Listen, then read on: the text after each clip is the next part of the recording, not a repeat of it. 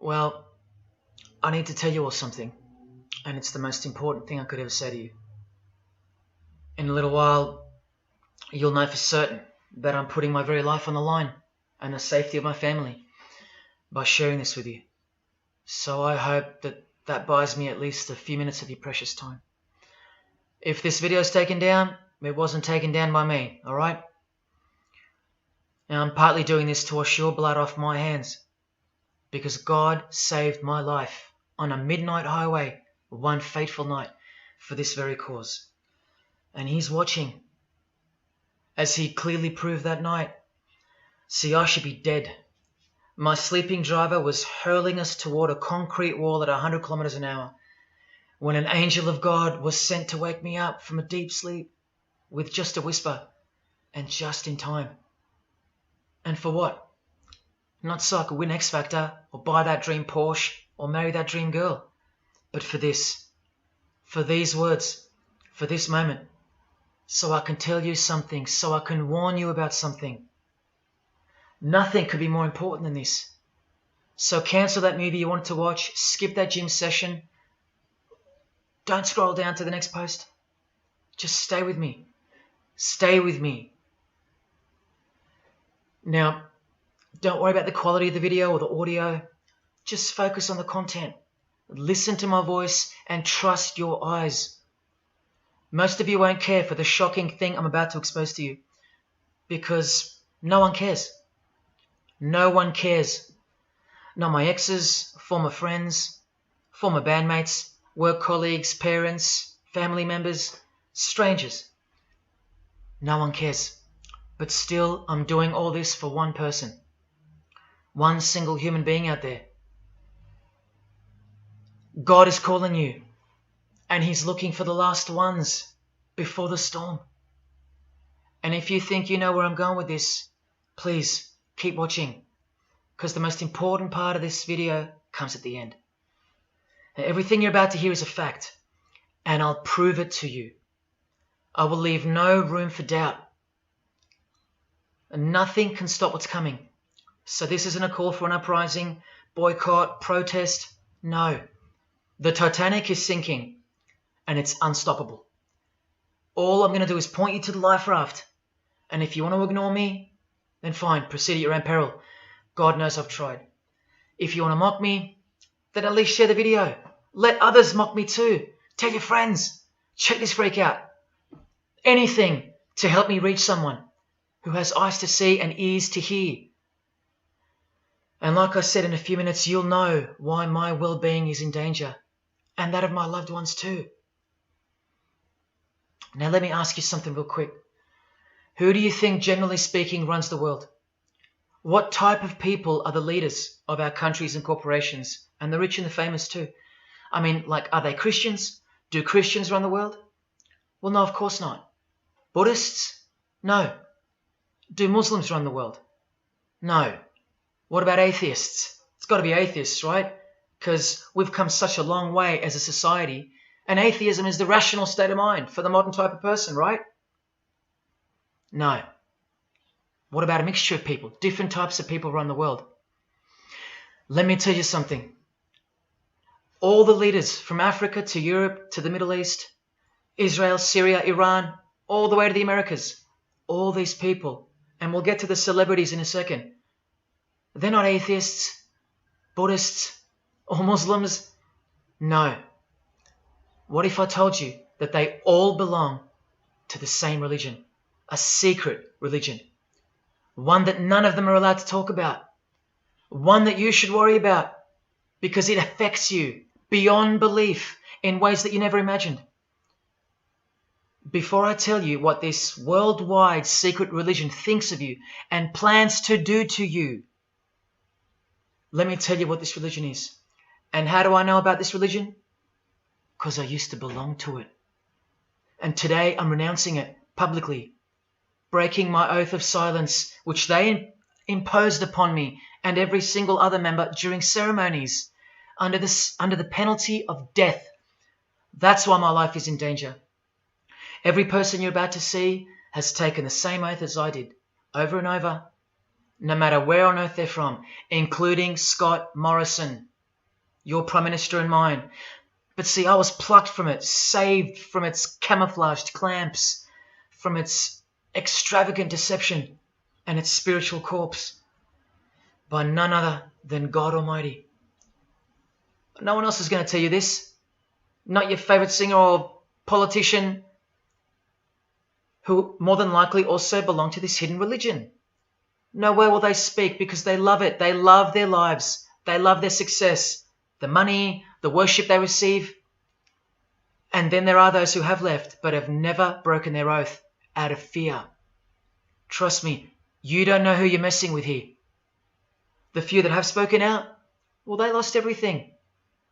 Or either their reputations and livelihoods are threatened or destroyed, or they're framed for a crime and end up in jail, or they're murdered and made to look like an accident or suicide. Now, just for the record, the God that saved me, which God was that? Jesus Christ, of course, the one and only. And he's the only one they hate, along with his disciples. So I'm invincible until he's done with me. That's why I don't fear him. Now please don't let the name of Jesus scare you off just yet, because if you're an atheist, you're especially going to want to hear this. Christians and atheists are the most pathetic bunch in the eyes of this ancient religion, the one that rules them all. And I'm only going to show you the tip of the iceberg. And just like an iceberg, the full body of this secret religion continues down past the line of sight, beneath the ocean.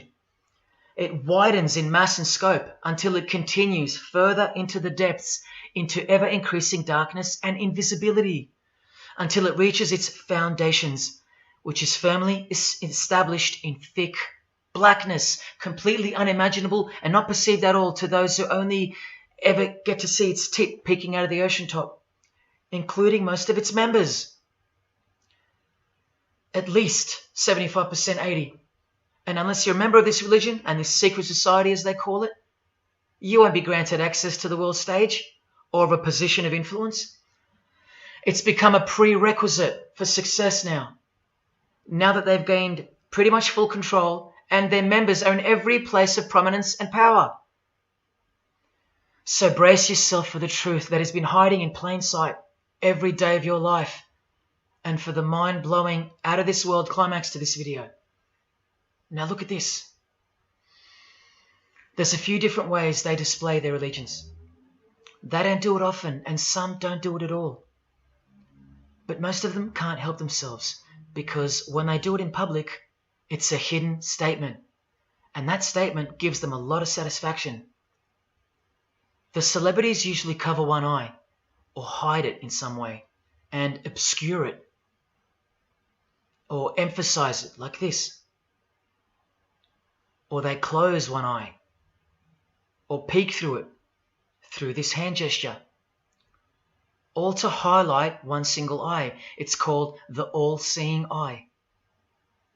Other times they'll just display a drawn eye somewhere, or a tattoo of it. The other method they use is what's commonly known as the hidden hand. Here, for example, River Phoenix is doing both, the hidden hand and the all-seeing eye, so you can see the direct connection between the two. But in the political world, usually it's done with the hidden hand, and of course, this. That's a secret handshake for the members of the secret one-eyed religion. We'll start with Scott Morrison here, hidden in plain sight as usual, for everyone to not see as usual. Look at the handshake. I was taught this very handshake, or grip as they call it, during my time in this great school of deception. Here's a picture of a normal handshake, and here's the secret handshake. Normal, secret. Now here's Scott Morrison with Daniel Andrews. Normal handshake, secret handshake. All of them are sworn to secrecy under the penalty of death. And remember, I'll prove it to you very soon. Here's former Prime Minister John Howard giving the secret handshake, and Kevin Rudd bowing down to this bloke in front of Julia Gillard. all of whom are members of the religion. And Tony Abbott, you'll see in a second, and he's Julia again. Now, I once heard Julia being asked in a brief interview on TV while she was the Prime Minister. The interviewer asked her, "What religion are you?" My ears pricked up as I was eating breakfast and I froze to hear the answer. And she actually said, with a sinister smirk, "I'm a member of a secret society. Next question, please." And what happened? Nothing. No one cared. No one cared that the person who represents them just confessed that she's a member of a secret society, when the Australian society is at large the only society that should matter. And why is it a secret in the first place? I'll show you. Very soon you'll know their beliefs, and you'll know their master plan, and you'll know why they take such extreme precautions with such hideous oaths of silence under the unbelievable penalties, including death, to stay hidden from the public. So what's the name of this religion? Well, I'll tell you right now. But keep in mind, the magic word you're about to hear only hides the true religion inside of itself. That's how it's secretly flourished to spread like a cancer around the world. It's a religion within a fraternity. The name of the international fraternity, the one that camouflages, conceals, and cloaks the secret religion inside it, is this: Freemasonry. This is their official symbol, the square and compass. Sometimes with a G in the middle, and sometimes with the eye, the all-seeing eye. This is the same eye that these people are referring to. That's where it comes from. The eye is sometimes placed in a triangle, and that's where this comes from, the eye in the triangle. Here's Chris Angel doing it, standing also next to a mate with a square and compass shirt on. Not a coincidence. This is not something Jay-Z invented. This is the religion Jay-Z belongs to, and proudly, as you're about to see. The Freemasons also place the eye at the top of a pyramid, because the Egyptian pyramid is integral to their secret system. Here it is on Chris Angel's shirt and Madonna's jacket. That's a Masonic symbol. The Freemasons are sometimes called the Masons for short. It'll all come together and make sense really soon. Here it is hidden in plain sight at the Australian MTV Awards. And this is the MTV headquarters, by the way. Trust me, there's no doubting this. Here's the same eye in a pyramid on a Crowded House logo. Yes, initiated Freemasons. Here's the eye on the Harbour Bridge for a New Year's Eve gig. And I wonder what that eye could be referring to. So what's the connection? The religion is the connection, the secret religion. And you'll see. Prepare yourself for an incredible revelation and the amazing climax that comes at the end of this video. Now this is where the Freemasons are counting on you to lose interest, or roll your eyes and move on. Because in their beliefs, the uninitiated, meaning you, are ignorant and stupid compared to them. You're technically called the vulgar and the profane. Please prove them wrong. Prove them wrong. And stay with me just a little longer. Now the secret identity of this one eye lies in the heart of this religion that lives, breathes, feeds and grows deep inside of Freemasonry. And Freemasonry camouflages it very successfully. So it goes undetected and undisturbed until it ultimately fulfills a thing called the Great Work. That's what they call it. And they will succeed very shortly. Nothing can stop it now. And I think some of you can sense that something's coming. And who do we trust more than anyone in the world right now? This bloke. And there he is, giving the sign of the hidden hand in front of the whole world. The hidden hand sign is technically called the sign of the Master of the Second Veil in Freemasonry. Veil, get it? Meaning hidden. Now, am I saying that this thing that's happening in the world isn't real? No. I'm saying this. Spoken like a true Freemason. And you remember this guy? A safe place and a dangerous place. We must treat this new world order, this new world of COVID, we must treat this new world of COVID even in our own homes. So what is this New World Order that he accidentally mentioned? It's common language in Freemasonry, and it has been for a long time. For at least this long. Since the US $1 bill. Hidden in plain sight, complete with the pyramid in the eye. It's the ultimate goal of this religion. And I'll show you what the great work is, at any cost. And Australia, like every other country, is now up to its neck in this pyramidal, one-eyed occult religion. You think there's nothing hidden on our own money? What about this shadow of a bloke? Who's he hiding in the background? Well, these numbers right here will tell you. And I'll show you that too. Did you know there's a giant pyramid in Australia?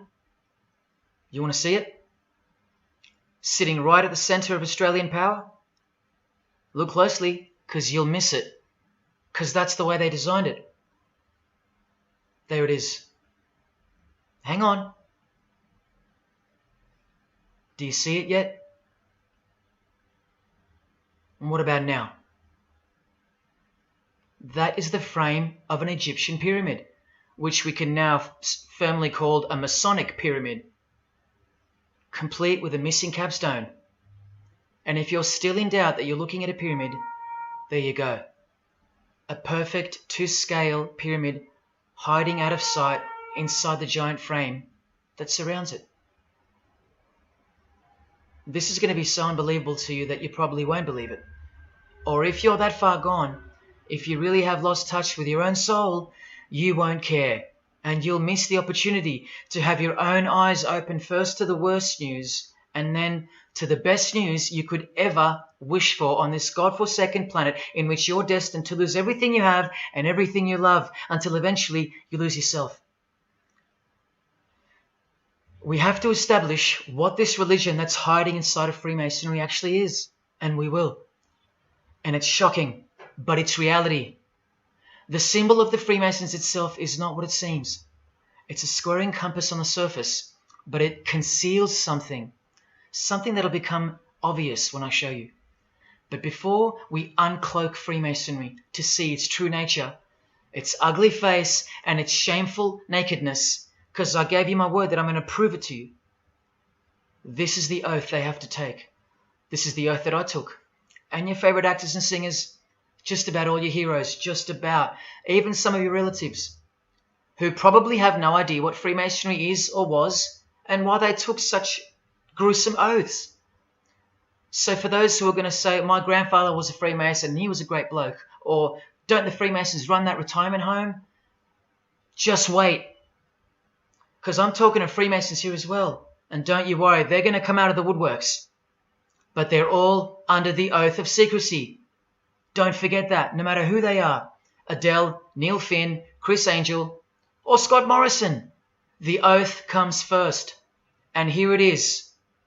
This is taken from an official Masonic publication, not intended for the public. This is Duncan's Ritual of Freemasonry. In brief, I, of my own free will and accord, do hereby promise and swear that I will never reveal any of the secrets, arts, parts, point or points of the Master Mason's degree to any person or persons whomsoever. This I solemnly, sincerely promise and swear, under no less penalty than having my body severed in two, my bowels taken out and burnt to ashes, so no more remembrance be had of so vile and wicked a wretch as I, should I ever violate my Master Mason's obligation.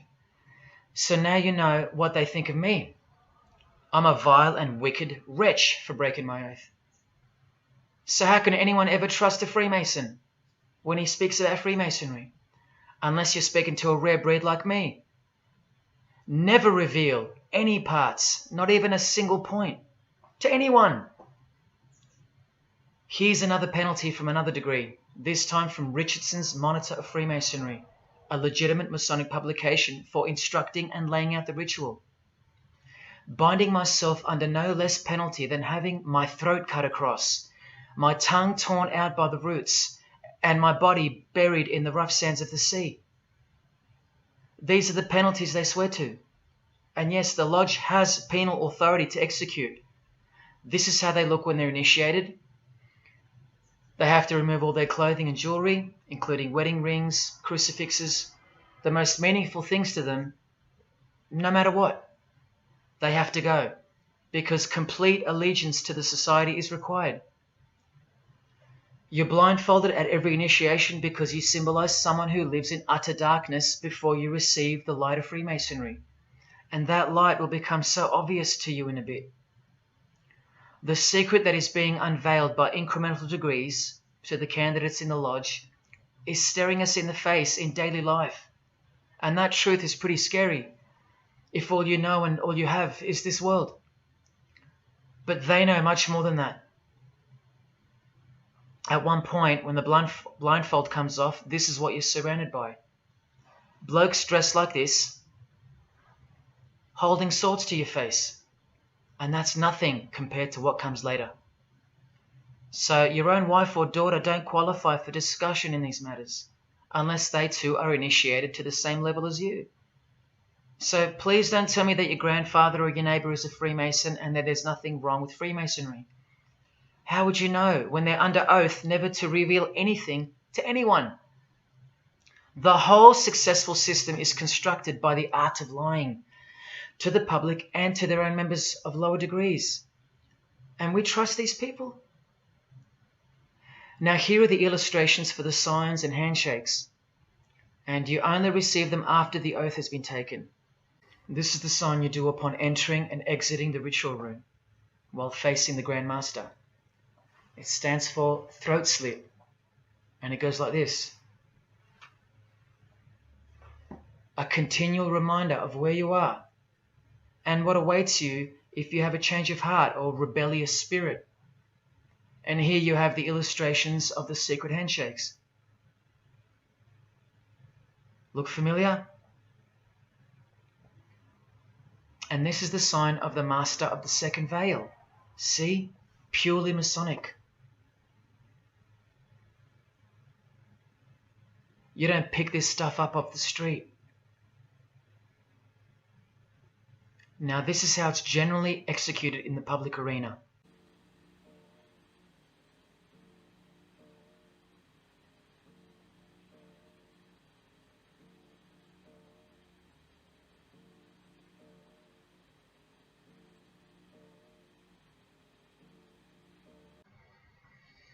Sneaky, sneaky, huh?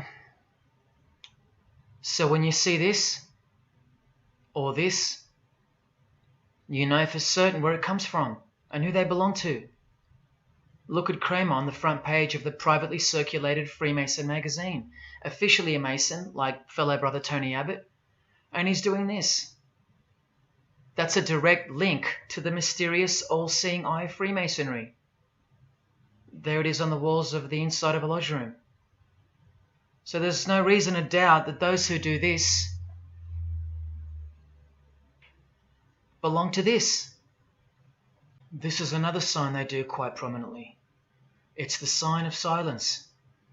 This is from Richardson's Monitor of Freemasonry again, a finger over the lips. Now these signs are slightly morphed over time, so covering the mouth in a variety of ways is the expression of being bound to secrecy and silence. Silence or death, as Little Wayne here is portraying. Here's the oath of a second-degree Freemason on page 21 of Richardson's Monitor of Freemasonry. Binding myself under no less penalty than having my left breast torn open and my heart and vitals taken out, thrown over my left shoulder, should I wilfully transgress any part of this my solemn oath. In this degree, the penalty is to have your whole body dissected, bowels removed and heart cut into pieces and thrown into a field where you are eaten by animals, all to protect the secret religion of the rich, powerful and famous. In the Knights Templar degree, the penalty is to have your head cut off. Listen to this penalty, and this one has happened throughout history more than any other, because it works so well without having to resort to death or the threat of death, and it's easier to execute. Now, this applies to all areas of industry. It's done through the ruining of your reputation by fellow Freemasons, pointing him out to the world as an unworthy vagabond, by opposing his interests, making life very hard for you, by deranging his business, by transferring his character wherever he may go, and by exposing him to the contempt of the whole fraternity, the secret society, and the world. Wow. How many people do you think they've threatened, ruined, framed, cheated, and utterly destroyed to protect their secret religion? And in case you think the Masonic Lodge hasn't got the authority over the initiates, especially the ones in the higher degrees, this is from the Encyclopedia of Freemasonry. Under mandate, the orders and decrees of the Grand Master or of a Grand Lodge are called mandates, and implicit obedience to them is a Masonic obligation.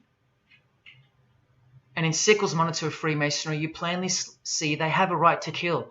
A lodge has a right to exercise penal authority over its members, exercise the penalties.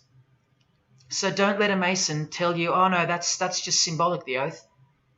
Their laws are above the law of the land, and the proof are the oaths themselves. Because in normal society, you can't ask someone to accept having their throat slit as a penalty in order to be a member of any club or workplace. Unheard of. But not in Freemasonry, not in the secret society world. I told you, you don't know who you're dealing with and what's coming for us all. Here's what they think of the public.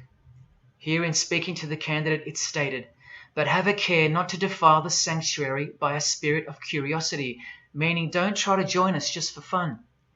And take care not to increase the number of the vulgar and profane, meaning don't invite too many outsiders to join because they're vulgar and they're profane. This is more or less an invitation-only fraternity. Here from the Encyclopedia of Freemasonry again, written for Masons only and written by 33rd degree Masonic legend Albert Mackey, stating the same thing. Masonic definition of profane. One who is ignorant of the sacred rites of Freemasonry. One who is not allowed to enter the temple and behold the mysteries. And here, being uninitiated. That's the world at large. And here, from this old ritual book written by the same legendary author, in the 33rd degree initiation, the Mason drinks wine from a human skull, which has been the cause for a few to leave Masonry, because they wonder, whose skull is this? In the 30th degree, part of the ritual involves stabbing skulls. Illustrated right here. The process of submitting the member further and further involves things like this. See, the candidate who's seeking admission into the next degree to receive more light has to be humiliated and intimidated. This guy here has his foot on the candidate's head. This is what our celebrities and politicians and the most prominent members of our society have done and continue to do. No one is exempt from this. And this is the intimidating and frightening path that you must take that binds you to the secret society before you are revealed the true beliefs of the religion. So can you see the risks I'm taking? You have to stay till the end. Don't let me down. Don't let yourself down or your fellow man. Believe me, it'll be worth it. Now here's one of the 3 greatest Freemasons of all time, who actually helped construct the 33 degrees or rituals of modern Freemasonry, Albert Pike. A hideous man with a deeply complicated mind, and one who will soon help you to see who they really are. This is how important he is to Freemasonry. He's buried here, in the House of the Temple, a Washington Masonic Lodge, just around the corner from the White House. He was called the Grand Commander Sovereign Pontiff of Universal Freemasonry, a giant of this secret society, the only Confederate general who has his own statue. And who were the Confederates? The dudes that fought for slavery, not against it, defeated by Abraham Lincoln, who was surrounded by these Freemasons, and who was assassinated by this one, John Wilkes Booth, doing the same sign of the Master of the Second Veil.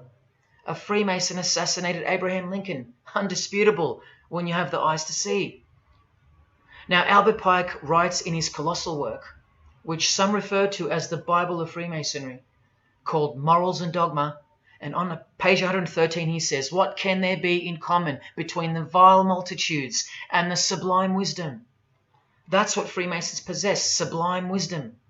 That's what their secret is. It's sublime. The secret I'll reveal to you. Now, just quickly, here's Freemason Kanye West. Here he's giving the Masonic grip to his brother Mason Jay-Z.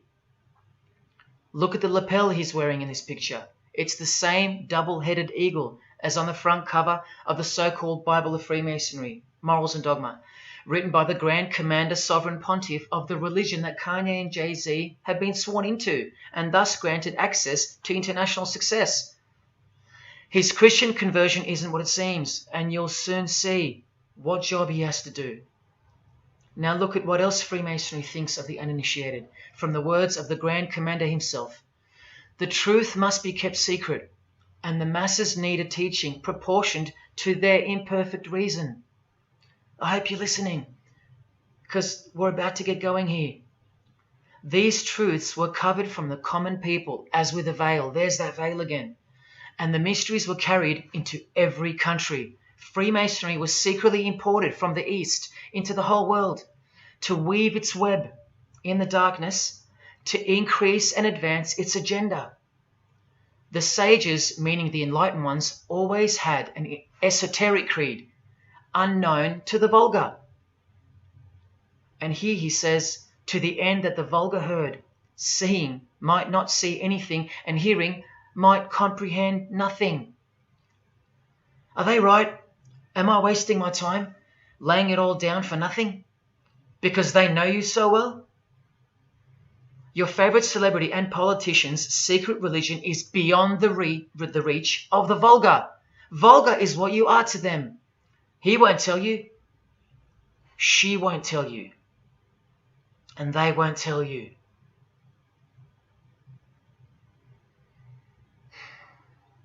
Because the other obscene penalties from the rituals of Freemasonry include having your ear and hand chopped off, or both hands, being hung in your own home,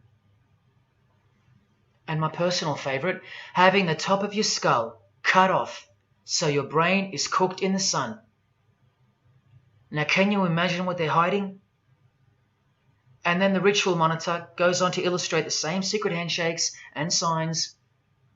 Hidden hand, sign of silence. These people mocking us, sometimes to our face with their symbolism, while we respect them, admire them, and sometimes even love them and idolize them. All of them partaking in the same initiation rituals. To belong to the secret society, a prerequisite for success. To belong to the religion that gives you everything you want, everything your heart desires. While the Gospels teach accurately that the heart is wicked. Now here is a practical example of how Freemasonry comes first, even above the title of president. Here's a portrait of George Washington doing the sign of the Master of the Second Veil, and here, Freemason, before and above president. And if you think that's just by chance that they put the word Freemason above president, then here, read this genuine quote from Harry Truman. This should tell you how deep the consequences of Masonic initiation go and what lies deep within. It's Freemasonry above everything else. There's the Queen showing her allegiance over and over. And here's the Queen leaving a very special hospital with a very special nurse. And this was the Queen's father, fully dressed in his Masonic regalia, and that God-forsaken apron they wear, which also hides something, just like the square and compass. In fact, what the apron hides is what the square and compass really represents. And it's staring you right in the face. Can you see it yet? Prince Charles, handshake, hidden hand. Prince Harry, Prince William,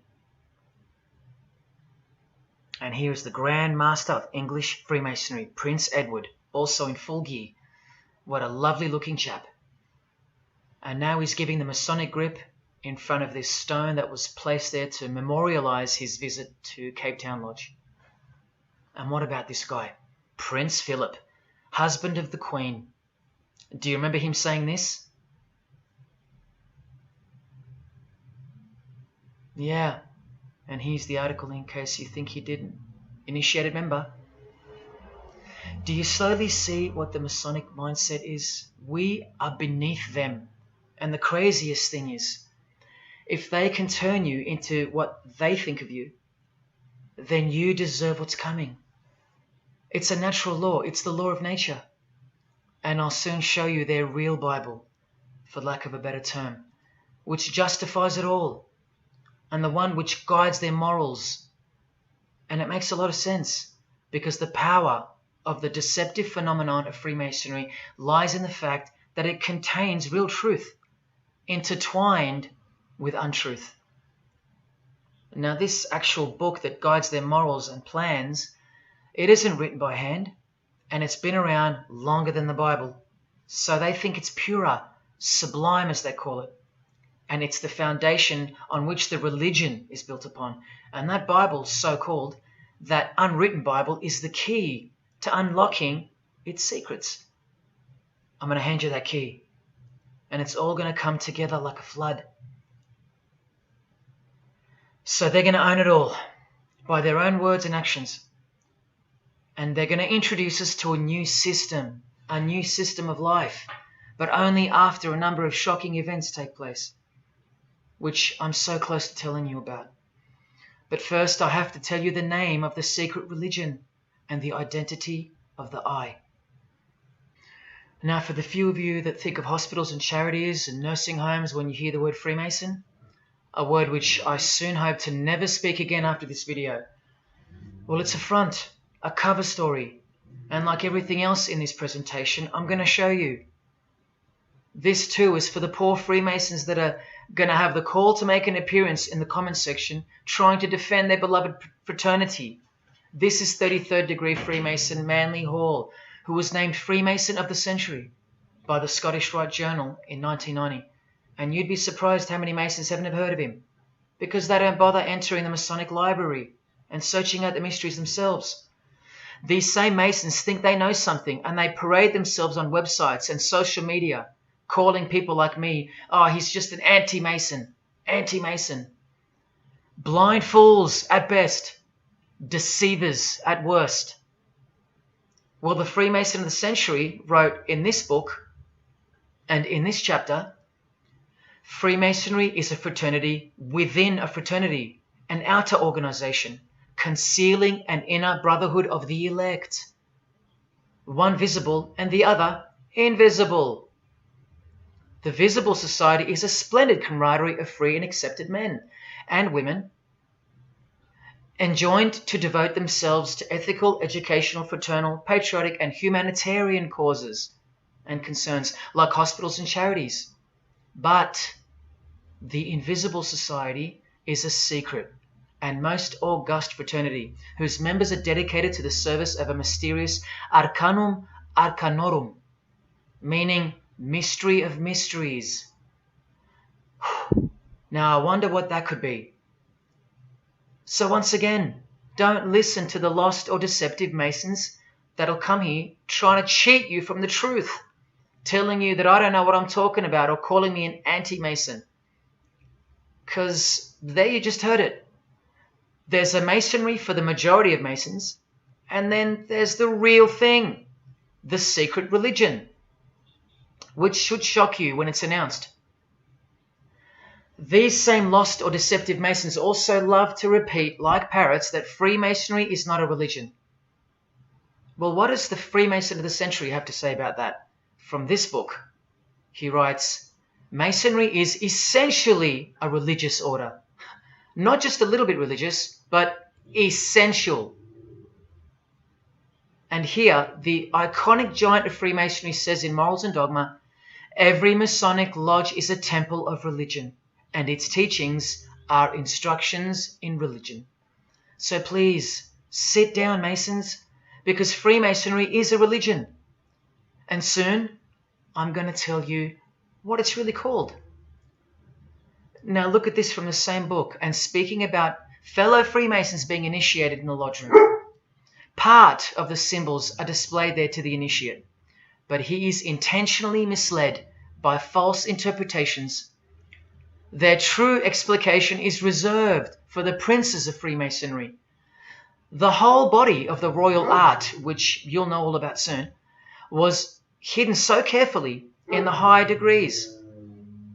So you see, the whole thing is built on lies. And the ultimate liar lives inside the triangle, above the pyramid, so that even the highest Masons are living a monstrous lie. Wake up, Masons. Even you are deceived, just as the public is. Unless, of course, you're hungry enough to want to acquire all the power and climb up that pyramid closer to the eye that sees all. In that case, close your mouth, go back to your lodge, and good luck to you. Or, of course, grow some kahunas and be honest. But then you can't, right? Because you'd be breaking your oath. Sad. Oh, it's good to be free, under the wing of the true master. Stick around if you're interested, and you'll get to see some wonder. When I pull that cloak called Freemasonry right off, and those that are still here watching will get to see the true colours of the nakedness and the horror of the Masonic Lodge, and the religion that rules them all. Another thing that Masons will repeatedly say is that this has nothing to do with Freemasonry, and it's just a conspiracy theory. Well, the 33rd degree Freemason of the century also wrote this book about 100 years ago, The Secret Destiny of America, and look at the front cover. And I'll tell you why America is so important for the ultimate goal of the secret society. It's disturbing, but it's also essential in understanding the near future and what's going to take place. So for the Freemasons that still say that this is not a Masonic design, especially this Masonic website called Masonic Info, insisting here that even the eye in the triangle or pyramid is not Masonic. Completely laughable and pure disinformation for the stupid masses. Try arguing against this.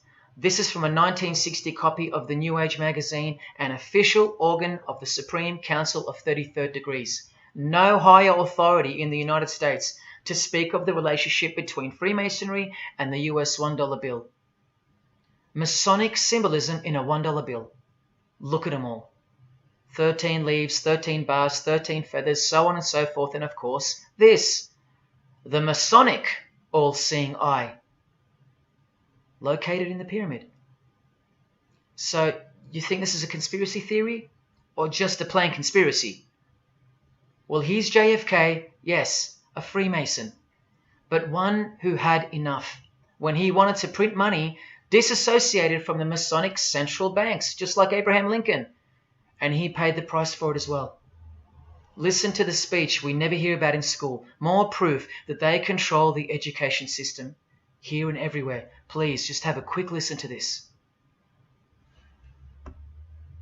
Ladies and gentlemen, the very word secrecy is repugnant in a free and open society, and we are, as a people, inherently and historically opposed to secret societies, to secret oaths, and to secret proceedings. For we are opposed around the world by a monolithic and ruthless conspiracy that relies primarily on covert means. I am asking your help in the tremendous task of informing and alerting the American people.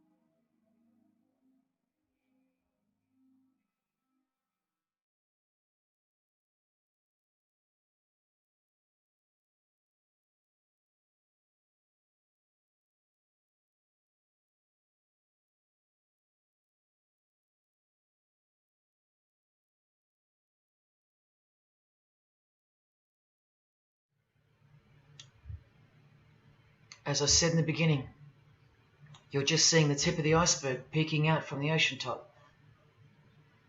I told you, all personalities in the field of great influence are initiated members of Freemasonry. Otherwise, they wouldn't be there. Within 60 seconds of me telling you what international Freemasonry really is, I'll prove it to you. Unequivocally, within 60 seconds. And then I'm going to drive it home, and then I'm going to show you what they're planning with this new age they're implementing, and then the conclusion, which is by far the most important part of this presentation. So when you hear me tell you the truth in just a moment, don't switch off in disbelief because you can't believe that your favorite idol or whoever could possibly be involved, like you know them or something. You don't know these people.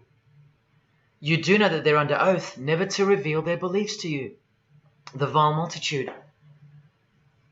It's time to trust your eyes now, not your feelings, especially after all that I've shown you.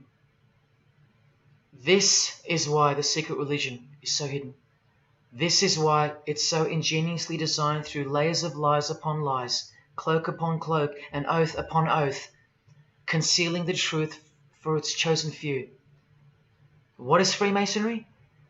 What is the most secret yet most powerful religion in the world? Well, that's easy. We live in an evil, evil world. So there's only one religion that befits it. Freemasonry is Satanism in disguise. Now start the clock. From Morals and Dogma, prepared for the Supreme Council for 33rd degree. That's the highest degree in Freemasonry, and written by the undisputed heavyweight champion of modern Freemasonry, Albert Pike. On page 321, he boldly states, Lucifer, the light bearer. Strange and mysterious name to give to the spirit of darkness. Lucifer, son of the morning. Is it he who bears the light? Doubt it not. Did you hear that? Lucifer is God, and do not doubt it. Come on now, stay with me. Here from the Encyclopedia of Freemasonry, written by 33rd degree Freemason, a beloved member of the craft, Albert Mackey. He tells us whose name represents the good principle in Freemasonry's secret worldview. Writing under the Masonic meaning of the word pentagram, he says that the pentagram, depending on its position, represents good or evil. See how he puts the positive aspect in the first position? Good first, evil second. Good or evil, light or darkness, victory or death, initiation or profanation, Lucifer or Vesper. Lucifer is good. Lucifer is light. Lucifer is victory. And Lucifer is true initiation. See, if you're not initiated, you're profane. If you haven't figured out that God is Lucifer, you're vulgar and profane. You're stupid, in their own words. That's the beginning of their big secret. God is the devil, and we're already in hell right now. Now from the Freemason of the Century, Manly Hall, and this will make it 3 out of 3 legends of Freemasonry stating the same thing. In The Lost Keys of Freemasonry on page 76, when the Mason learns that the key to the warrior on the block is the proper application of the dynamo of living power, he has learned the mystery of his craft. The seething, surging energies of Lucifer are in his hands. Do you see? The world's hidden religion, with its universal one-eye symbolism, who was revealed slowly and by degrees only to its dedicated members, is Satanism, or Luciferianism as they prefer to call it. Now all the oaths make sense, don't they? Now all the rituals make sense. Now all the penalties make sense. And their secret signs and symbols and handshakes all make sense. While the bulk of Freemasons make the external image of the fraternity and know nothing of who rules over them and who or what they're protecting. But which craft do you think the Freemason of the Century is talking about here? Which craft? Which craft? Which craft? witchcraft. You need to slowly wake up now. Witchcraft is the royal art of Freemasonry, jealously guarded and reserved for the few. I'll show you clear as day that this is in fact true. This is the symbol of Satanism. And this is the symbol of the lodge of female Freemasonry called the Order of the Eastern Star. Look at that.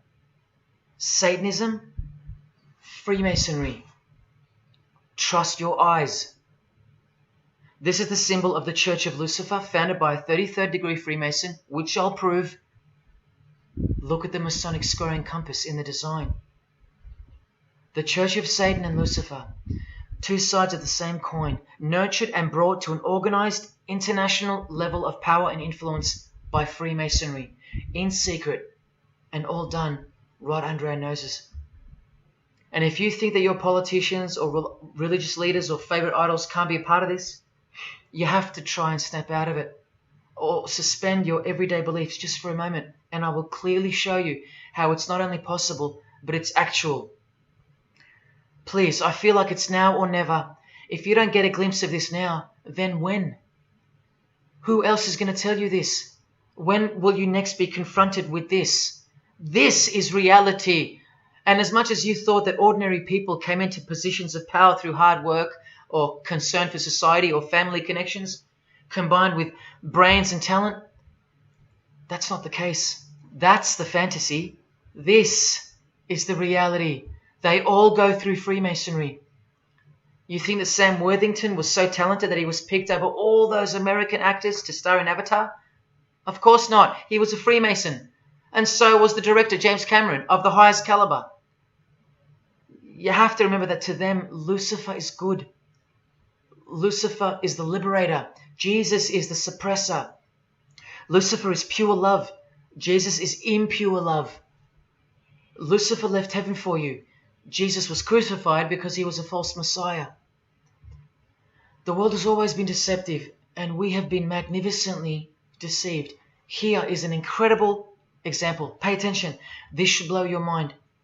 Charles Darwin, the father of atheism and rationalism, was an initiated Freemason, doing the hidden hand of Freemasonry in this picture, and the vow of silence in this one.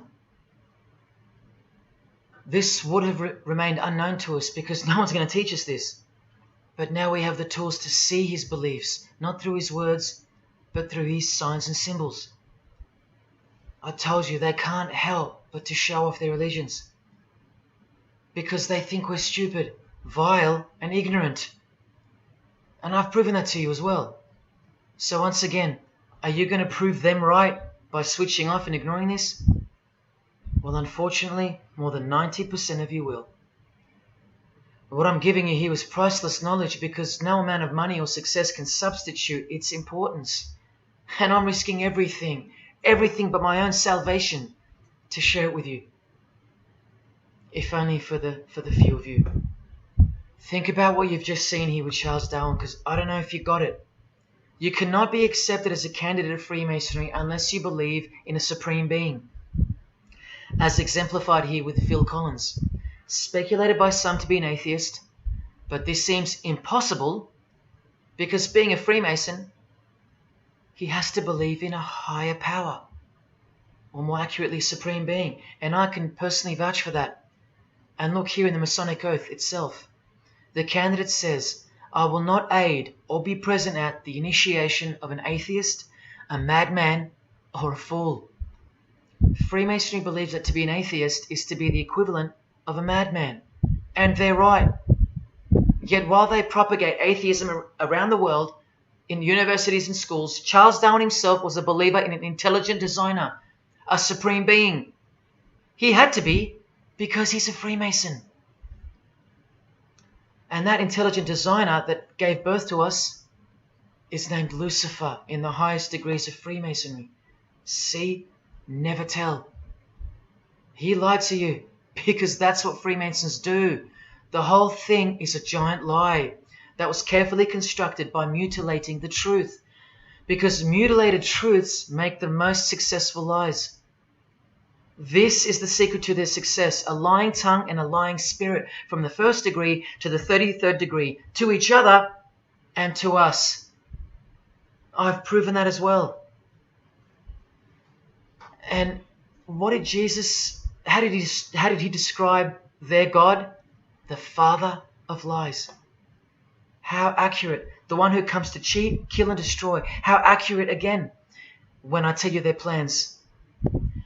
Look here, Charles Darwin is noted as an influential figure by the Satanic Temple. And proof for them, apart from the intelligent design that is all around us, that Lucifer is real and that he's the god of this realm, is the power of witchcraft or magic. Magic works because there's a hierarchy or a pyramidal power structure in the spirit realm, a realm devoid of any love for you. And these spirits can be conjured up and summoned by the practitioners of the royal art of Freemasonry. They ask for something in return, however. Listen to Bob Dylan, a Freemason. Hidden hand, one-eye symbolism. Out here doing these songs, you know, you're still on tour. I do, but I don't take it for granted. Why do you still do it? Why are you still out here? Well, it goes back to the destiny thing. You know, I made a bargain with it, you know, a long time ago, and I'm holding up my hand. What was your bargain? To get where I am now. Should I ask who you made the bargain with?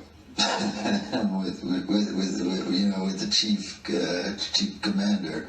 On this earth? And in this earth, and then in the world we can't see. How does one communicate with Bob Dylan's chief commander, Lucifer? By the jealously guarded royal art of Freemasonry, witchcraft. This is from the Encyclopedia of American Religions. Secrecy is bolstered by a system of initiations and degrees, the Freemasonic system. The material which is kept secret is the magical knowledge of the group. This knowledge may consist of rituals and powerful magical formulas. Do you think J.K. Rowling isn't a Luciferian? In this article, J.K. Rowling reveals the inspiration behind the Deathly Hallows symbol. And what is it? The Masonic square and compass, with the one eye that all the celebrities mimic. That's the inspiration. They're all members of the secret society. If you think that doesn't prove anything, here she is with her new tattoo. It says Solve Coagula. Also a song title by fellow Freemason Marilyn Manson. And where does it come from? Here, the Baphomet. The image of Lucifer as conceptualized by another Freemason, Eliphas Levi, in his book, The Doctrine of Transcendental Magic.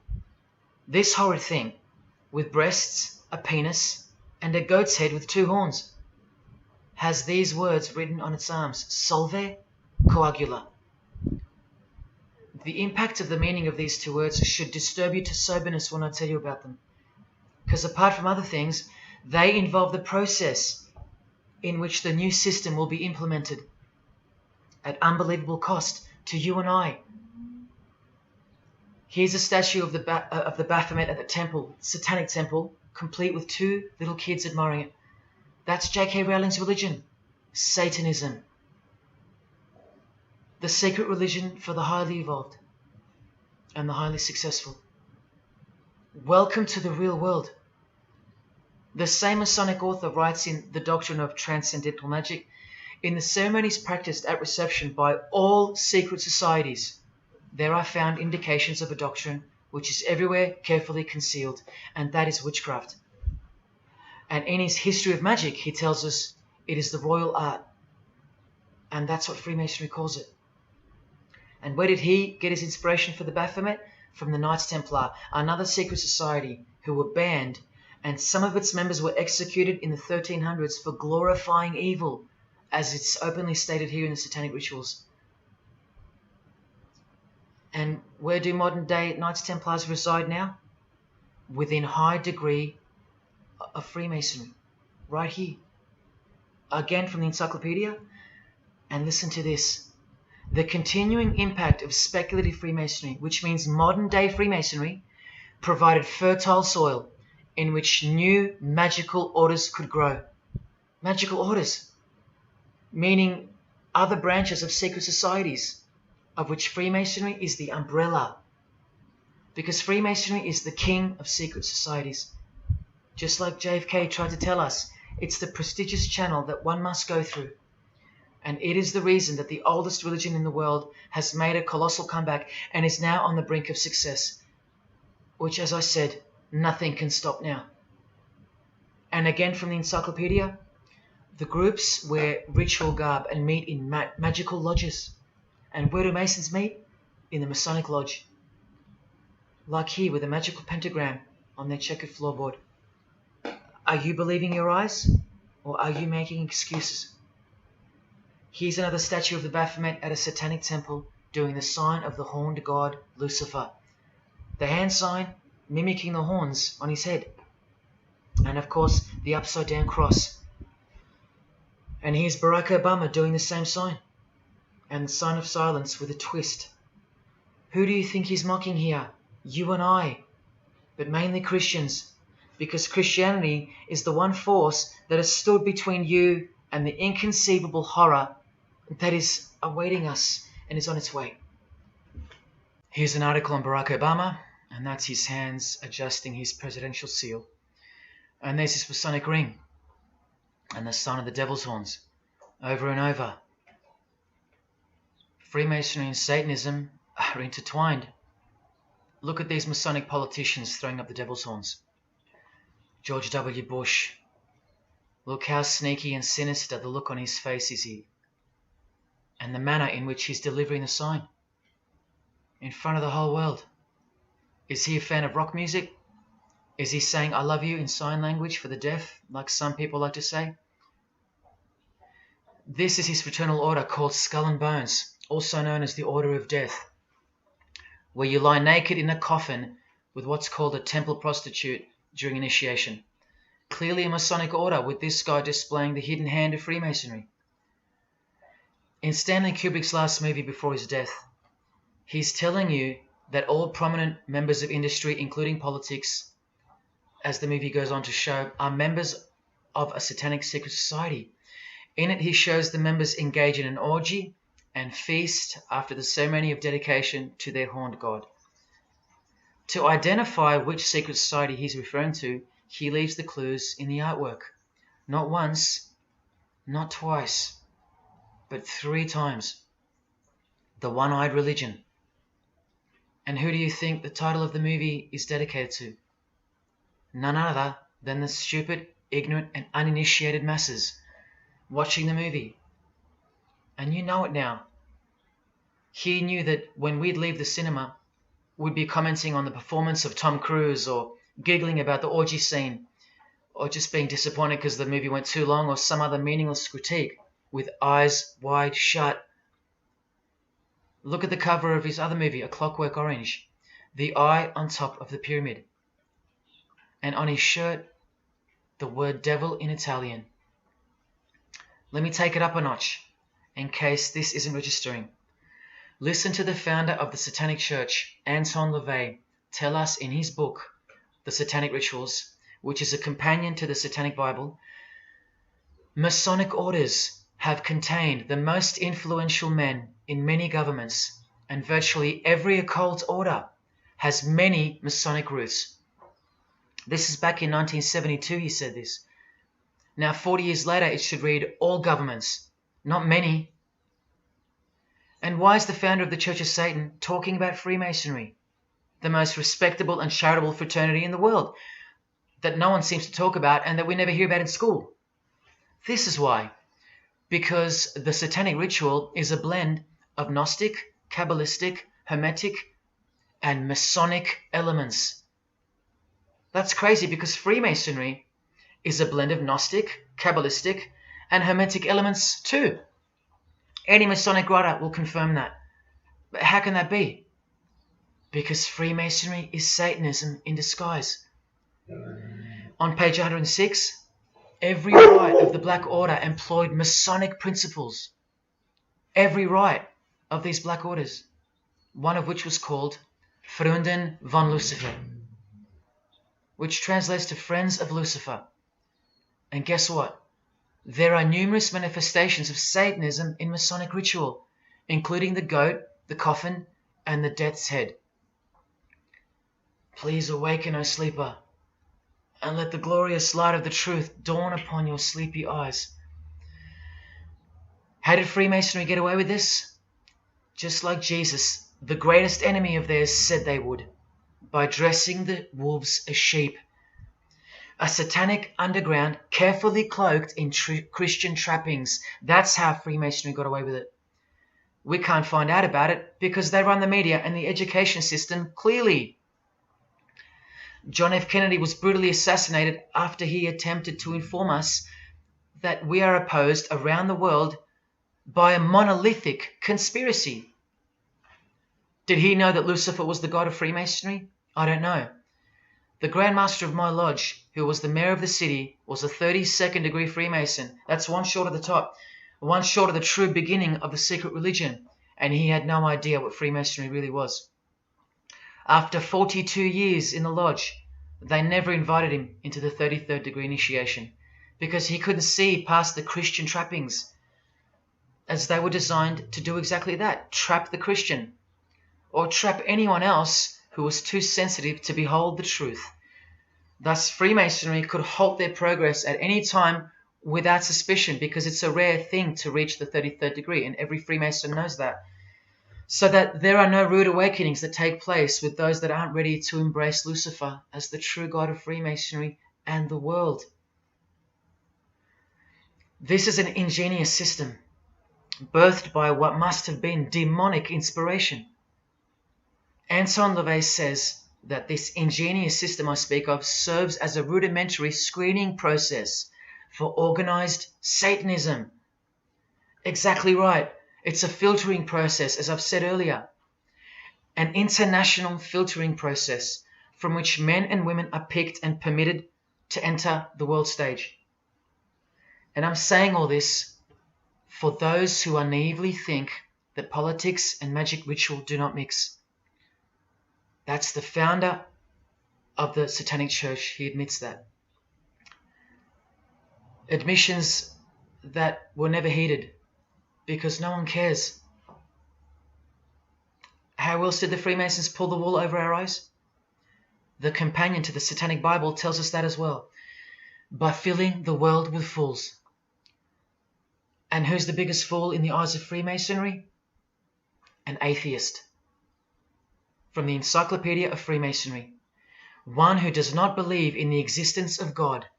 Such a state of mind can only arise from the ignorance of stupidity.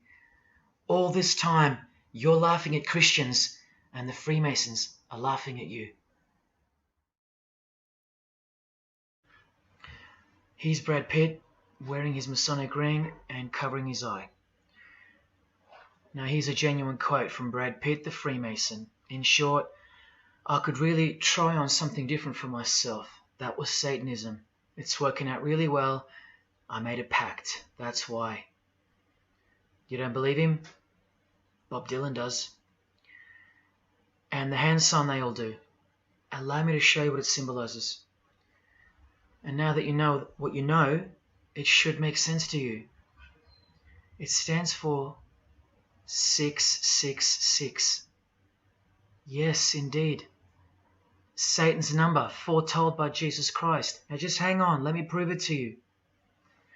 Here it is for all to see on this shirt design, worn by Guns N' Roses guitarist Slash. See the I in the middle of the 6? Repeated 3 times.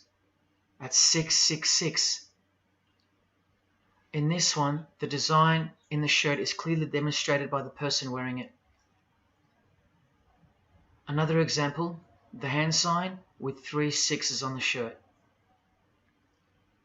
Here's a movie poster, the hand sign and the 6 on his lapel. Connect the dots. Here's Don Cheadle, the hand sign, and here he covers one eye with the dice.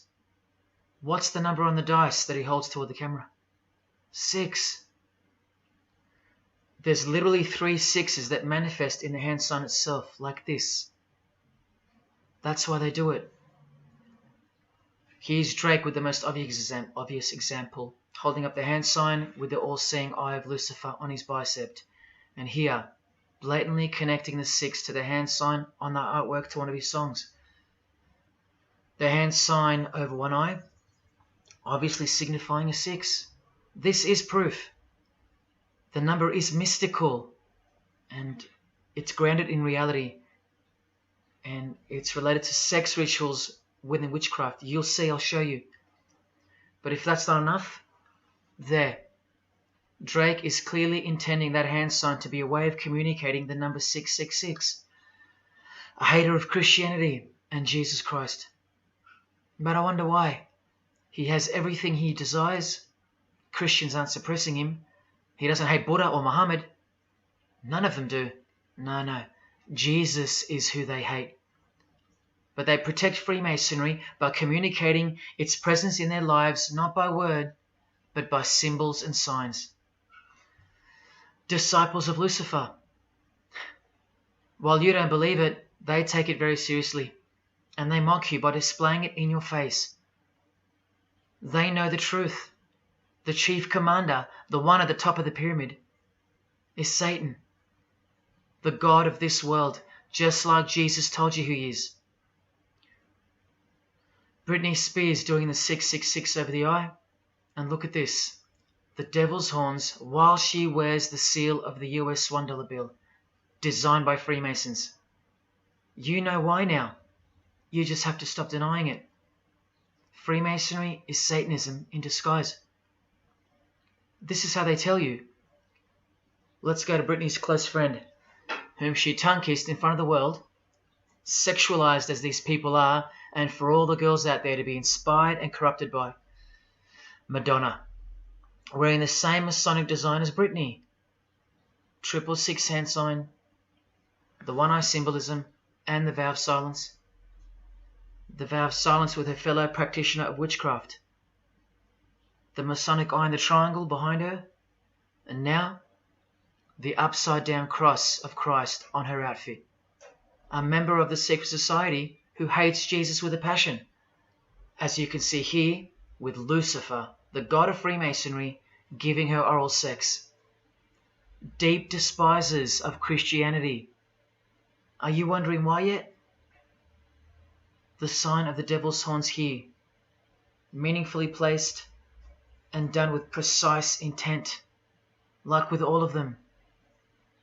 And here teaching her poor children to follow in her footsteps. Truly only God knows how many young people she's perverted in her career, all orchestrated by Freemasonry. Here's the founder of the Church of Satan again, Anton LaVey, showing the horn sign. The horned god of the witches, as illustrated by Una Woodruff in her book Witches. And here, with a member of the Agora sect of Hinduism partaking in a ritual of the oldest religion of the world. She's drinking blood here from what? A human skull. Sound familiar? That's right. That's what all the high-level Freemasons do, except they use wine, until they themselves are invited into the secret religion. It's ritualistically done to gain magical abilities, not a myth. And look at her hand sign. It's also known as the El Diablo. Do you still think this hand sign is a joke, or it's misunderstood or misrepresented by people like me? Look at the cover of Anton's other book called Satan Speaks. Look at the eye. He has one eye emphasized. Can you see? What about the image of Lucifer in the Satanic Temple? Look at the right eye. It's darkened. You ready for this? From the Bible. And this passage is thousands of years old. Woe to the worthless shepherd. His right arm shall be completely withered, and his right eye shall be utterly darkened. Where do you think this hatred for Jesus comes from? Do you think it's because we've outgrown it? Or because it speaks the truth? Who do you think this worthless shepherd with one eye darkened is? And who said, I am the good shepherd? Who said that? Jesus Christ is the good shepherd, not the worthless shepherd with one eye. You think this is all just a coincidence? Just hang tight a little longer and you will see some wonder. Here's Anton LaVey with Freemason Marilyn Manson, and here's Marilyn covering his eye. In case you forgot that this is the eye of Freemasonry, the international religion they all belong to. Here he is giving the sign of the master of the second veil, the hidden hand of Freemasonry, along with his Masonic ring. You know how many presidents and journalists and common men have tried to expose Freemasonry? Or get it shut down, get it banned? Well, those days are long gone. Marilyn Manson, the Freemason who tears the Bible into pieces on stage during his performances, he captured the fundamental purpose of Freemasonry's existence very well when he said in an interview with Spin magazine in 1996, "Hopefully I'll be remembered as the person who brought an end to Christianity," echoing the dreams of grandeur, just like his spiritual father. Now Kesha, one-eye symbolism of Freemasonry, the eye in the triangle, and the sign of silence. So she's a member.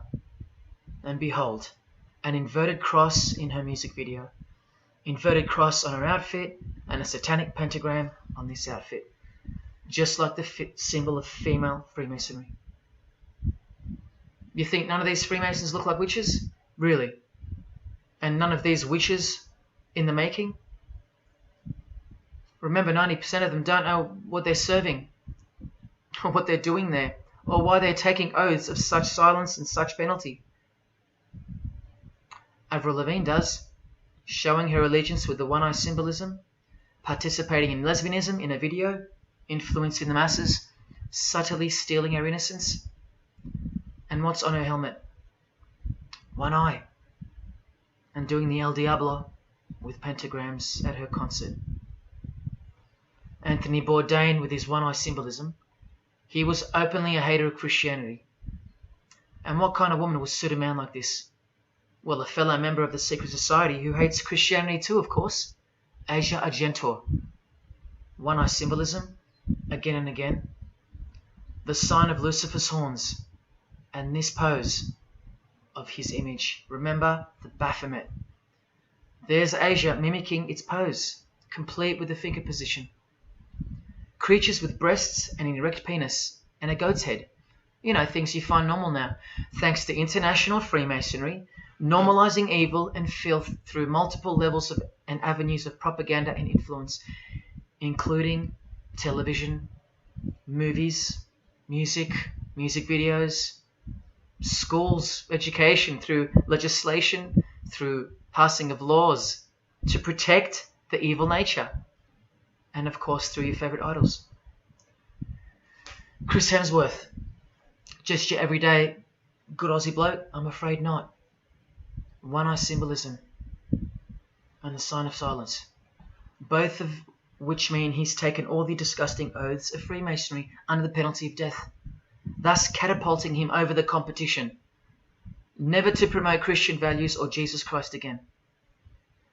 The 666 hand sign, and now, see how the hand symbol makes sense? Amber Heard, who was married to this Freemason, who's best friends with this Freemason. I told you they only date, marry and associate with their secret society. Here with the 666 over one eye, and this tweet. I think it's a tweet, I don't know. Look at the one eye closed, darkened if you will, and identifying its meaning with the devil's hand symbol. Of course, she camouflages the whole thing with her misdirecting words for the dumb masses. But we can see through that now, right? Oh, look, it's Elon Musk replying. He's a fan of Amber Heard. Or is there more to it? Good sign, he says. The sign of the devil's horns. The fertility god. The sex god. That's what he's referring to. Why on earth would he point that out? You know why. But to be sure, let's go to his wife or girlfriend, Grimes. One eye. And whose eye is it? You know that too now. The god of this world, who hates Jesus Christ just like she does.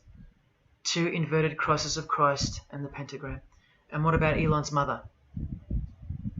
Of course, all members of the secret society. Most of us who never even knew it existed. Blink-182, initiated member with some of his secret brothers from the lodge. Vow of silence. Sign of the devil. Cyndi Lauper, all-seeing eye. Vow of silence. the sign of the god of this world. Christian Bale, who thanked Satan at an award show, doing the sign of the master of the second veil, the hidden hand of Freemasonry. Ashley Tisdale, all-seeing eye, social media post, and hanging out with her boyfriend, who proudly wears the satanic cross. You think they belong to the same religion? Of course they do. Bonnie Wright, one eye and the satanic horns. John Cleese, I include him here because he's a well-known hater and mocker of Jesus Christ and Christianity. He got rich off it, and he's a proud Freemason, showing his allegiance. Motley Crue, Nikki Sixx, Tommy Lee, Vince Neil holding a cross upside down, and their album cover.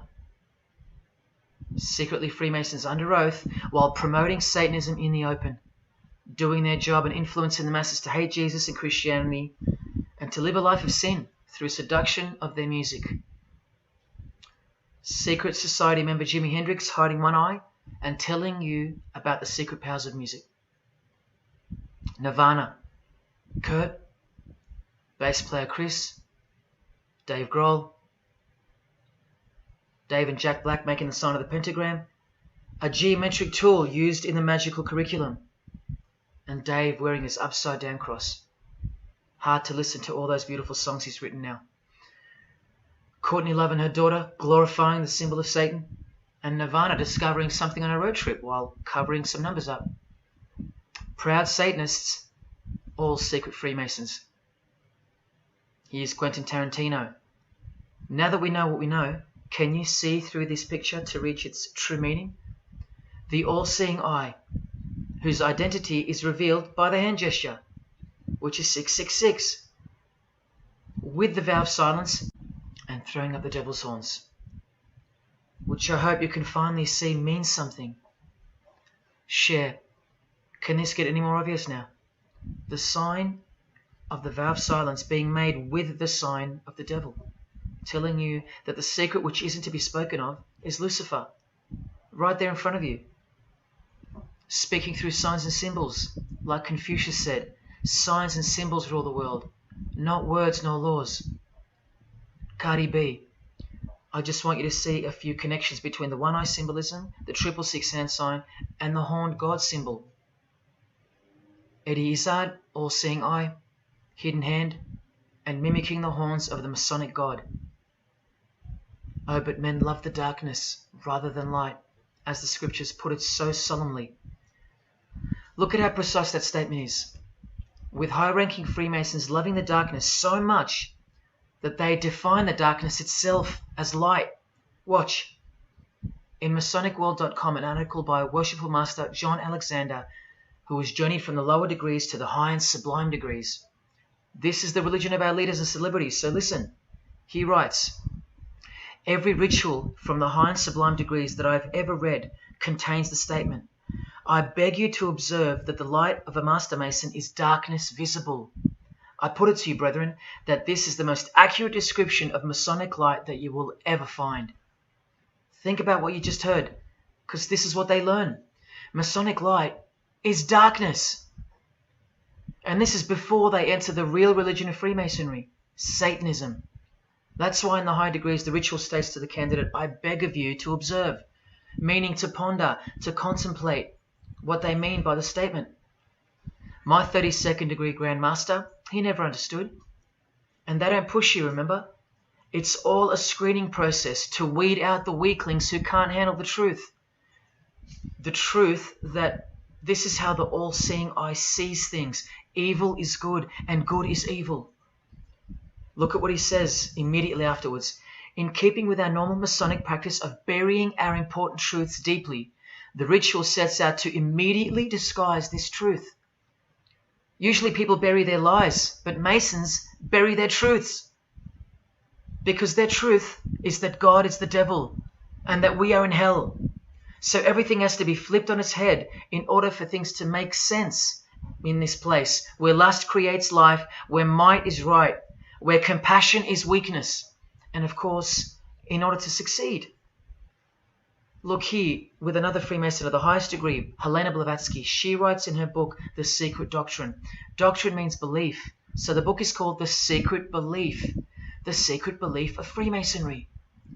She says, the sons of God, of whom Satan was one, all those spiritual beings were called angels of darkness, because that darkness is absolute light.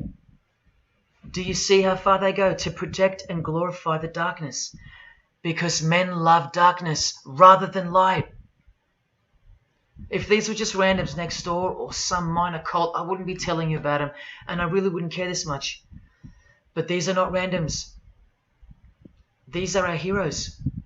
These are those who have crept into the power structure very slowly since 1717, when the first Masonic Grand Lodge was organized, to overthrow Christianity and the world. These are those who we admire, trust. And these are those who have perverted our culture with one hand, the hidden hand, while upholding it with the other hand. So you can never call them out, because they run charities, nursing homes, and children's hospitals in the open, while they propagate smut, violence, debt, and of course atheism in secret. While a plethora of everyday distractions are endlessly supplied to us through entertainment and news, plowing through our lives. That's political Freemasonry, politicizing everything, including entertainment, supplying you with their heroes and their idols. And now that 95% of the world have been spiritually disarmed by thinking, oh, the world is a good place and Jesus is a myth, they've rigged our infrastructure and they're about to bring it down so they can build up their new world from the ashes. A completely new system of life on this planet is coming. I promise you that. In a book called Satan's Master Plan, LaVey affirms his commitment to destroy Christianity. Now check out Anton LaVey, once again in perfect parallel with Freemasonry, stating in the Satanic Bible, waiting at the darkness visible for that bright and morning star. Bright and morning star being a reference to Lucifer. The exact same expression as the Freemason and worshipful master John Alexander that we just heard describing Masonic light. Darkness visible. Identical language. Because Freemasonry is Satanism in disguise.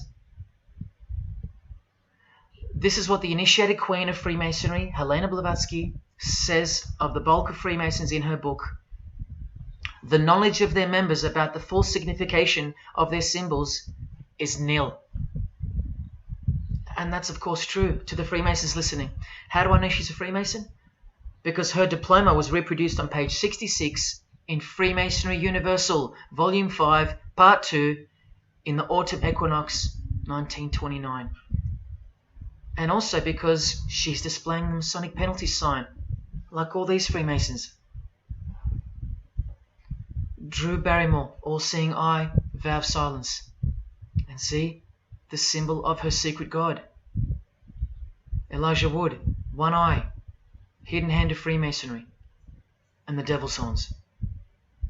Sammy Davis Jr., the eye of the Freemasons is the all-seeing eye of Lucifer. Because here he is with Anton LaVey, the founder of the Church of Satan. So when you see him hanging with other celebrities like Bill Cosby, can you be sure that they belong to the same religion? Sure you can. I told you they don't hang out with the uninitiated. You think the Rat Pack weren't Freemasons? Well, here's their leader, Frank Sinatra, doing the hidden hand.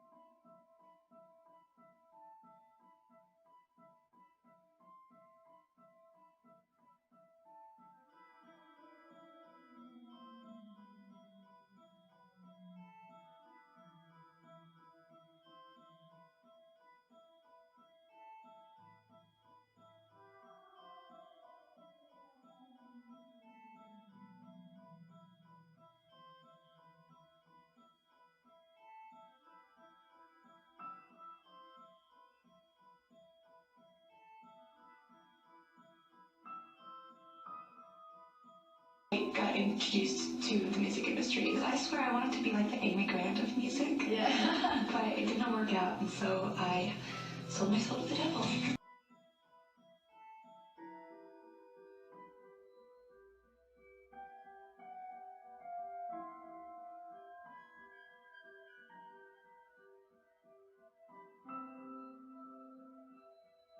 On that, how do you consider maybe doing more acting? I only had a few lines.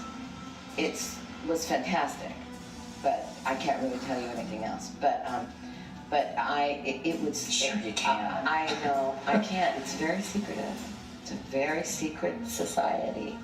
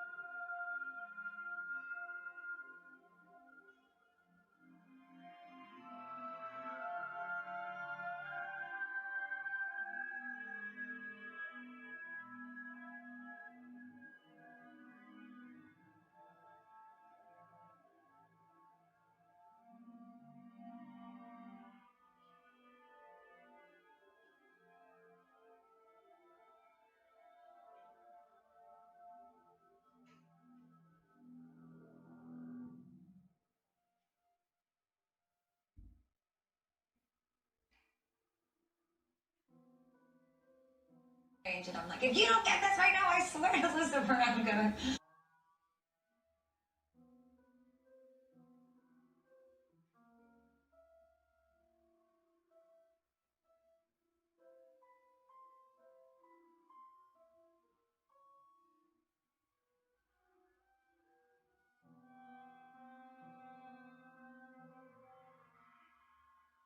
poker facing with your sexuality.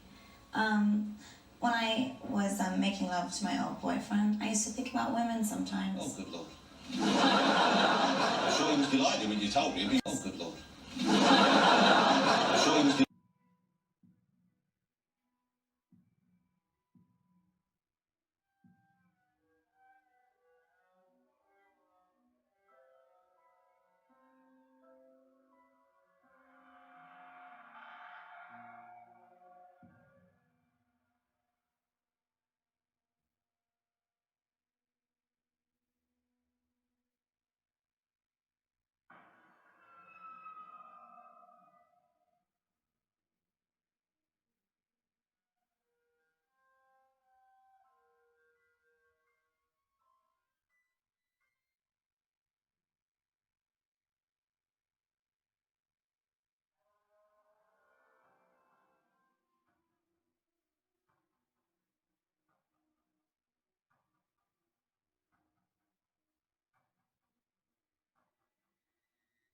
You may feel a small Christ. prick. Christ. Prick.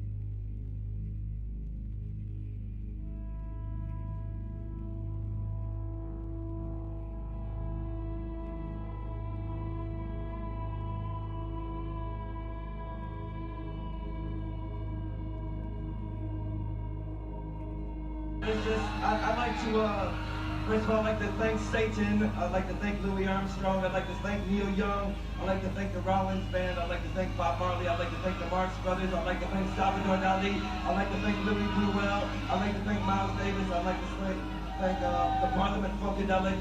And I'd like to thank you, too.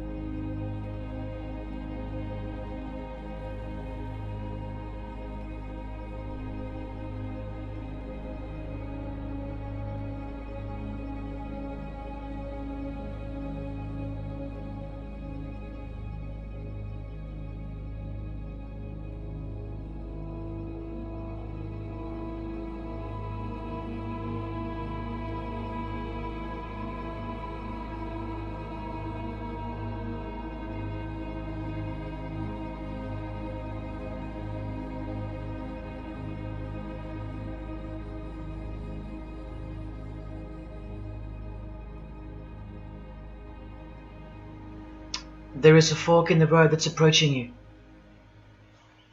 And you can stay on the path which curves to the left by denying the existence of Satanism in the fullness that you've been shown. Or you can surrender to the truth and take the right-hand path. Now, where that road could lead is the sweetest risk you'll ever take. Are you still pretending that this one-eye religion of Freemasonry isn't Luciferianism? See, this here is the biggest obstacle you'll ever face.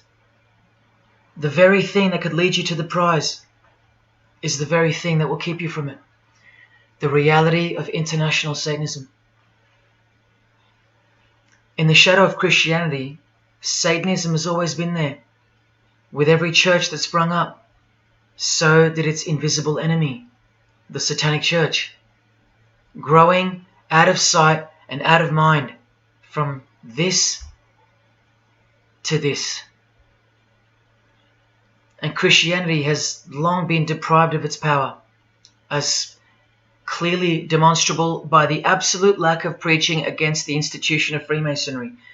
Satanism's magic cloak, Satanism's magic trick, that's Freemasonry. And how they are laughing for now. So Freemasons are now at the helm of the power structure of society, which means Satanism rules. And they're making their move for the new order of the ages. Are you that besotted by this evil world that you'll even deny the existence of secret societies? And what about the American president, John Kennedy?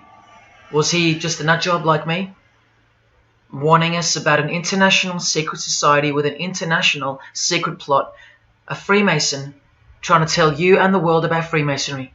Shot through the head. I've shown you who they are. I've shown you how they successfully operate with degrees of initiations and horrific and illegal oaths of secrecy. And I've shown you why they are a secret society. I've proven it to you. And only now that I've done that, I can show you in this many minutes what the shocking new order that Freemasonry has so cautiously been guiding us toward actually looks like. And of course you won't believe that either. By now there's a 98.5% chance that you belong to the world. And in that case, the world can do, will do, and is doing whatever the hell it wants to with you. And when all you have is the world, you'll do anything to hold on to it. Christian or not, most of you will follow this world straight to the slaughterhouse in the name of peace, safety, and progress. Clinging to it, because all you love is inside it.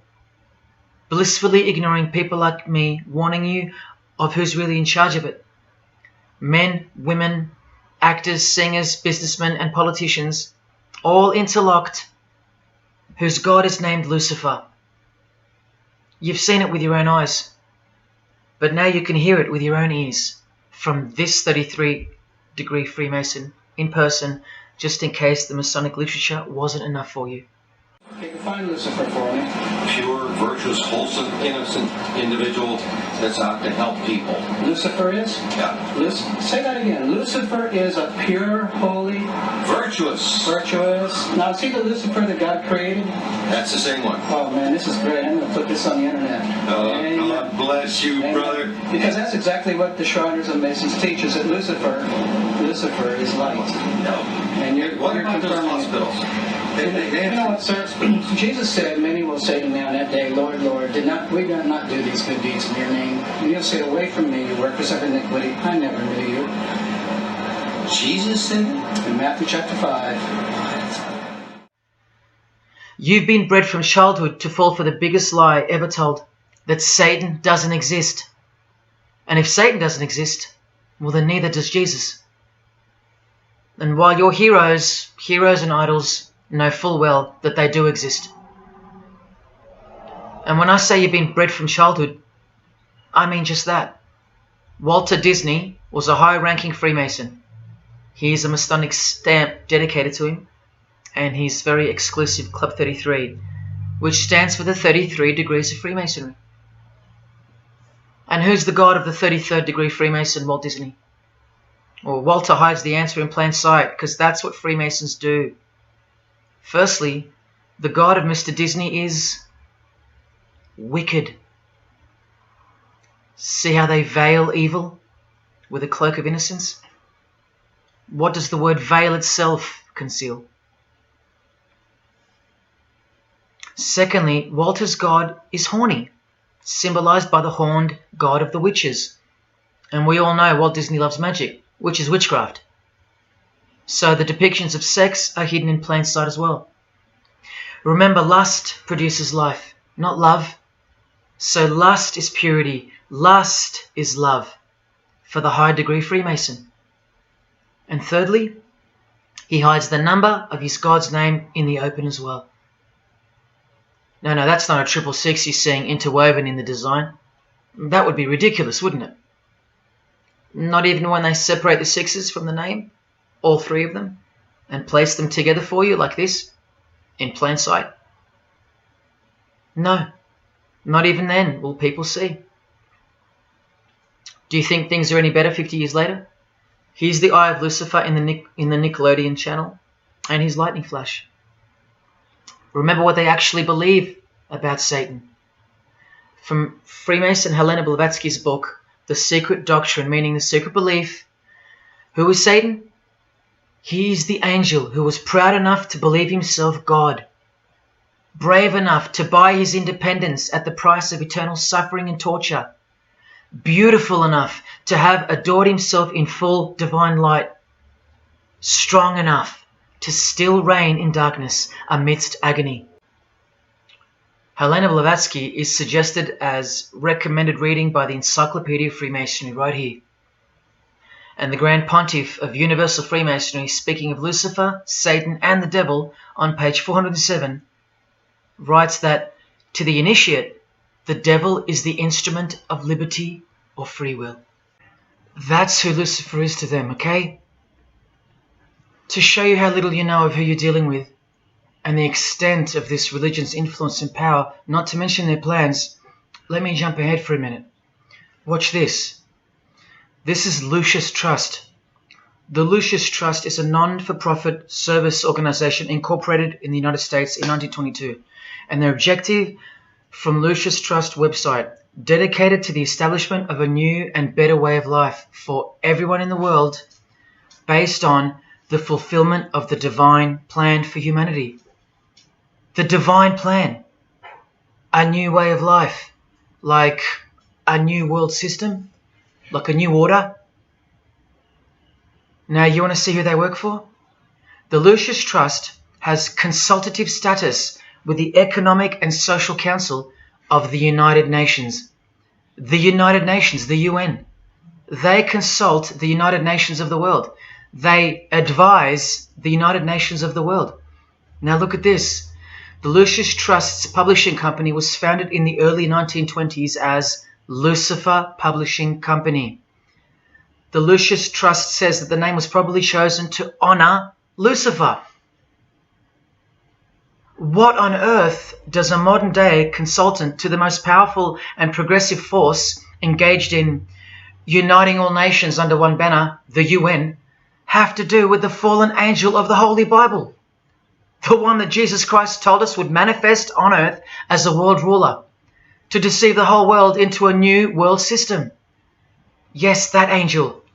Why on earth would they honor that angel? Well, that's easy. They were founded by Freemasons. Incorporated into the United States by Alice Bailey and her husband Foster.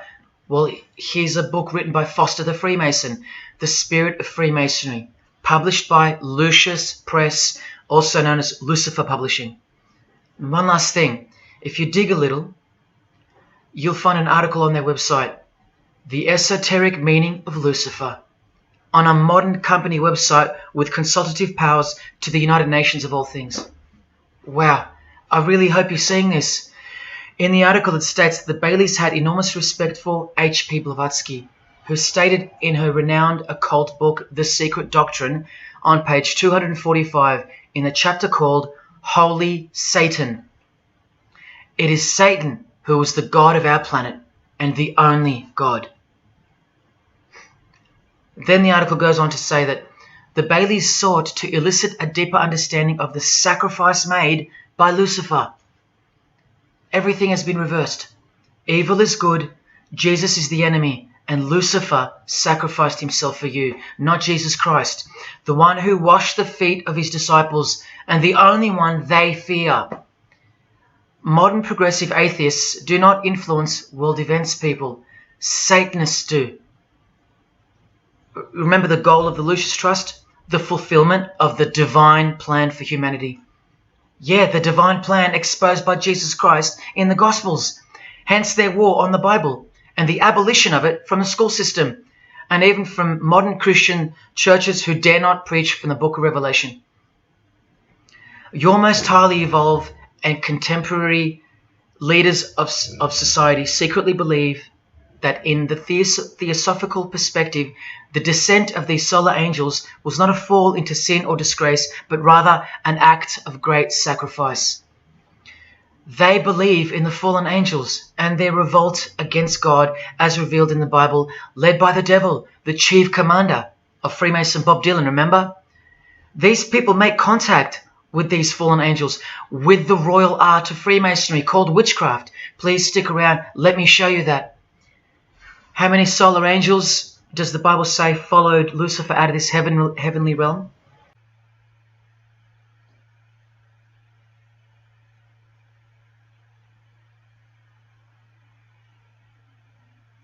A third of the angels makes 33%. Does that number sound familiar yet? 33 degrees of Freemasonry.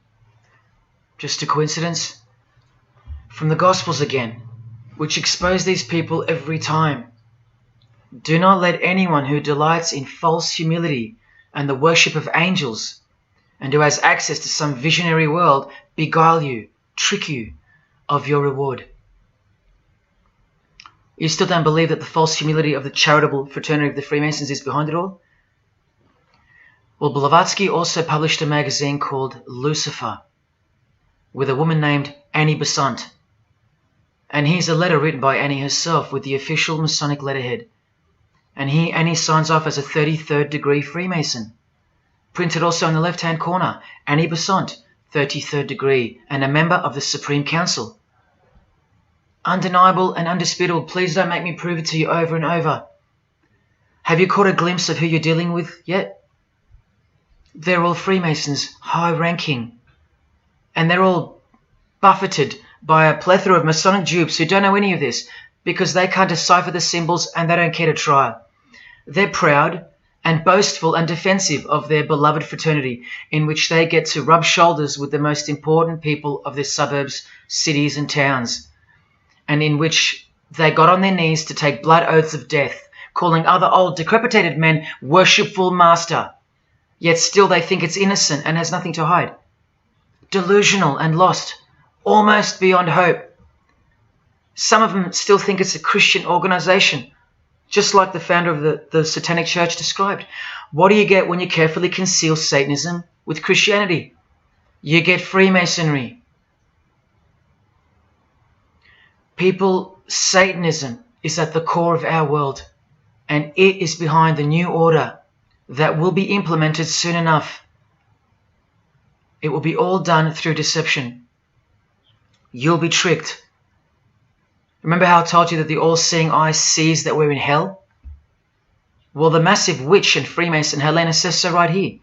Satan is the minister of God, Lord of the seven mansions of Hades, the angel of the manifest worlds. Hades means hell, manifest worlds means earth. This is who you're dealing with. This is the religion and the beliefs of the rich, powerful and famous. And yes, politicians. Do you want to go back to sleep? You can sleep after this. Or wait till I show you what they're going to do to you, coming up in this many minutes. For those who simply refuse to believe that Bono or Scott Morrison or Prince can be Luciferians because they all go to church, let me show you another Masonic ritual they do. And this is before Satanism or Luciferianism is revealed to the candidate. And then you tell me if Bono or Scott are capable of secretly believing in Lucifer. It all starts here with the Masonic apron. Different kinds signifying different grades. Have you guessed what it's hiding yet? The genitals. Pretty obvious. Like everything else they hide, once you can see. The genitals are the true working tools of a Mason. Freemasonry is foundationally a sex cult, like Satanism, because it all starts with sex, doesn't it? Life itself starts with sex. So the mystical force of the true God of Freemasonry hides in the hidden part of the human body.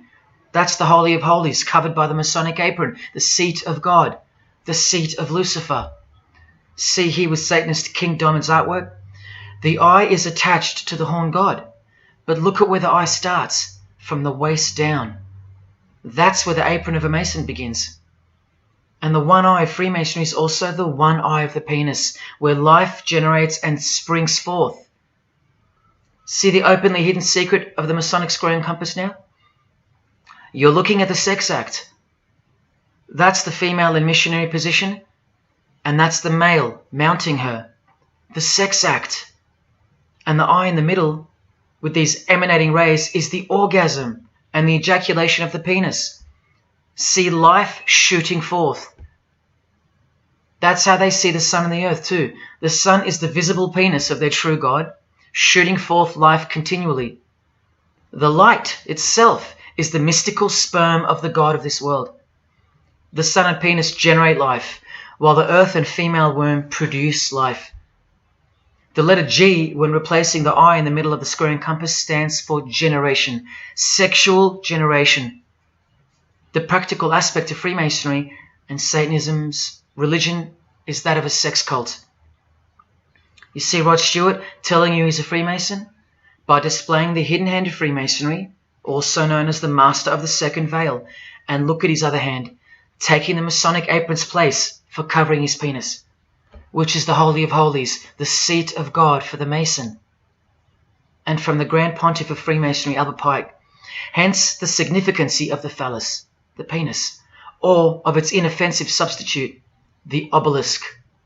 Straight from the horse's mouth, the erect penis graces us, or should I say disgraces us, with its presence in every country in the world, marking its territory. The Masonic obelisk in our face, everywhere, making its bold statement, yelling, screaming in silence. This is another reason why we're considered the ignorant and stupid masses. Another example of hidden in plain sight. And here's an erect penis on the front page of the female Freemasonry magazine, The Eastern Star. I once stood in front of this obelisk in Sydney, and I must have asked 30 people what they thought it was. Not a single one of them knew. To the Freemasons of the higher degrees, the whole universe is in fact one giant and continuous sex act. This is the structure of Freemasonry. You can take this path to the top or this path. And way up here, you have the Order of the Mystic Shrine. The Mystic Shrine is what's found behind the Masonic apron, because that's where life comes from. That's the Mystic Shrine. You have to be a 32nd degree Freemason to be asked to join the Order of the Mystic Shrine. And then, once you're inside, you can be invited to join this order, the Royal Order of Jesters. See, Freemasonry is like Russian dolls, and Satanism is at its center. Look at some of the pins and lapel designs for the Order of the Jesters. You can only join them unless you're at least a 32nd degree Freemason. Sex and debauchery. Erections. The adoration of the phallus. Masturbation. Devils. Demons. Fallen angels. This one here, mocking holiness, reference to the anus, and sodomy, anything to mock the Bible. This disgusting one has King Momus sitting on a female's face, and hidden in plain sight is the square and the compass, for those who have eyes to see. Bestiality, yes indeed. this bagpipe player has an erection and the sheep is running away scared. Self-explanatory. This character has an emphasized eye, if you can see that, and the skull has an emphasized eye also. The wink and the one eye of the Indian. And the secrecy, the symbols of secrecy. On the far right here, the monkey covers his groin area, symbolizing the Masonic apron, and the black and white dogs, well, they symbolize the checkered floorboard of the Masonic Lodge, which is sexualized male and female principles. The horned god, where evil and good don't exist. And in the first degree, Masons are given a Bible stamped with a square and compass, oblivious to the inherent mockery and the foundation of the whole fraternity, as alluded to here with a genuine Royal Order of Jesters private lapel. This is a certificate that a jester receives after his initiation, and you see here their patron is named King Momus, and he was a god, or a daemon, which is a variant of the word demon, who was expelled from heaven, as the legend goes. Sounds just like Lucifer, because it is. Did Freemasonry disassociate themselves from the tax-exempt branch of Freemasonry known as the Jesters? Well, no, they didn't, because, this is rare footage of an event within the lodge. Now, I'm sorry about the quality of this, but this is a Masonic lodge. So for Masons that want to say that the Jesters are contrary to Masonry, well, look at these dirty old men, masters of the lodge, with sublime morals, all married, probably all have daughters and granddaughters, yet still this, inside the lodge. But for you it should be obvious, because you can see the square and compass, the sex act, and the all-seeing eye right in the middle. I told you that Satanism was the oldest religion in the world, and it is. The sex act was ritualized and organized as a religion before we called it Satanism. But Satan has always been the god, the horny god, the horned god of these sex cults. All of them, from Sumeria to Egypt to Greece and so on, that's called paganism. And the real Bible of the Freemasons and the pagans, the one not written by hand, the one that's older than any book, the one that supersedes all the rest in age, thus making it the purest and most unadulterated word of God in the eyes of the Freemasons, is nature. Nature is their Bible. And before you think there's nothing wrong with that, wait a second, because you're not thinking straight. Ask a Mason, whether he be a first degree or a 33rd degree, what is Freemasonry? And the universal go-to answer is this: a peculiar system of morality, veiled in allegory and illustrated by symbols. Now, why would you need to veil your morals? Because in their peculiar system, evil is good and good is evil. That's Satanism 101. A peculiar system of morals. That should tell you something. That should tell you everything. Why would your morals need to be a secret? Because their deeds are in fact evil. Glorifying the laws of nature, where cruelty and self-obsession are virtuous characteristics. That's nature. Nature is as cruel as she is kind. The checkered floorboard, where everything is legal. It's Christianity that lives in reverse. The first shall be last. Love your enemies. The meek shall inherit the earth. These are unholy and unnatural concepts in the eyes of visible nature, the nature of Freemasonry, which is Satanism. What the Freemasons really mean by this morality veiled in allegory is that they're allowed to steal because nature allows it. They're allowed to kill because nature allows it. They're allowed to commit adultery because nature isn't monogamous. They're allowed to lie, indulge in all their God-given senses, especially sexual, because nature encourages it, as long as no one finds out, under oath. Jesus said, narrow is the road that leads to life, and broad is the road that leads to destruction. The Freemason of the century says, no true Mason can be narrow, for his lodge is the divine expression of all broadness. Because broad are the divine laws of nature. While they glorify those laws, Christianity breaks those laws. It becomes supernatural, because only then can you love your enemy.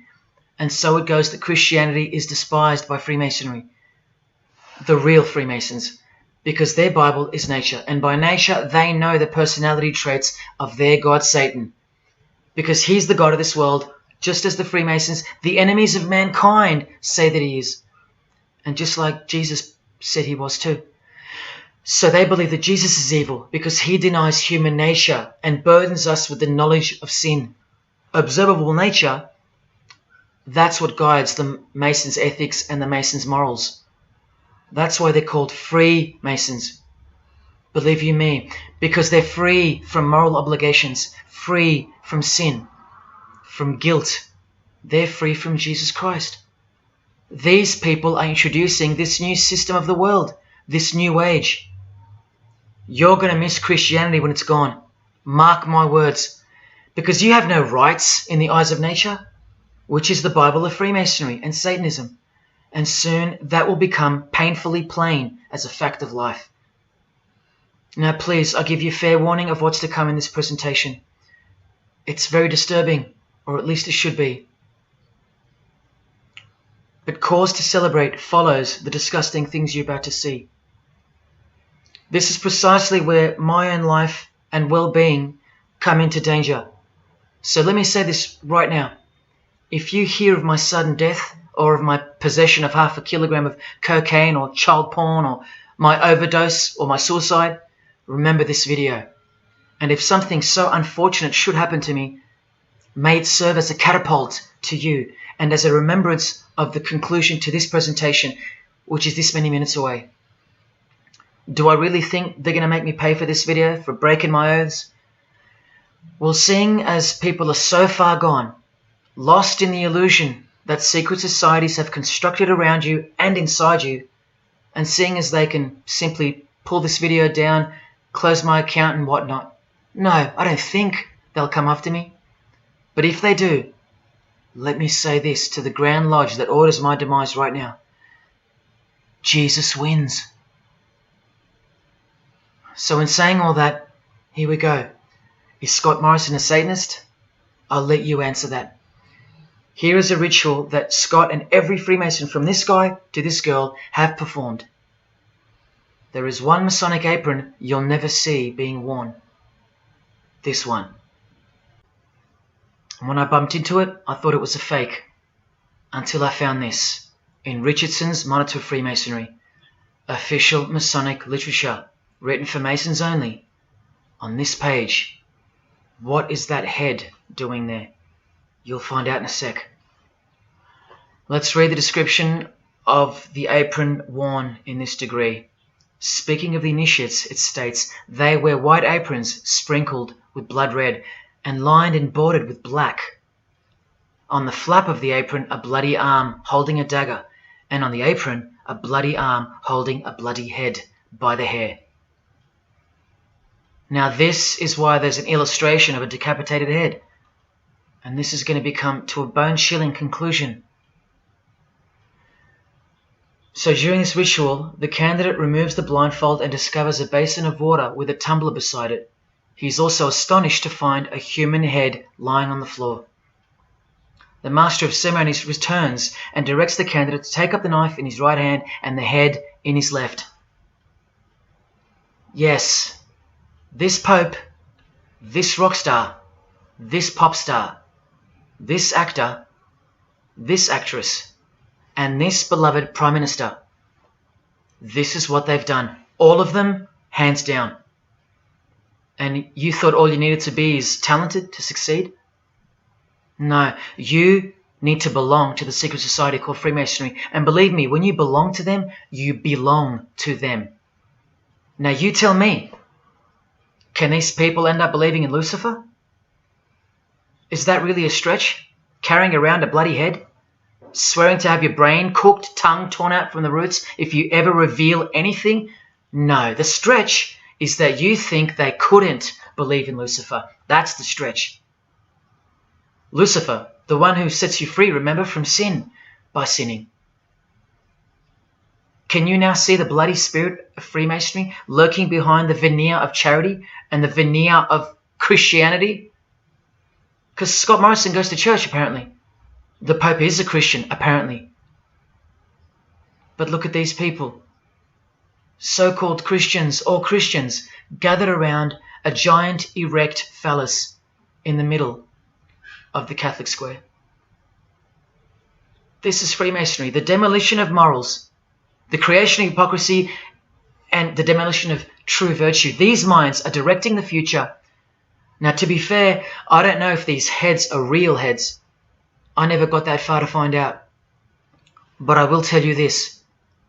All the skulls they use they're real. All the skeletons they use they're real. And they run every single noteworthy funeral home in Australia and the world. I know that personally and for a fact. Once again, you are only seeing the tip of the iceberg, because I can't bring myself to tell you about what I really know of the rituals that come after the 33rd degree Freemasonry. For as much as they celebrate life in various grotesque ways, they also celebrate death in ritual form, which are the things I can't speak of to you. They have to celebrate death in order to prove that they can see things through the all-seeing eye, the one that sees above evil and above good, the checkered floorboard, where things kill each other to live, where life is cruel, where morals are broad. There is no sin, there is only nature. See, these Masonic rituals are designed to desensitize the candidate further and further in preparation for the raw truth of Satanism, the truth which is plainly stated by the Grand Pontiff of Universal Freemasonry. Lucifer is the light bearer, and that you should doubt it not, from their own literature and from their own mouths. Until finally the candidate's introduction into the royal art of Freemasonry, witchcraft. The ancient craft. Why do you think that witchcraft has disappeared? It never disappeared. It was hidden, forced to go into hiding by the appearance of Jesus on the human scene. Another reason why he's passionately hated, and soon him and his ways will be done away with in this new world, and so will your rights. You still don't believe me? You're still doubting all the evidence, like the Freemasons are counting on you to doubt? Well, remember from the Encyclopedia of American Religions, the continuing impact of speculative modern Freemasonry provided fertile soil in which new magical orders could grow. Watch this 2-minute clip. I can vouch for every single thing you hear come from the former Masons' mouths. In the initiation in Freemasonry, we had to be recommended by another Mason. Well, in order to join witchcraft, you have to be first screened. You have to be recommended by somebody currently in witchcraft. Well, when I was initiated, I was blindfolded and bound by a rope, and on your bare chest was thrust the point of a spear. In witchcraft, we were initiated through a very involved ritual, initiation ceremony, wherein the candidate was led blindfolded, bound by a rope to the edge of the magic circle. And the rope is around your neck and you're leaned forward. And up front, at the eastern end of the building, is a person who's a worshipful master. And you kneel down before him as if he were a god. You were met by the high priest or high priestess at that time, usually with a sword to your chest. When I went to enter the lodge, a sharp object was put to my left breast. And I was warned that should I reveal any of the secrets of Freemasonry, to know what to expect. When you're presented before the high priest, a sword is held against your chest, and you actually take a blood oath, promising to remain faithful to the secrets of witchcraft. Well, when you are in the room, this blindfold is taken away from you, and this is a time when they say that you're coming from darkness into light. During the initiation ceremony, the initiate is led by the lieutenant of the high priest and is challenged at the edge of the circle by someone saying, "Who goes there?" And the answer is, "One from the world of darkness." In Masonry, the prayers are ended with "So mote it be." Oh, and one of the other aspects of, or distinctives of the craft was that we would always end any spell or ritual where we released the power, this is where the power was released, with the word "So mote it be." By now this should sound like a stupid question, but why do you think that the initiation ceremonies into witchcraft are almost identical to that of Freemasonry? I'm not even going to answer that. Come on, people, wake up with me. Here's Kylie Minogue, a Freemason, okay? Hidden hand of Freemasonry and the one-eye symbolism of the god of her religion. Now here she is giving the vow of silence, but what the masses fail to see is what's written on the book she's holding. Witchcraft, the royal art of Freemasonry. This is what her vow of silence is referring to in the picture. Yes, Kylie Minogue is a witch. And if you're still that deluded by the magic wand that is television, entertainment, movies, media and whatnot, then you'll no doubt fail to use the incredible eyes that God gave you, from which to see the real world with, the evil world, where Satanists are at the helm. The ban on witchcraft was only officially lifted in England in the 50s, after more than 1500 years. So that tells you who's in control now. And when I give you a glimpse into witchcraft in a minute, you'll see why it's evil. And why it should be anything but legal, even when using it for so-called good, because the well they draw from is poisoned. But thanks to propaganda, the craft of the witch has been absorbed into the realm of fantasy. Justin Timberlake here is also referring to magic in this cover art, with the all-seeing eye looking through the number of their god. Magic. Magic is a much smoother and more acceptable word than witchcraft, that other word. That word still retains its ferociousness, its true character, but that word has been sterilized. That word isn't real to you anymore. You can't feel it for what it really is. Or if you do, your mind has isolated it, confined it to some small groups of unimportance scattered here and there over this diverse world. And so it's nothing to be feared or concerned about. But that's the furthest thing from the truth. Now, some witches want to say that witchcraft isn't Satanism. That's either more delusion or misdirection, as confirmed here by Anton LaVey in the Companion to the Satanic Bible, when speaking of the followers of the Witchcraft Not Satanism school. He writes very accurately that they cannot afford to admit to an affinity with anything that bears the name Satan. He knows where the power of witchcraft comes from. Now, does that mean that Justin Timberlake is a Satanist because of his symbolism and the use of his word alluding to witchcraft in his artwork? Well, yes, actually, that's correct. He is. Here's a quote from one of his songs. You want to see who else is in good company with these famous idols? Suzanne Atkins. Same sign, same religion, Satanism. Do they all have to admit it in the English language for you to believe me? Or can the symbols they use finally be enough for you? Look at what another legendary Freemason, Arthur E. Waite, states. Out of evil comes good. And the confusion of tongues gave rise to the ancient practice of Masons conversing without the use of speech.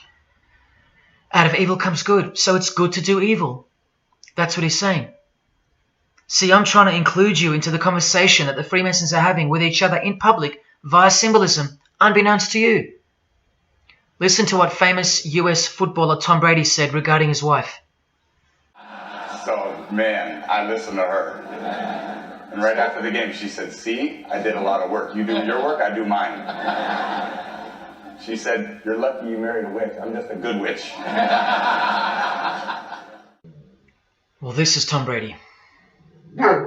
And this is his wife. Both initiated into the secret society. Of course they are. Wait, she's not displaying the one-eye symbol of the Freemasons, is she? That's just art, isn't it? Well, no, it's not. She's a witch, and her husband just told you she was. Here's Steve Miller's front cover to the famous song Abracadabra, and he covers his eye because he's a member of the one-eyed religion, and abracadabra is a legitimate word used in witchcraft. Here it is in the 100-year-old Encyclopedia of Freemasonry. Why would the word abracadabra be in the Encyclopedia of Freemasonry, the fraternity that runs charities, hospitals, nursing homes, and that secretly supply us with popes, presidents, prime ministers, kings and queens, and the bulk of our entertainers? Why? You know, I really think it's time to show you what the Satanists dressed as Freemasons are going to do to you and the world to finally establish their new world, their utopia. And this is going to be the segue into that. This is my last practical example of Freemasonry's satanic roots. And then I'll close this presentation with the most shocking thing you'll see or hear. You probably won't care, but to the precious few who remain, I will send you off with the greatest and most beautiful shock of all.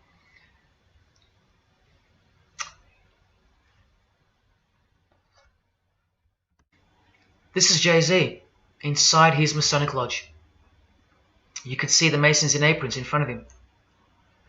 This is where Jay-Z takes his sick oaths of silence, kneels down in front of other men, and calls them Most Worshipful Master, an appalling title to give to a man on this planet. Jay-Z the Freemason writes songs like this. This one's called Lucifer. And in Empire State of Mind he writes, Jesus can't save you. Life starts when the church ends. Oh, but he can save you, Jay-Z. He can even wake you up just before you collide into a concrete wall doing 120 kilometers an hour. I should know. This is fellow member of the craft Alicia Keys, who sings on the track. Here she is, showing her allegiance and wearing the broken and bloody cross of Jesus Christ, the occult peace sign, pure hatred for Jesus. There is peace when your conscience has been killed, seared to sin, and you can indulge to anything. A false and temporary kind of peace, no doubt. Here's a shot of Jay-Z's clothing line, purely Masonic, The Craft. Well, this is the craft he's referring to. This is him with well-known witch Marina Abramovich, also showing her sign of allegiance to Freemasonry. Now here we go. Here's Jay-Z wearing a most revealing top and the dead giveaway that you need to see behind the curtain of Freemasonry. Do what thou wilt. Do whatever you want. That's the adopted motto of the most notorious Satanist of the 20th century, 33rd degree Freemason, Aleister Crowley. Here is his certificate of appointment, known as the 33rd degree inscription and the double-headed eagle of Freemasonry. And here, next to his name on the certificate, including the symbol for a Grand Commander of Freemasonry, as shown in their encyclopedia. But to really confirm that he's a Freemason, here he is doing the Masonic sign of the Master of the Second Veil. Now here's a legitimate letter from Aleister. Again, the addition of his inscription of the 33rd degree, and he signs off with a symbol of the past Commander of Freemasonry. What does he write beside it? Baphomet. This Baphomet. Now listen to this man to get a clearer picture of the truth behind the secret religion of the stars and the leaders of the world. Aleister is the founder of a Luciferian church called the Ordo Templi Orientis, and he named himself the Beast 666, straight from the Bible, depicting the number of wickedness in human form. In his what's called Liber's writings, he says, "With my hawk's head, I peck at the eyes of Jesus as he hangs upon the cross." Do you see the hatred? You think they don't hate you too? Keep watching. And from the equinox, with the all-seeing eye of Freemasonry, this illustration. What does it mean? The writer himself explains.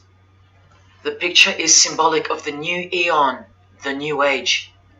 From the blasted stump of dogma hangs the hag with dyed and bloody hair, Christianity. There's a massive glimpse into the New World Order that's coming. Keep watching. And down here, do what thou wilt is the true nature. The true nature, remember? The broad morals. There is no such thing as evil. So do what you want. Can you see the Masonic future yet? Can you see the hidden hatred that pulses through its veins? If they believe in do what thou wilt, what do you think they will do to you? And what do you think they'll do in order to build this new world? This is from a commentary on his book of the law. The Beast 666 adviseth that all children should be accustomed from infancy to witness every type of sexual act. Do what thou wilt. And what about the royal art of Freemasonry? Magic is the highest, most absolute, and most divine knowledge of natural philosophy. What a statement. The highest, most absolute and divine. Well, let's have a closer look into some of the more hidden secrets of the most divine natural philosophy known as magic. Any living being is a storehouse of energy, varying in quantity according to the size and health of the animal. At the death of the animal, this energy is liberated suddenly. The animal, therefore, should be killed within the circle, within the magic circle, so that energy that's released can be captured and directed to serve the will of the witch, male or female. This is a science, a hidden science. But now hear this, coming from a 33rd degree Freemason, and don't you forget that. For the highest spiritual working, one must accordingly choose that victim which contains the greatest and purest force, a male child of perfect innocence and high intelligence is the most suitable sacrifice. Can you see? This is who Jay-Z is quoting on his top. This is who this Jonas brother holds in high esteem. This is who the Beatles have on their front cover as a figure they admire. No worse, they put at the top. This is the same picture of the front cover in a mirrored form, and after some kaleidoscoping, you'll find this. Fellow Freemason Aleister Crowley sits at the top, and down the bottom there even appears the phallus with the testicles, and up here the vesica Pisces, also known as the vagina. Does this picture make more sense now? All Freemasons, yes indeed. And by the way, that's where Jay-Z got his symbol from Satanism, as portrayed here by Satanist and Freemason Aleister Crowley and by Satanic Church founder Anton LaVey. Does anyone still think that Freemasonry isn't Satanism in disguise? Let's finally take a peek into the royal art of Freemasonry. And this is the briefest way I can show you from the complete book of magic and witchcraft. This is a practitioner's manual, not from some bogus author trying to expose witchcraft. Just so you can get it through your head that this is real and this is protected. The writer or compiler of this God-forsaken book warns the reader that the recipes may seem disgusting, that the knowledge revealed has been forbidden, and has caused suffering and death to witches and the victims of witches. You don't think witchcraft was a serious menace in times past and present? Come with me, and I'll show you how bad this menace actually gets, as the world's most powerful and secret religion moves ever closer to fulfilling its biblical destiny, and it will. Close your eyes or not, it will fulfill its destiny. Firstly, let's connect this sick art straight to modern Freemasonry with the word abracadabra, both written in triangular form, from the Manual of Witchcraft and from the Encyclopedia of the Secret Society that your Prime Minister belongs to. And just like high-ranking Freemasons, male and female witches also drink out of a human skull. But here the practitioner drinks wine, in which they first dissolve or boil the brains or heart of an animal, before consuming it all from the human skull. In this ritual, the initiate is instructed to drink in the night at spring water, out of a skull of one that hath been slain. That's right, out of the skull of a human who's been murdered or sacrificed. Otherwise, eat a pig with a knife that slew a man. Please don't turn away. Look straight ahead and open your eyes to the planet you are on, because the real monster under your bed doesn't actually go away when you close your eyes. In other rituals of the craft, you burn a rooster while he's alive, with the use of a poisonous plant used in ointments and potions of witches. You can assure death and destruction on a victim. You want to make a female enemy sterile, or a male enemy impotent for the rest of his life? Otherwise, you can just kill them. The hand of glory is the severed hand that is dried and preserved to be used in black magic. Yes, a dead human hand. A black circle is most effective for operations of evil. The use of blood and sex in ritual was considered helpful for obtaining the necessary energy to successfully work magic or achieve mystical insight. But here's where the darkness thickens even further. Animals such as black cats or children may be sacrificed, and participants may drink the blood of the sacrifice. And just so you know that Stanley Kubrick wasn't joking, an orgy of participants sometimes follows the mass. No remorse, just science, the science of witchcraft, the royal art. And here, what's necessary for the working is the fat of young children, dead children. How many children do you think go missing in Australia every year? That's how many. And what about the world? Is it 1 million? Well, according to the International Centre for Missing and Exploited Children, it's 8 million children per year.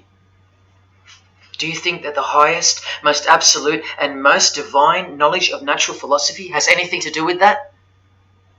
Any chance of an international secret system that is bolstered by initiations and degrees, and bound under the most brutal penalties that the human mind can ever devise? Do you think that has any involvement? Any chance of that?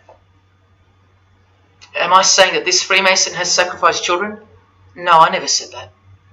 But did he ever even remotely mention the secret societies? Did he ever try to warn you? Educate you? No, he was under oath. Am I saying that these Freemasons have sacrificed children? No, I never said that either.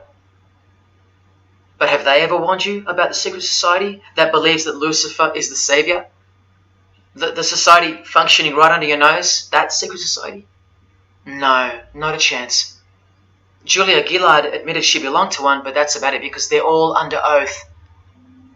So where does this ancient craft originate from? It originates from the spirit realm, from spirit beings. That's who taught mankind the royal art before civilization began. In this chapter, The Rites of Satanism and Witchcraft, the manual explains that a typical satanic Sabbath was, number one, a homage to the devil, usually performed as the osculum infami, also known as the kiss of shame, which is so shameful that we'll just put it this way. The ritual involves kissing the hindquarters of the devil, the rear. Surely this is far removed from anything to do with Freemasonry.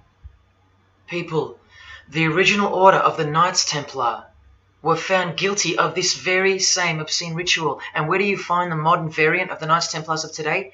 I told you, in the highest degree of Freemasonry, right here. Here's a couple of them now. And what's on this Templar's head? From the Masonic Encyclopedia, remember? A symbol of the Baphomet, according to 33rd degree Aleister Crowley. And we can confirm that in the Satanic Bible. That's exactly what's hiding deep inside of Freemasonry. I'm only showing you this to show you the reality of Satanism and the demonic realm, the world you can't see. On this earth? And in this earth and then in the world we can't see. Look here. The hierarchy of demons occupies a more important place in both black and white magic rituals. Both black and white. This is where the power of witchcraft comes from. And this is the reason these bizarre rituals actually function and actually work. Because after the ritual is performed on earth, its effects are carried out to their conclusion in the spirit realm by spiritual beings or demons, actual demons. The reality that is hidden from you. Because if you found out that Satan was real, then that would have to make Jesus Christ real too. And he is the one they hate. And if Jesus Christ is real, that changes everything. And this is how much they hate him. The prayer that Jesus taught his disciples is performed backwards. The high priest is sometimes naked. A prostitute assists him, and a naked virgin, who may later be deflowered, is the altar. Everything that is sacred is defiled, and everything that is filthy is honored as pure. Because of their burning hatred of Jesus Christ, just as he's hated by the fallen angels that they worship. It gets worse when you hear what they use as a substitute for the bread that Jesus broke and told his disciples to eat in remembrance of him. A wafer which initiates me with this, this, and this. Or the name of Satan may be written upon it. And this isn't even witchcraft. This is just a ceremony announcing who they love and who they hate. So is Satan real? It continues to state in the hierarchy of demons at the very top, Satanakia, whose title is the Commander-in-Chief. What did Bob Dylan, the Freemason, call the one he made a bargain with? Should I ask who you made the bargain with? with the chief commander. Same title, Commander-in-Chief, Chief Commander. Are you following? But watch this. In case the darkness is getting a little too thick and encompassing for you, let's shine a little light. The true light that only the Gospels can supply. Speaking to us humans and revealing something about Satan, the Gospels state, you follow the spirit of the age in this world system as dominated by the commander of the spiritual powers of the air. Satan, the god of this world, the commander. You still think the Gospels are wrong or fake? See, Satanists know that the spirits also live in the air, just as the Gospels reveal. You can summon any of these demonic spirits by name if you possess the royal art. Who do you think this figure on the front cover represents? A magician who is inadequately prepared and cannot attain his desires may seek the aid of Satan. That's who this is. Now that you know, hopefully for a fact, that these are people at the top of the human food chain. Do you think they'd be fooling around with stupid fairy tales?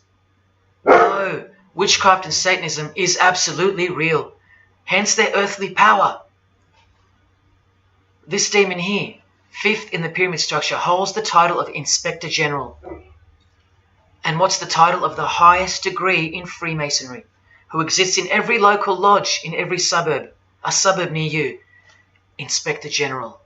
Same title as the living demon. Do you believe me now? You can even conjure Lucifer himself, or be Beelzebub, who the Gospels call the Prince of the Devils. Both of whom are listed as superior spirits in this book of witchcraft and magic. I can show you so much more from this disgusting book, but I'll cut it off here with the seal of Saturn, a demonic sigil from the complete book of magic and witchcraft. And this is his seal. Can you see? Do you see? This is the society that lives amongst you, above you. The one-eyed religion of Freemasonry, hidden right in front of those who have their eyes wide shut.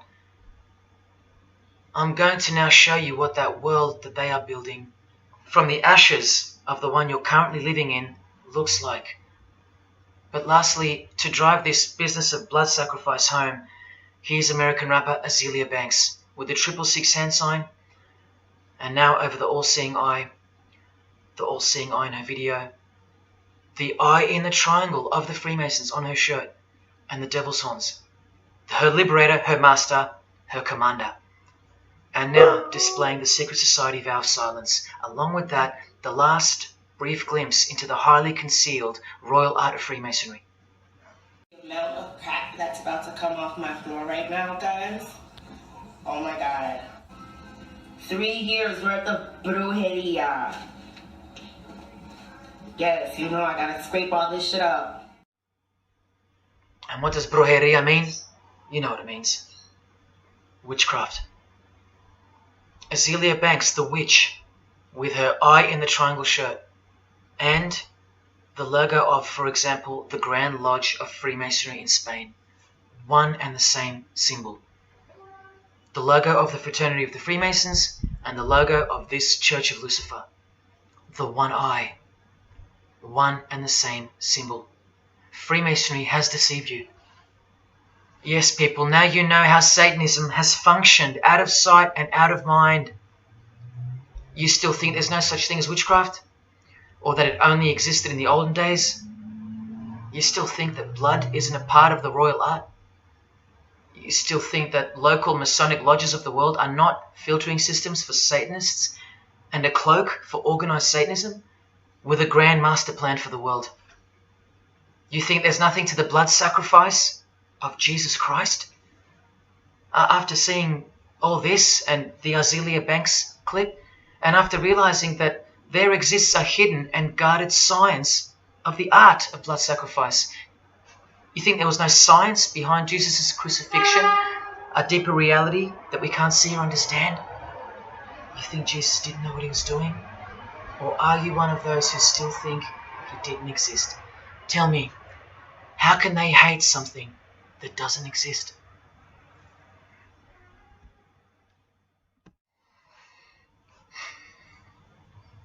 If only you could hear from some other Freemasons who have the courage to break their oaths. But you won't. You won't. This is probably it. But I once heard from a Freemason, an honest one, in about 2016, after I posted this picture on Facebook. He knew. He knew the truth. Just like you do now, or just like you should. And he wrote to me. And he said, by the time we are done, every church will be a brothel. Well, in case you think that that's impossible, this is a fashion show that was held in a church, a real church, and it was organized by high-ranking Freemasons, who you will see now to be Satanists. Designed to be a heart-wrenching mockery and a colossal sign of the times, this event. Just so you know, it's a Masonic production. Here's the inside of a lodge. See those twin pillars? Well, here they are. See the Masonic checkered floorboard? Well, there it is. See the Masonic square and compass? Well, there it is. And do you see the eye of Freemasonry? Yeah, there they are. The lower square in the square and compass has been disfigured so that as to not make it too obvious. But now that we've established that, here is the spirit of Freemasonry, as displayed through just a few of the models. This one wears the horns of the Baphomet, the horns of Satan, with his all-seeing eye in the background. More horns. This model wears the all-seeing eye, as does this one. And this disgusting thing with another huge all-seeing eye of Lucifer in the background.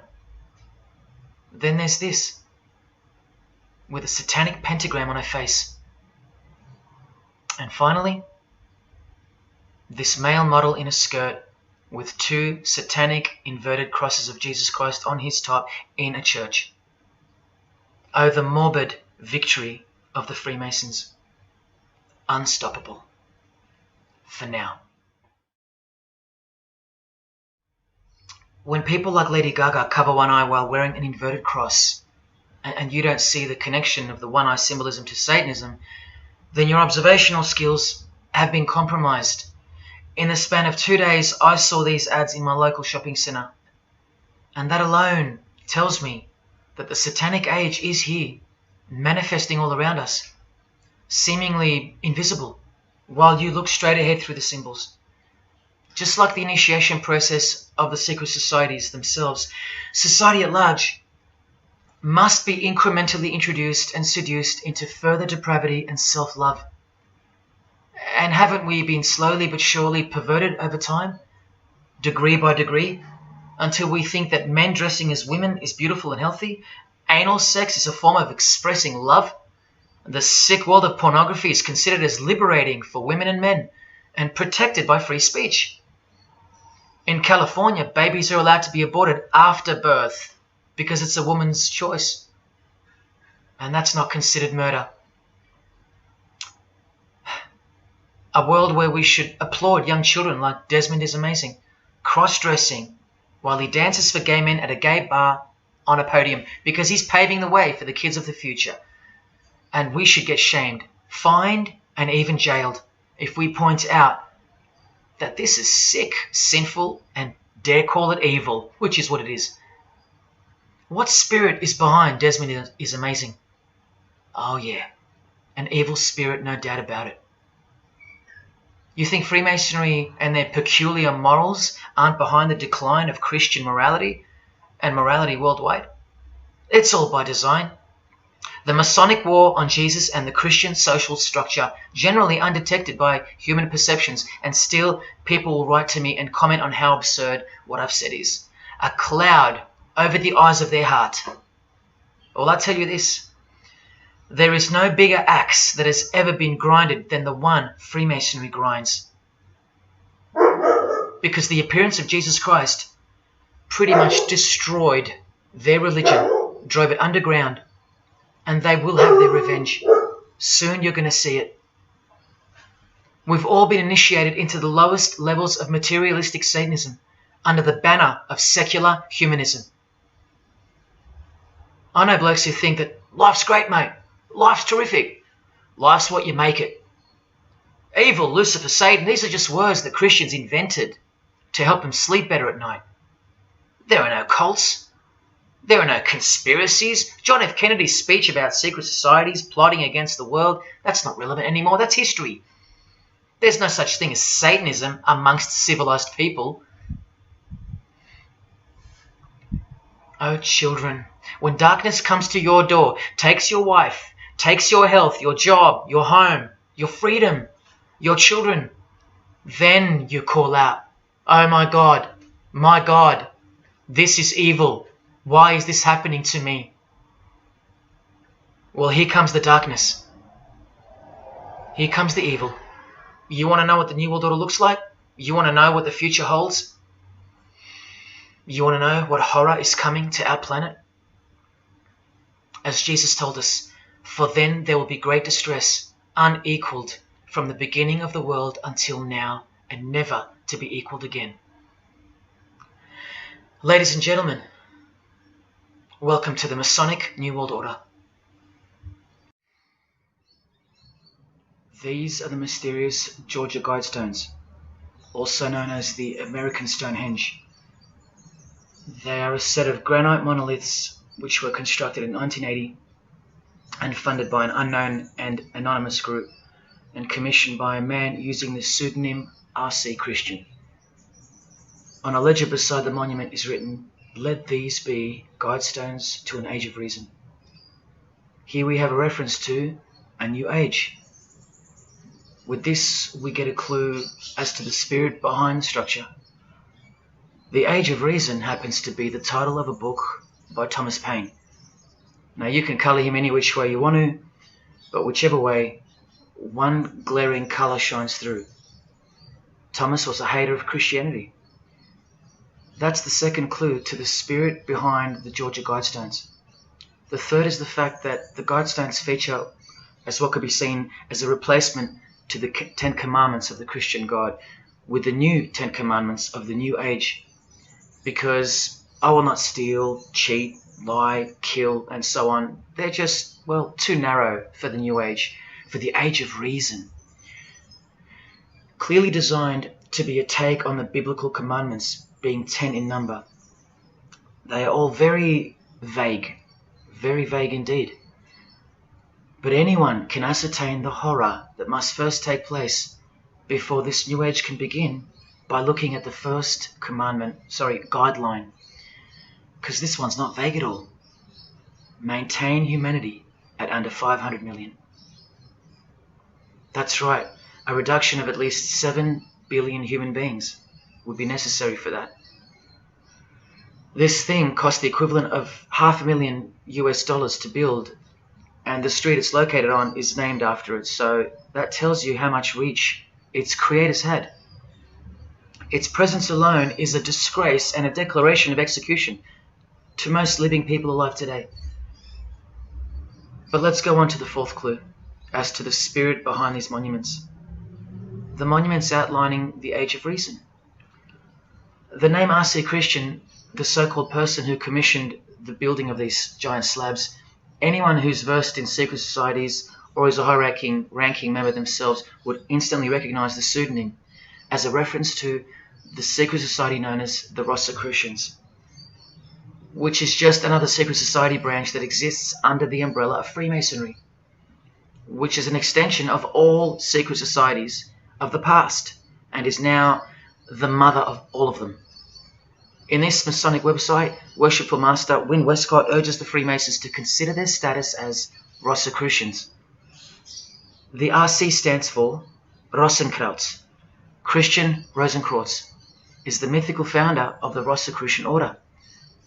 And as impossible as it is for me to prove that Thomas Paine himself, the writer of Age of Reason, was a Freemason, he did also write this book, The Origin of Freemasonry.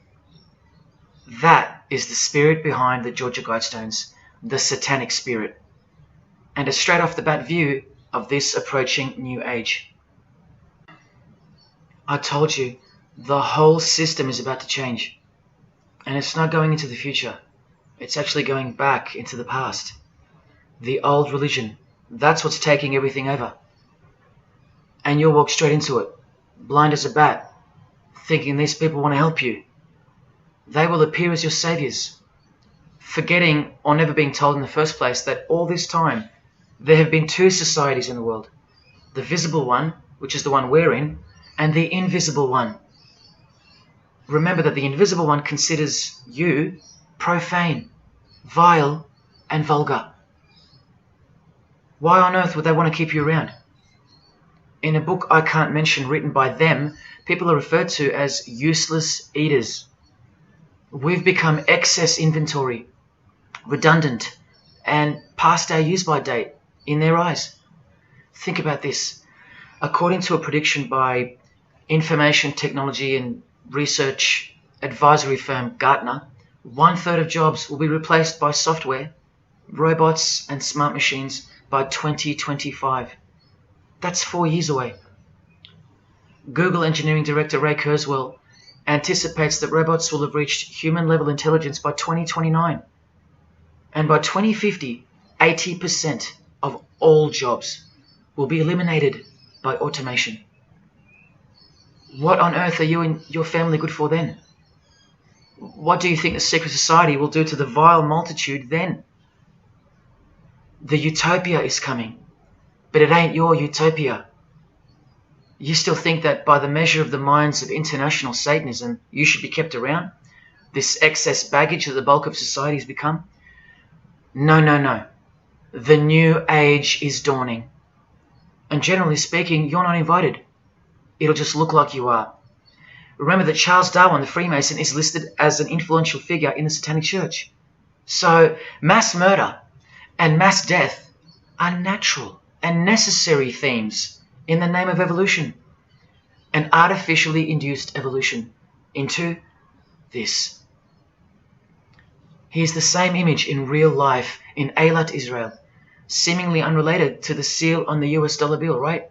But standing in glory with a Masonic square and compass, telling you exactly who owns this pyramidal symbol, complete with the one eye on top. Same symbol, same designers, worshipping the same God. You should be getting goosebumps by now. Is this a conspiracy led by international Freemasonry? Oh, you don't have to bet your life on it, because your life has already been placed as a bet on your behalf and without your knowledge, but with your permission, because all of the information is hidden in plain sight. In your face is where it's hidden. You're going to lose this battle unless you've been hidden in Jesus Christ, the only one who warned you that the new age is a trap and that it is the climax to this epic drama being played out on planet Earth. Now hang on, brace yourself, because I ain't going to let you down. This is a magazine called The New Age, but if you press rewind, you can find its source. Supreme Council of 33 Degree, Freemasonry. This one stretches way back to 1922. See the twin pillars of Freemasonry? Look, this is 19th century Freemason and New Age pioneer Helena Blavatsky on the cover of this edition. She's the one who wrote that darkness is absolute light, and that Satan is the god of our planet, and that we are in hell. But do you think the readers of these magazines are told that? No. Darkness is sold as light. Satan is disguised, and it's him in the details. This Masonic New Age magazine was the precursor to all magazines and trends, promoting the great deception of self-love and spirituality. Meanwhile, you're feeding off the plate that Luciferians serve you.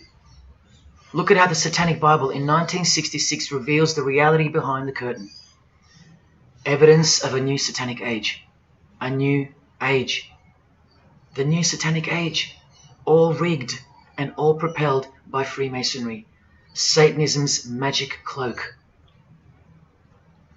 After all, and I think you should have guessed by now that Anton Szandor LaVey, the founder of the Satanic Church, the one who vowed to help destroy Christianity, is himself a Freemason. I can't prove it to you, but I know it, because of not only his obvious fondness of the fraternity of the Freemasons and the mention of it in his Satanic Bible, and its vital role in the Satanic takeover, but also because of the symbols, specifically this one, generally called the Devil's Claw or the Lion's Paw. Freemason James de Rothschild displaying the Devil's Claw or the Lion's Paw. X-Factor's L.A. Reid showing the Devil's Horns next to fellow Freemason Avril Lavigne. The Secret Society sign for the Devil's Number, and displaying the Devil's Claw over and over. The better example is with New Age guru Annie Besant, co-writer of Lucifer magazine and 33rd degree Freemason, also showing the Lion's Paw here and here. But the best example I have is with Aerosmith, guitarist Joe Perry clearly displaying the sign of the Master of the Second Veil of the Freemasons, and right next to him, Steven Tyler, doing the Lion's Paw. Clearly both Freemasons, secretly showing their allegiance with symbols. And here's Anton LaVey displaying the same Masonic symbol. Yes, a Freemason founded the Satanic Church. Now that we know who's really behind the so-called New Age, listen to some of the confessions of the New Agers in their literature, once you scrape past all the talk of spirituality and love and rainbows. New Age author, feminist and hater of Christianity, Barbara G. Walker writes in The Woman's Encyclopedia of Myths and Secrets, a 666, 666, was the magic number of the triple Aphrodite. She further compliments the number when she calls it the miraculous number 666.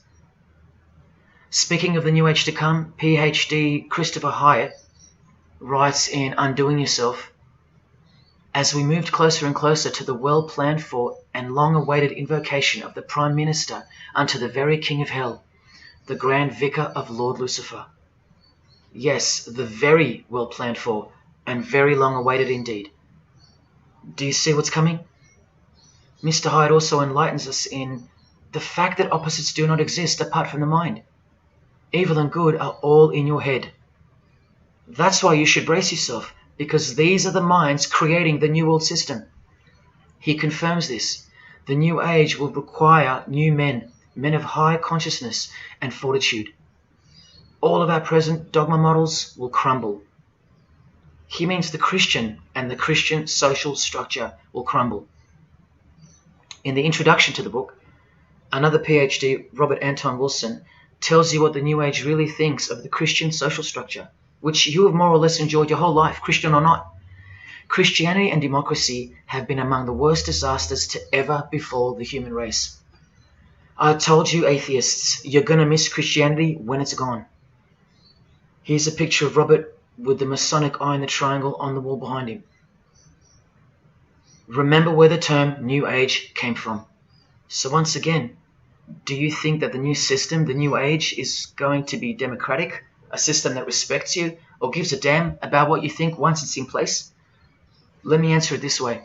Christopher Hyatt quotes from one of his literary heroes and famed philosopher Friedrich Nietzsche, who said, "What is more harmful than any vice? active sympathy for the ill-constituted and weak Christianity. So to be a Christian and to actively have sympathy for the weak, that's the worst vice. That's backward and evil. So the answer is no. This is what I'm warning you about.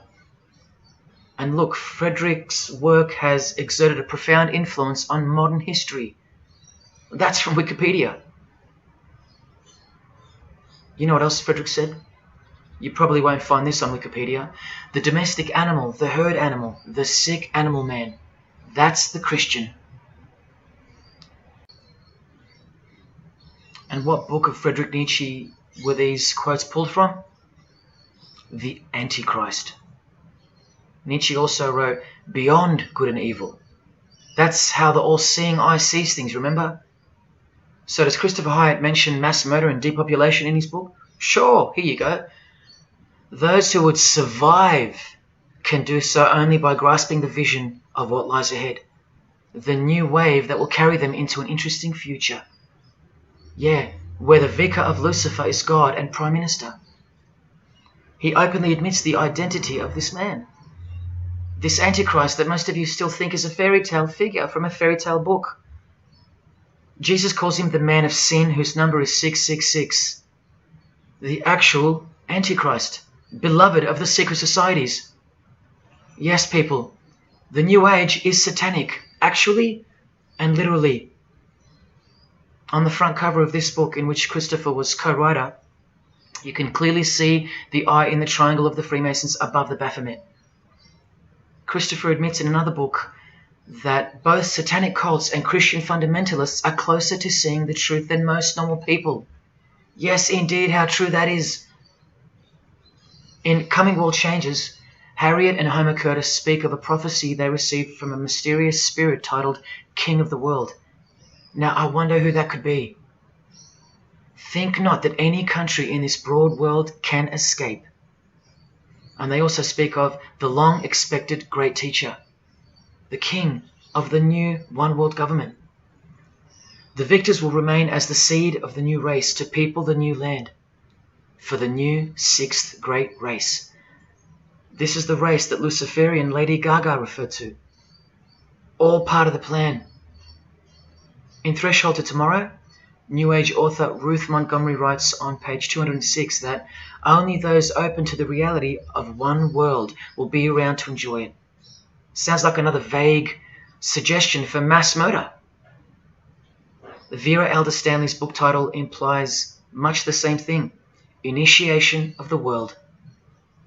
That's right, it's coming. You think Vera hasn't been initiated into the secret one-eyed religion? What else has she authored? How about the finding of the third eye, the all-seeing eye? New Age author John Randolph Price writes in The Planetary Commission, in question and answer form, how do you define the Antichrist?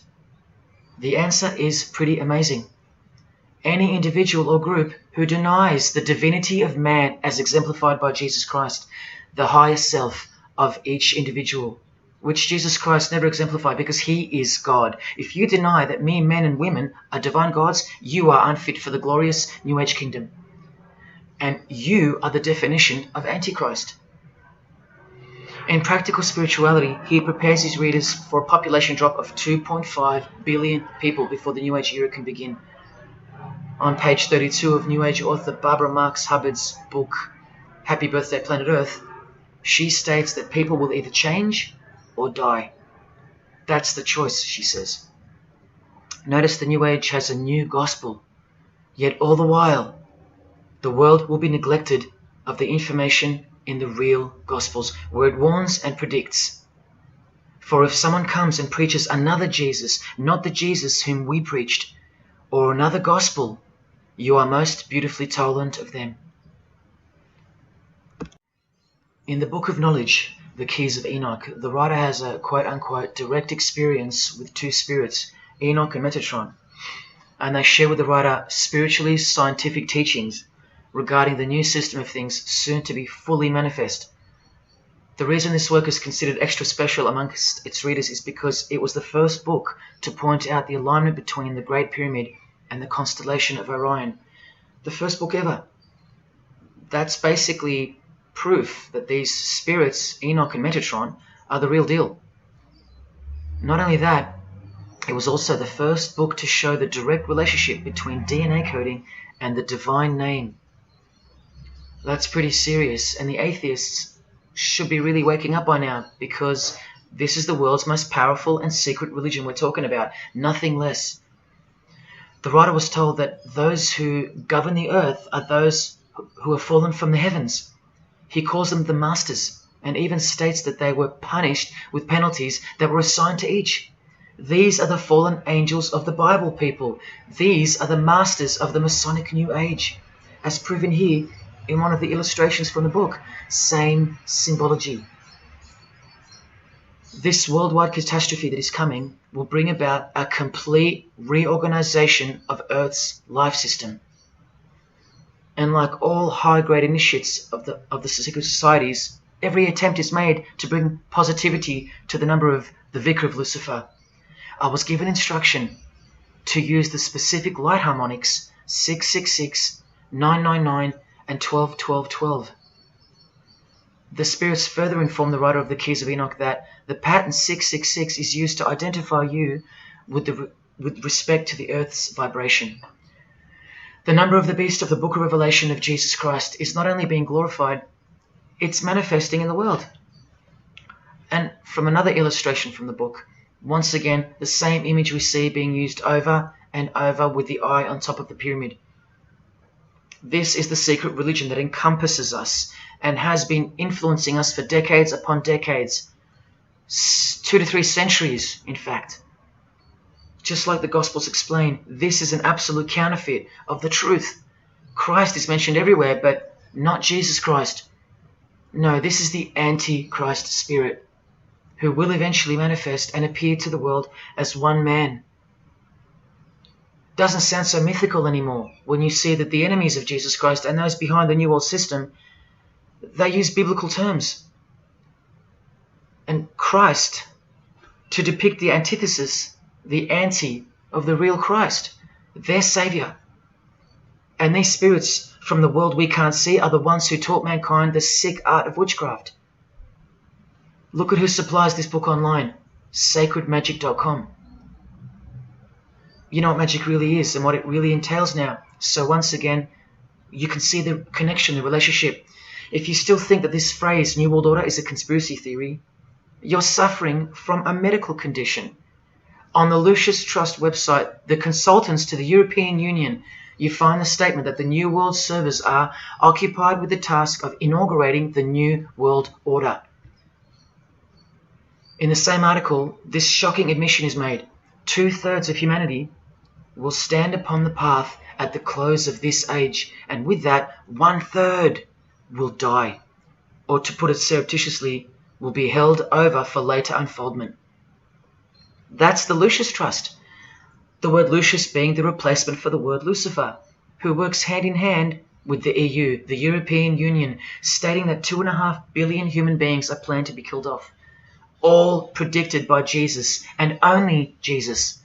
And if you still think I'm joking or misleading you about what these people are and what they plan to do, here's a book written by the founder of the Lucius Trust, the Freemason Alice Bailey, Education in the New Age, where she, well, educates you about mass population reduction. When a form proves inadequate or too diseased or too crippled for the expression of that purpose, it is, from the point of view of the hierarchy, no disaster when that form has to go. Death is not a disaster to be feared. The work of the destroyer is not really cruel or undesirable. Do you see? Did you hear that? Through the all-seeing eye of Lucifer, the destroyer, for the purpose of the new world, death and mass murder isn't evil, it's good. And Alice Bailey in The Labours of Hercules also tries to re-educate us and protect that God-forsaken number, predicted in the Gospels to be associated with evil. The number of the physical plane activity is called the number of the beast.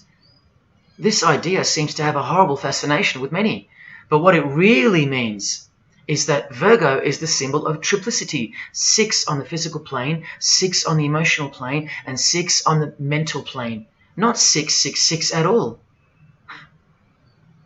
And one more time, from the consultants to the European Union, from their website Lucius Trust, to prove to you that these people are all working toward and waiting for the world leader. The coming of the Avatar and the advent of the coming one are the keynotes of the prevalent expectancy. After everything I've shown you, are you going to ignore this? Or worse, are you going to trust these people, of whom were predicted to this very condemnation 2,000 years ago? Right down to a one-world system, depopulation, and to the man who will carry the number 666, and with it implement a new system in which you won't be able to buy or sell unless you receive a mark in your hand or forehead. And what's just been announced by Business Insider? Cashless society. Due to this, by 2024. This is the manufactured trend for the world. And you better believe it's fulfilling biblical prophecy. You know that book that's been ripped out of schools and hysterically discredited? Why do you think there's a single eye displayed on all the covers of George Orwell's dystopian novel 1984? It's because the one-eye religion is the one in permanent control, where democracy and Christianity have been utterly extinguished, and the remaining population live in a whole new level of permanent communism. It is well known that George Orwell himself had ties with the Fabian Society, which is a secret society complete with degrees of initiation. Tucked away neatly somewhere under the wing of Freemasonry, the Fabian Society's logo used to be this: a wolf in sheep's clothing, which is exactly what Freemasonry is. And it was a metaphor for gradually advancing socialism. And socialism is communism for slow learners. This level of denial on our part has been brought on by mass propaganda, because everything has been weaponized to work against you and God's truth. Education, entertainment, and economics. You're a slave to each one. And Freemasonry is the slave master. Listen to the Grand Pontiff of Universal Freemasonry tell you about it in Morals and Dogma. The blind force of the people is a force that must be economized and also managed as the blind force of steam. You are just blind energy to them, made to be enslaved. This force must have a brain. Who do you think the brain is? Freemasonry is the brain, obviously. And he's saying that we're just the body parts that move to its will. Look, these are some pictures I took of the local obelisk in my town. An erect phallus hidden in plain sight. See how the cube at the bottom is rough? In Freemasonry it's called the rough ashlar stone. Well, watch this from Morals and Dogma. The rough ashlar is the people, rude and unorganized. Once again, you can see what this secret society secretly thinks of you. Now see how the stone built on top is smooth? That's called the perfect ashlar. The perfect ashlar is the state, the rulers. Yeah, the one-eye sex cult of Freemasonry, which hides its master, Satanism. Now, where is this brain taking us? Remember, this guy is the general who fought against the United States forces to uphold the institution of slavery. And the Grand Pontiff of Universal Freemasonry, who calls you the vulgar herd and the ignorant multitude, and admits that, yes, unbelievably so, Lucifer is the light bearer.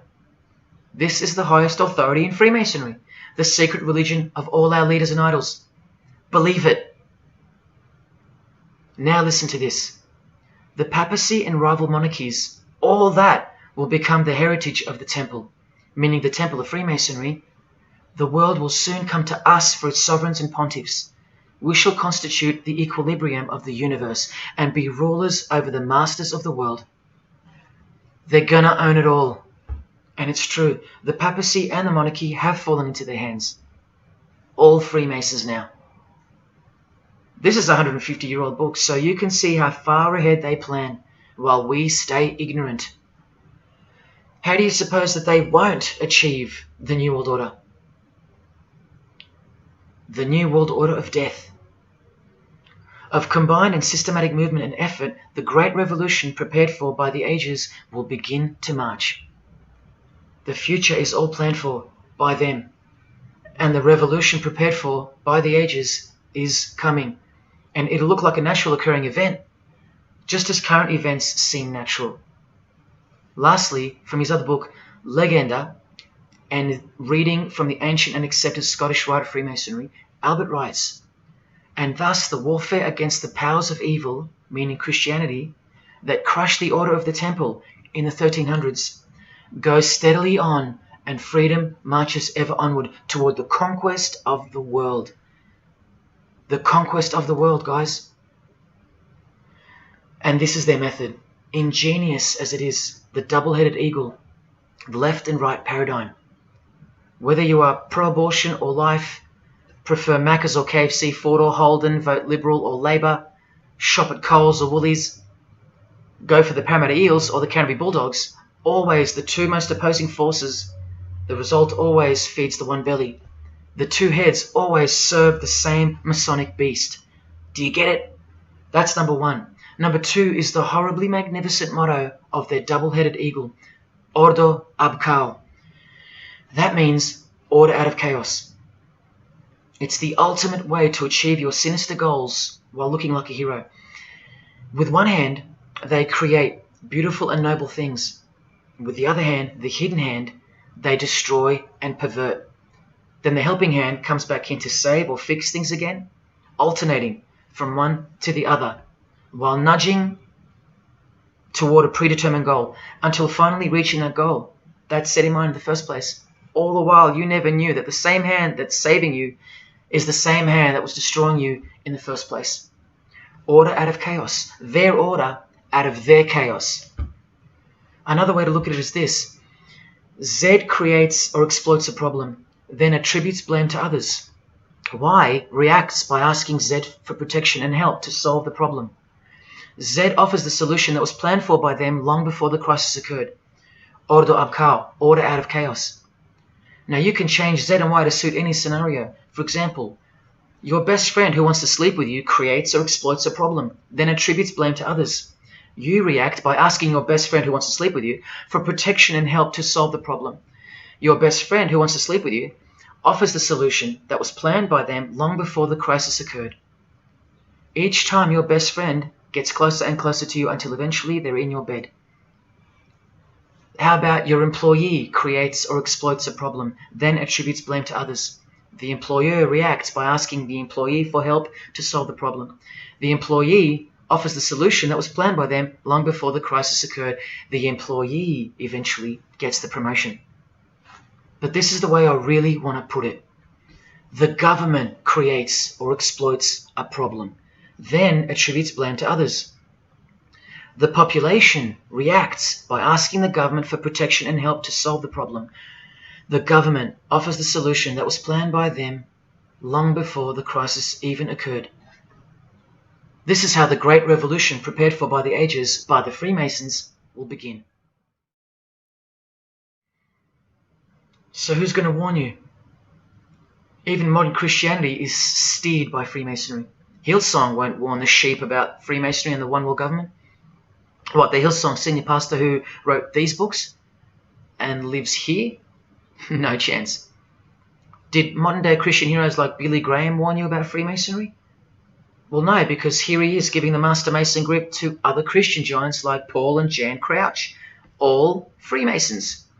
Here he gives the same third-degree handshake to former President Harry Truman, and here to a Muslim Freemason.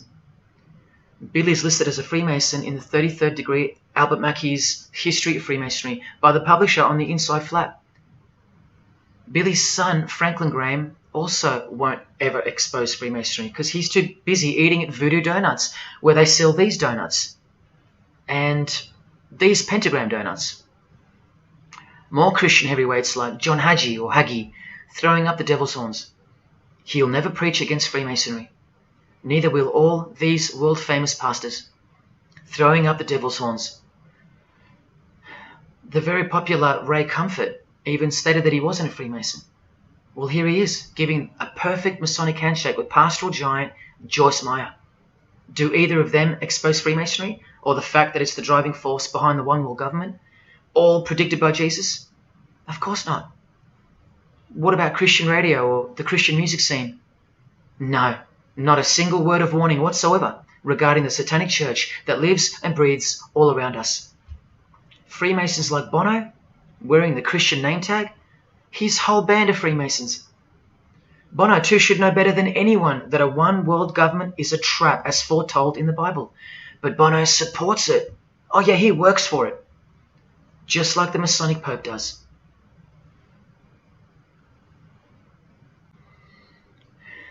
Even if by some freak chance they didn't know any better. No disciple of Jesus can bend their knee to another man in the Masonic Lodge, calling him master and swear to keep secrets. Look what they call each other from the Encyclopedia of Freemasonry. Master Mason, Grand Master, Most Eminent Grand Master, and the most appalling title of all, Most Worshipful Master. Most worshipful. Do you see how extra deluded the Christian Freemason has to be when Jesus said, "Do not be called master, because one is your master"? And what about all those oaths? Don't worry, Jesus covered that too. What I tell you is this: do not put yourself under oath at all, but let your yes mean yes and your no mean no. How's that for an idea? But the Freemasons' yes means no, because they all swear to lie and conceal from the first degree initiation all the way through. What is whispered in your ear, proclaim it from the rooftops. That's Jesus. You see the contrast? How precise he was and still is. You think Bono and the Pope don't know about the Masonic calendar and how it's not the same calendar as ours? From the Encyclopedia of Freemasonry, the real date of the world is found by adding 4000 to the Vulgar era. This whole Christian era is vulgar. So the year in the Masonic world is actually 6021. And this abbreviation is in French, the Vulgar era, beginning since the year of the Lord, since the year of Jesus Christ. That's how they feel about the current age, which is coming to a mind-blowing end by design. Now, do you think Freemasons aren't capable of mass murder? Well, Joseph Stalin murdered approximately 20 million people, and he was a Freemason, displaying the sign of the master of the second veil of Freemasonry. Vladimir Lenin was the leader of the Bolshevik Party, and he paved the way for the mass murder of 60 million people, mostly Christians, and he was a proud Freemason. And ladies and gentlemen, this is Adolf Hitler, a Freemason, clearly giving the grip of a Master Mason. And here he sits next to his military leader, Hermann Göring, who is also displaying his allegiance to Freemasonry with a hidden hand. He even displays the Masonic triangle, just like fellow Masonic brother Jay-Z. The mind of Hitler surrounds you now. It just hasn't pounced yet. The mind of Hitler isn't isolated to some portion of the world anymore. It now encompasses you. Hitler is everywhere. Far more clever than you can imagine. Evolved and sleeping in your bed. It's easy to say that's impossible. Once upon a time, 70 million Germans adored him. Once upon a time, Hitler was named Man of the Year by Time magazine. You've been fooled by the satanic machine. Please don't try to get inside to the mind of Freemasonry. It's like trying to understand Satan himself. You can't, and you don't want to. Freemasons will make friends with their most hated enemies. They will cross-dress their morals to move closer to their goal. They'll make the English language void of any meaning by turning everything inside out and upside down to camouflage its objectives. They will simultaneously create charities along with the greatest machines to ever destroy the hearts of men, like pornography. They will sell their souls to gain the world. They are a dichotomy, a paradox, a lie that loves to speak the truth and a truth that loves to lie. They are a snake eating their own tail, consuming what they produce. Freemasonry is hell dressed as heaven, death dressed as life. Its God is an angel of darkness dressed as an angel of light, and 90% of its membership is a shield, lost in its symbolism. Freemasonry has become the ally and the opposition. Who are the biggest voices on so-called climate change in recent years? Which is more order out of chaos? Al Gore, a Freemason, and Greta Thunberg. From a Jesus-hating, secret society family. Freemason and former Russian President Mikhail Gorbachev said this in 1996. Yes, the whole world is under the control of the evil one, like the Gospels say. Freemasonry controls the opposition, with the most popular conspiracy theorists Alex Jones and David Icke both banned, yet both secretly Freemasons, who will lead you in every direction except into the arms of the ultimate power of the Gospels. Every noteworthy religion is comfortably caught in the Masonic net because they all stem from a lie. Here's the Dalai Lama with a bunch of Freemasons. He just loves hanging out with famous people. Here he's throwing up the devil's horns with Freemason Gene Simmons. But there's no way the Dalai Lama can be a Freemason, right? Well, here he is displaying the hidden hand of the Freemasons next to George W. Bush, a fellow brother. That's right, the Dalai Lama is a Freemason, under an oath of silence and sworn to secrecy. Are you going to wake up now? Here he is with his students in his temple. And what's behind him? This symbol. Can you see?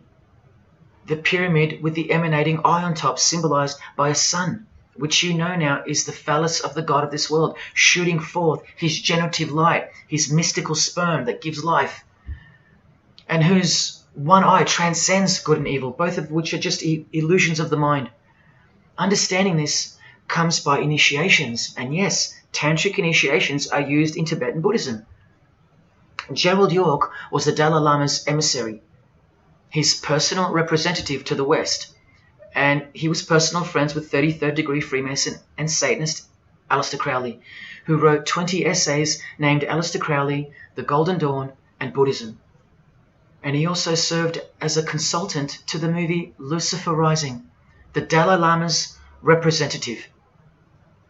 See how the eye can also be represented by the sun, caught behind the moon in this movie poster. That's just like the Dalai Lama's logo.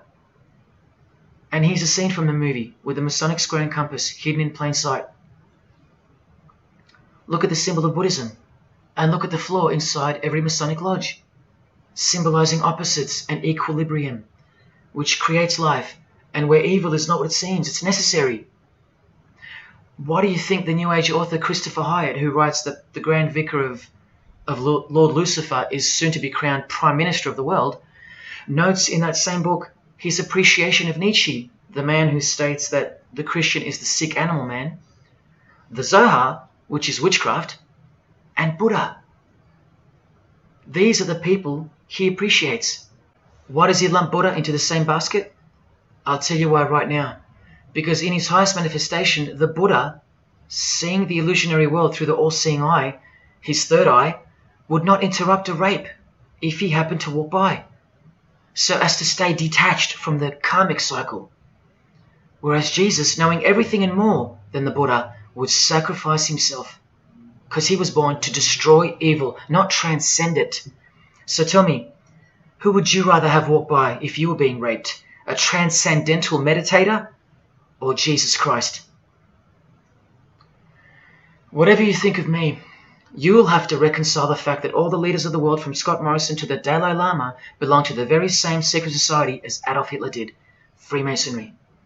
The secret religion no one speaks about, for good reason, and by good I mean very, very evil. What do you think is going on here?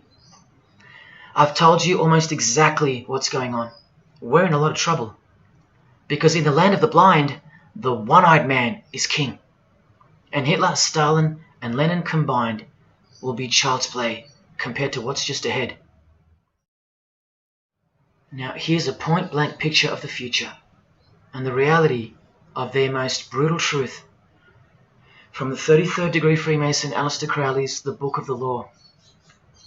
We have nothing but the outcast and the unfit. Let them die in their misery. Compassion is the vice of kings. Stamp down the wretched and the weak. This is the law of the strong. Do you see? Can you see the future yet? Now please pay attention from his other book, Magic in Theory and Practice. This is what all the degrees of initiation are for. And this is what it takes for them to create the New World Order. he speaks of the initiation in the true order of the Rosy Cross. Rosy Cross being another name for the order of the Rosicrucians. Remember the guys that built this? Now this is a 33rd degree Freemason speaking. It is extremely desirable that he should have attained an absolute degree of moral emancipation. That is purity of spirit and perfect understanding. I've shown you this over and over. Because the world is full of evil, they mimic the morals of nature, because they are the true morals of the true God of this world. That's purity to them. That's true honesty and perfect understanding. Evil is good. That's the moral emancipation he's speaking of. Now watch this and brace yourself, because this is the future. There is a magical operation of maximum importance, the initiation of a new eon. When it becomes necessary to utter a word, the whole planet must be bathed in blood. This bloody sacrifice is the critical point of the world ceremony of the proclamation of Horus, the crowned and conquering child, as Lord of the Eon. I've shown you that secret societies participate in the science of blood rituals. Well, this is what it climaxes into, a massive blood ritual in the name of the new Eon, the new age, which revolves around a divine plan not of this world, as confessed by all of them. You are not who you think you are. You are not where you think you are. Do you see it? Can you fathom? And what blood means in this world? So much more than what you may have known before now. Blood sacrifice is of the utmost importance. It's what the beings in the other realm require, desire. We can't fully understand it. But do you see how the blood sacrifice of Jesus Christ takes on a whole new meaning now? A very real meaning. And guess what? Because of it, the good guy really does win in the end. You either fall under the blood of the world or under the blood of him. There is no middle ground. Blood is like the monetary currency of the spirits. And that's how God bought us back from the legal ownership.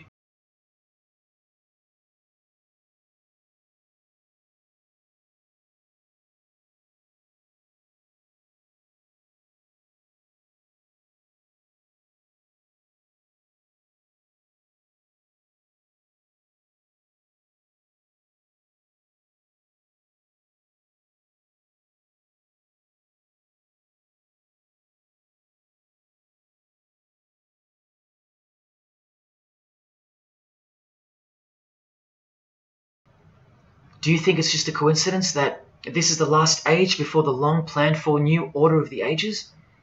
That's ages, plural. That means forever. That's the plan.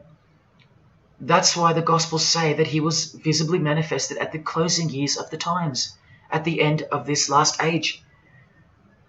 In the book 1984, George Orwell told us, if you want a vision of the future, imagine a boot stamping on a human face forever.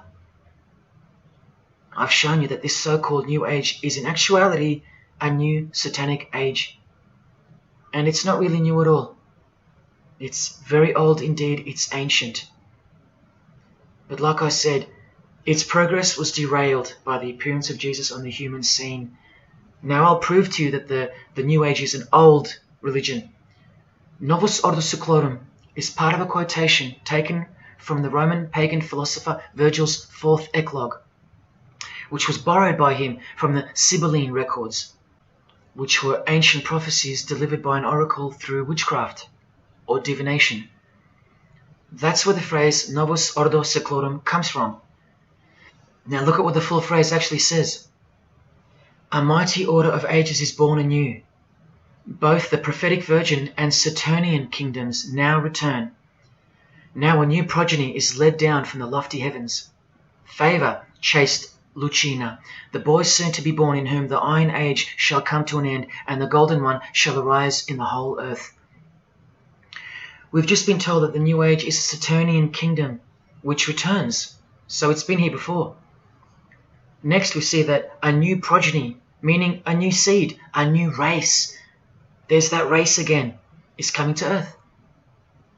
And that a boy will be born, who will bring the Iron Age, which is the age we're currently in, to an end. And that the Golden Age, the New Age about to begin, will again arise over the whole world. Now, what is the Saturnian kingdom? Well, for starters, this is a band called Saturnian Mist. And here on their front cover, we have a reference to magic. Then we see by the singer's shirt, they're Satanists. Then with his other shirt, we see the connection once again between the inverted pentagram of Satanism and the one eye of Freemasonry, the secret religion of the who's who of planet Earth. Freemason and Satanist Marilyn Manson has a song called Saturnalia, and on a satanic website on ritual offerings for demonic bindings, we find that Satan is Saturnian in nature. Here on the front page, we see the inverted pentagram under the head of the Baphomet, and right next to it, a version of the square and compass of the Freemasons, of which a lodge is located near a suburb near you, no matter where on earth you live. The Satanic Church hidden in plain sight. Now let's go straight to the source so you can see for yourself the nature of the New Age Saturnian kingdom found in the full quote of the Freemasons' New World Order seal. From this book, which is a factual study of the single most influential occult organization in modern Germany, the Fraternitas Saturni, or the Brotherhood of Saturn. We learn of the path of the Saturnian initiate, which is outlined in detail with the meaning of all 33 grades, 33 degrees of Freemasonry. This is the very same thing, the same objectives. All secret societies work for the same goal because they all have the same spirit. The only difference between Freemasonry and this Saturnian fraternity is that your local Masonic lodges are veiled and camouflaged filtering systems for future Satanists, from which all influential figures of society are chosen, where the real religion begins at the 33rd degree. Whereas with orders like the Saturnian Brotherhood, there is no filtering system. As such, you're a student of Satanism from the first degree. That's why Satanism's takeover would have been impossible without international Freemasonry. The Saturnian teachings include sexual mysticism, sex magic, and Nietzschean Thelemism. Nietzsche, remember the guy who says that Christians and the mindset to help the weak makes up the sick animal man? The guy who wrote this book and doesn't believe in good and evil. And Thelemism from 33rd degree Freemason, who says that in this book that to initiate the New Age, the whole world must be bathed in blood in a bloody sacrifice before man can accept the law of Thelema. Nietzschean Thelemism. That's what the New Age Saturnian kingdom, from which the Freemasons took this phrase from, actually looks like. This factual study on the Saturnian Brotherhood is filled with references to Lucifer, Satan, magic, sex magic, blood, sacrifice, the number 666 as mentioned by Jesus Christ himself, and of course, Freemasonry. The secret society that all of our politicians and entertainers belong to. And what's the demonic sigil for Saturn? The Masonic square and compass. Are you going to snap out of it now? When you see a beautiful sunrise and smell the fresh air, or hear a great song, or see a great movie, are you going to forget where you really are? When you hear people using Jesus Christ's holy name as a cuss word, are you going to forget where this phenomenon really came from and why it's taking place? Now that you've seen how actual and bona fide the reality of 666 is from their own mouths and symbols, let me show you where else it's revealed. Do you see these Roman numeral numbers down here? They add up to 1776, the year that America officially became the country we know of today. And also the year of the birth of another secret society, which was absorbed into Freemasonry after it was banned in 1785. But look, the base numbers. M is 1,000, C is 100, and X is 10. All you have to do is subtract the base numbers. 1776 minus 1,000 minus 100 minus 10. Or simply remove the Roman numerals which represent the base numbers. No, I'm not playing tricks on you. Neither are your eyes. But someone else is. Now that you've seen the prevalence and seriousness of this horrid number, now that you've seen what you've seen, I can show you where else it appears. this figure is represented by the numbers. To make this work, they had to remove the number 1 altogether and separate the 2. Of course, we'd be too dumb to pick up on it. But 789 minus 456 is this, multiplied by this lonesome 2.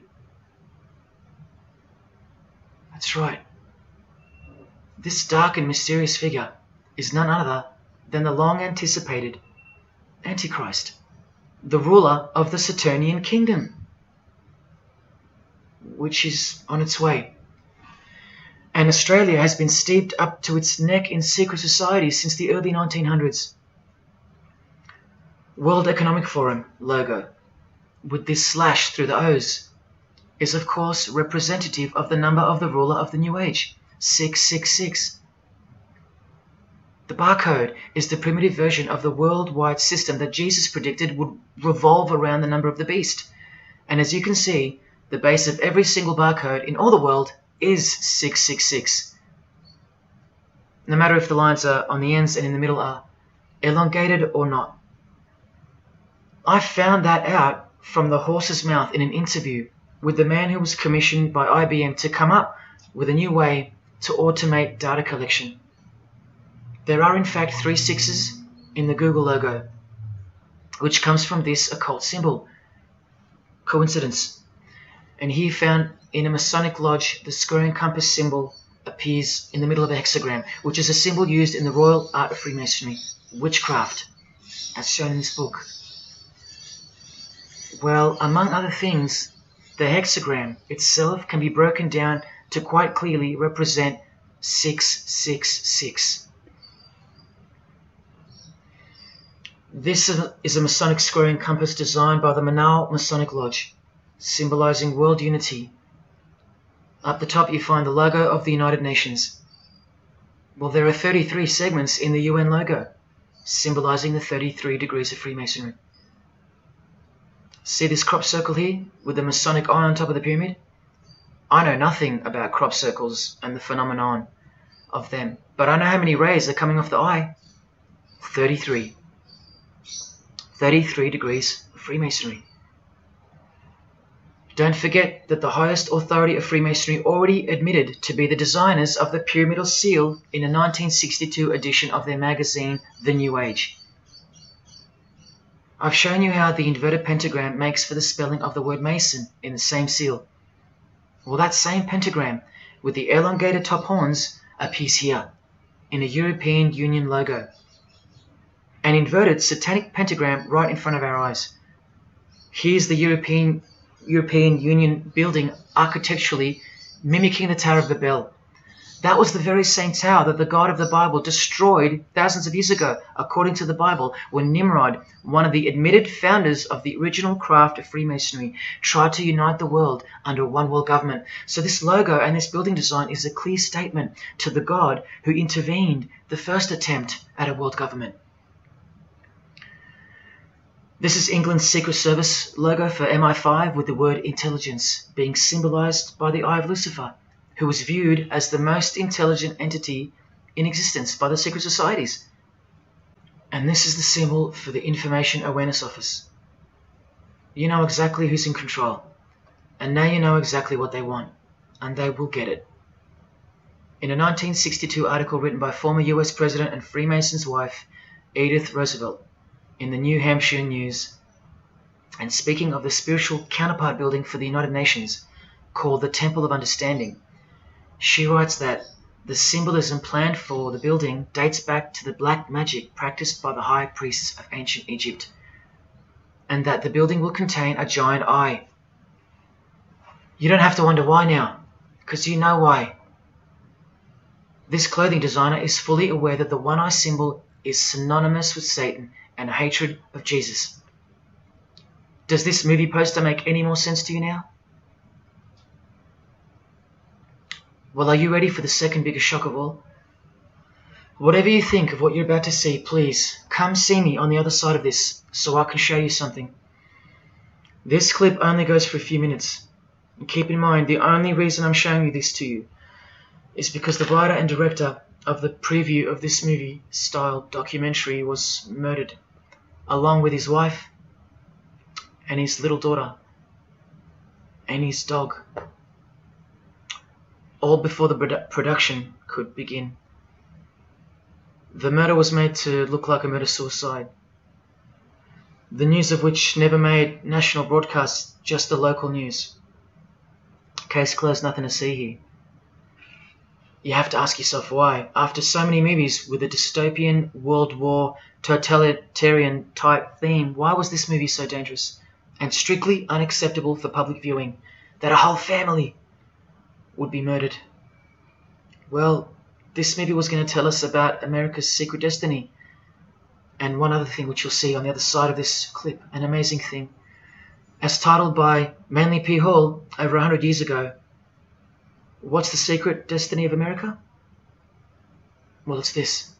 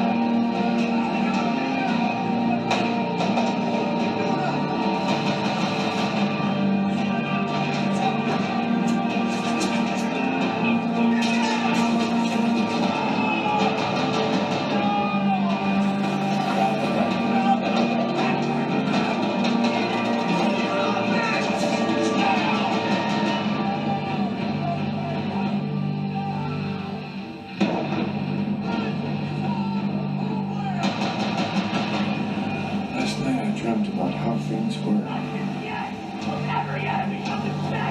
I woke up here.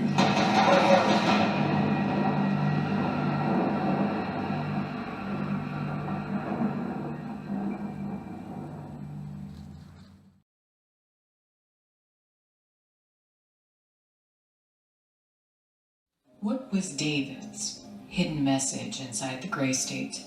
And could it be the reason for his death?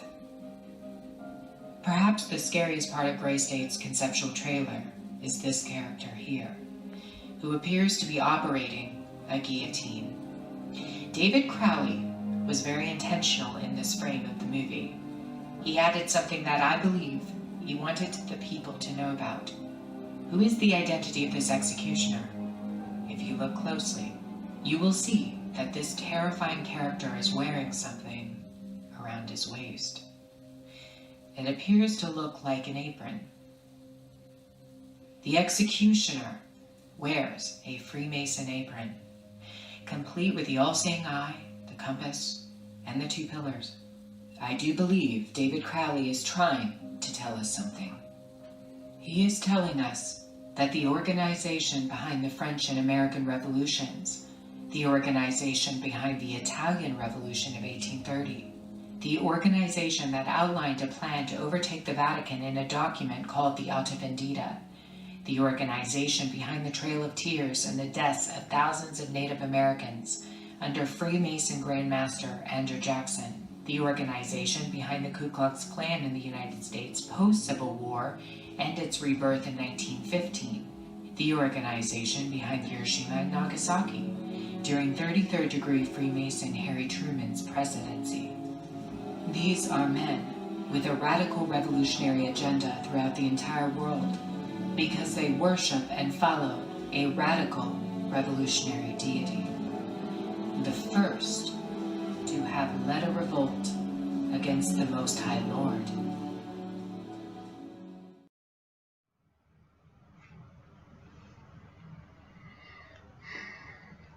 When I was in high school, coming from a completely non-Christian and non-religious family or background, I distinctly remember the first time that I decided that the Bible, or the New Testament, to be more precise, was definitely not true. Made up, fairy tale, whatever. It was one verse, one scripture that to me at the time proved unequivocally that it wasn't written for our time. A prophecy that was impossible to be fulfilled. Here's the verse. And I saw thrones, and they sat upon them, and authority to administer justice was given them. And I saw the souls of those who had been beheaded, because of the testimony they bore of Jesus, and because of the word of God. No way could guillotines be introduced as a form of execution in the 21st century, right? No way. Proof that the Bible was a prehistoric book written for prehistoric people. And this is long before he woke me up on a midnight highway to spare my life from a high-speed collision into a concrete wall. Ladies and gentlemen, in 2021, like the smartphone or the smartwatch, this is called the smart guillotine. Built by Chanel. You know, the perfume and clothing and accessories brand for the rich.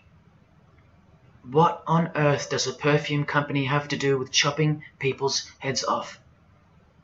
Well, I thought I told you that all of this is just the tip of the iceberg. I wonder who really owns Chanel.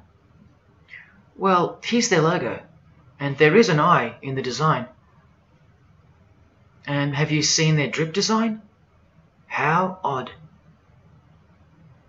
Welcome to the real world. You ready?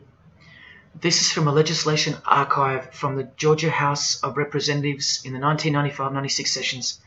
This is Bill HB 1274 on the death penalty, guillotine provisions. How far along are we into enacting these bills worldwide? I don't know. Maybe they've been enacted already. But I just wanted to show you that in 1995 the ball was already rolling. Another ball that's rolling are the 7 universal Noahide laws. They sound great from the outside, designed so to conceal some terrifying details on the inside. Firstly, they were signed into US law in 1991 by George H.W. Bush on March 26. Here's the bill and resolution. It was named Education Day. As you can see in the details of Resolution HJ 104, they are the 7 Noahide laws, resolved by the Senate and House of Representatives of the United States of America in 1996. Every single president since H.W. Bush has annually re-signed this resolution. Many world leaders have called for the acknowledgement and observance of the 7 Noahide laws, including the President of the European Union in July 2014 and the Australian Governor-General Michael Jeffrey in 2008. And this will be international law. So what's the problem? Well, just for starters, the law against idol worship will include, quite specifically, the worship of Jesus Christ as the Son of God, which the Noahide laws will classify as blasphemy, and the punishment for transgressing the 7 Noahide laws and for blaspheming the ineffable name of God by calling Jesus God is decapitation. I'll let you take that in for a second. This will be governed by a world court with no possibility of appeals. Something like this, an international Sanhedrin. Who do you think is truly behind these laws? Well, I can show you that right now. Here is the bill being signed into law by H.W. Bush, and here is their signature hidden in plain sight, the hidden hand of Freemasonry, displayed by this sinister and gloating-looking individual.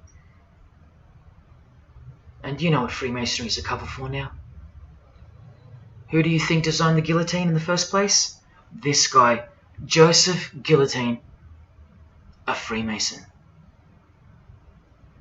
Still don't believe in the prophecies of Jesus Christ? You're still in denial?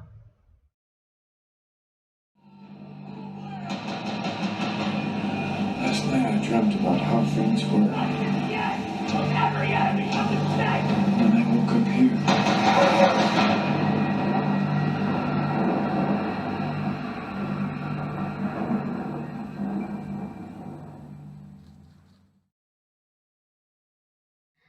Well, that's why the director was murdered. And his wife, daughter, and dog. I think of them often, and sometimes when I need spiritual sobering up, I think of that fateful and evil night where that beautiful Christian family were brutally eliminated.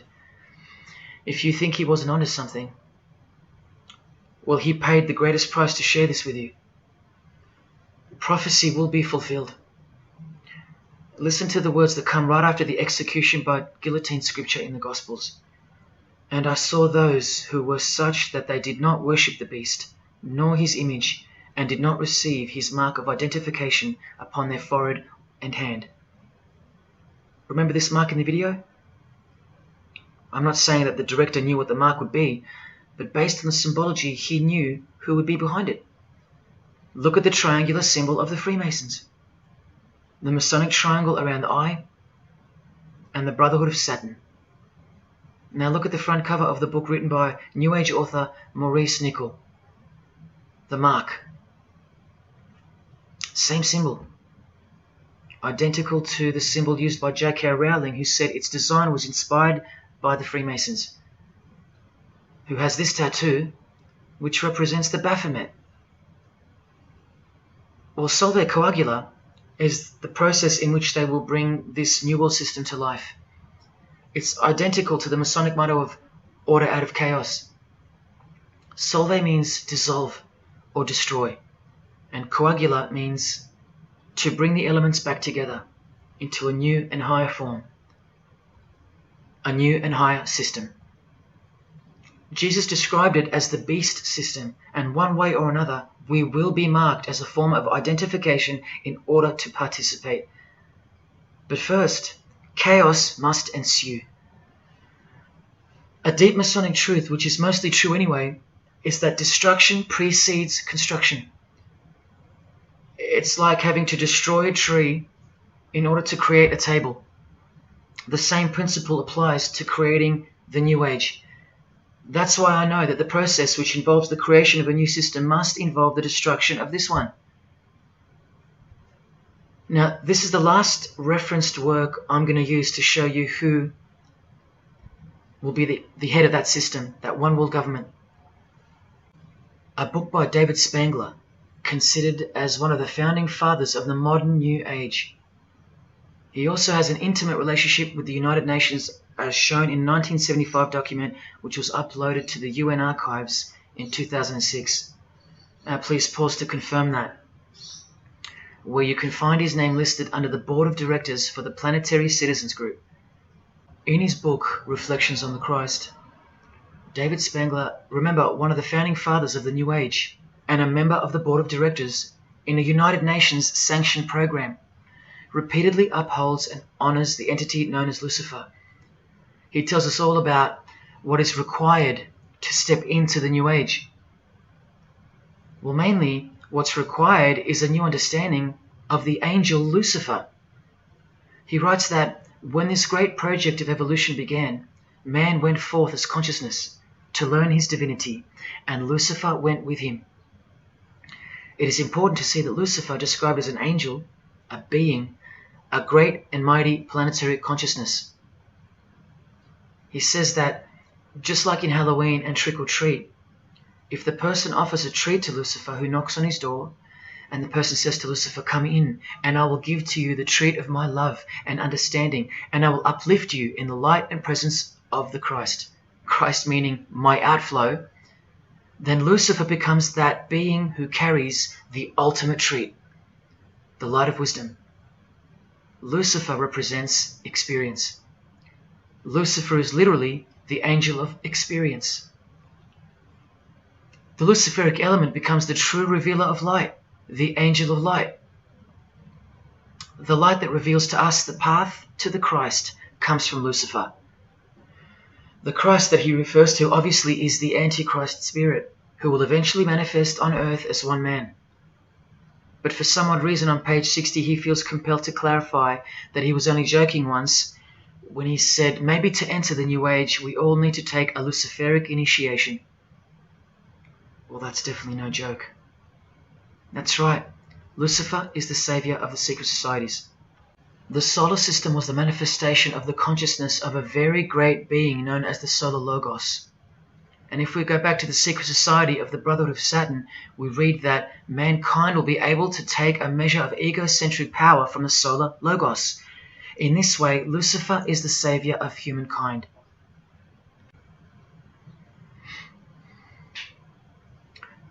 Do you see who you're dealing with? These are the people above you, the rich, powerful, influential, overflowing in all areas of those who are steering society, and they're about to reach their destination. Who showed you? Who told you? Who warned you? Jesus Christ did. Oh, those pesky Christians. In the animation Flushed Away, the villain Toad conspires to genocide all the rats in the sewer world and replace them with a superior species, a new species.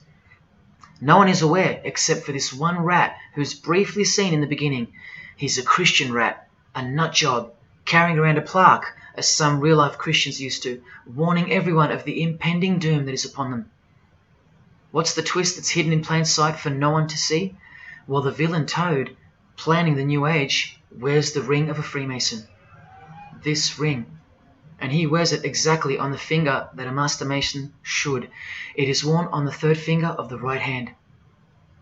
There is one who predicted it all, and they know that. That's why he's been so thoroughly discredited, or so it seems. Yes, the nutjob Christian was right all along. Remember one last thing before I close.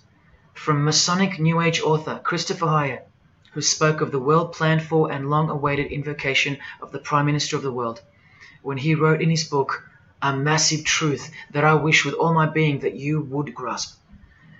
Both satanic cults and Christian fundamentalists are closer to seeing the truth than most normal people. The world has always been at war, a spiritual war from the beginning. And if you don't know it, then you're losing the battle. The gospel tells us so accurately that the enemy we wrestle against is not made of flesh and blood, but it is made of spiritual forces of evil in heavenly realms. That's where the real war is being waged, in the spirit. And now that we know what secret societies are and what they've tapped into, we can rest assured that that statement from the Gospels is true. That's why the common denominator between all of the secret societies is the anti-Christian sentiment. You need to ask yourself why. Why the negative obsession with Christianity? It's not as if Christians run the game. Freemasons have banned Bibles from schools. They teach evolution as a fact. Pornography is thriving. There are no Christian protesters left. Homosexuality is rampant and protected, and Christianity is buckled. Which church preaches against Freemasonry? Which church is telling you about Satan and his hidden church, which has permeated every vein of society? So why do they hate Jesus if they're at the top of their game? Because Jesus Christ is real, that's why. And he left us prophecy that they can't escape. See, the more they win, the more they fall into the hands of the prophecies of Jesus and his Gospels. What a blessing for you, those who would grasp this as truth. What good news for you, and what a terrifying conundrum for them. If you've come this far, and you still don't care, or still unwilling to trust, then you deserve what's coming, as a law of nature. because you've been warned of all of it. The one world government clearly on its way. Cashless society, inevitable. The mark that each person will receive, without which you won't be able to buy or sell or participate in this world. And the manifestation of the name, the number of the name of the one who will implement this system. 666. All of it is coming to pass. Inescapable we are from him. Everything and everyone will fall back into his hands, where he will finally separate the goats from the sheep.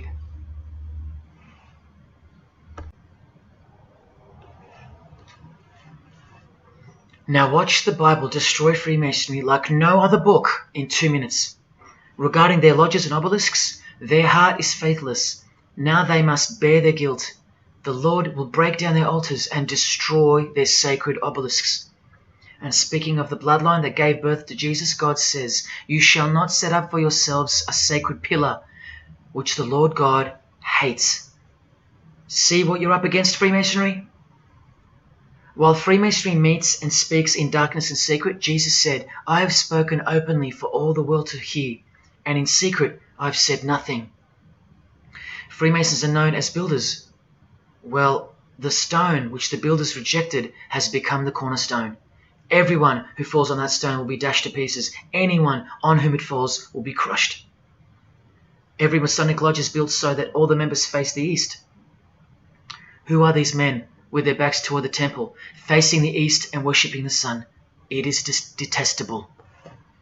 Freemasonry does evil in secret with their hidden hand, but they blow a trumpet over the hand that does good. But Jesus says, "When you give to the needy, do not let your left hand know what your right is doing. Your good deed must be in secret, and your Father who sees what is done in secret will reward you."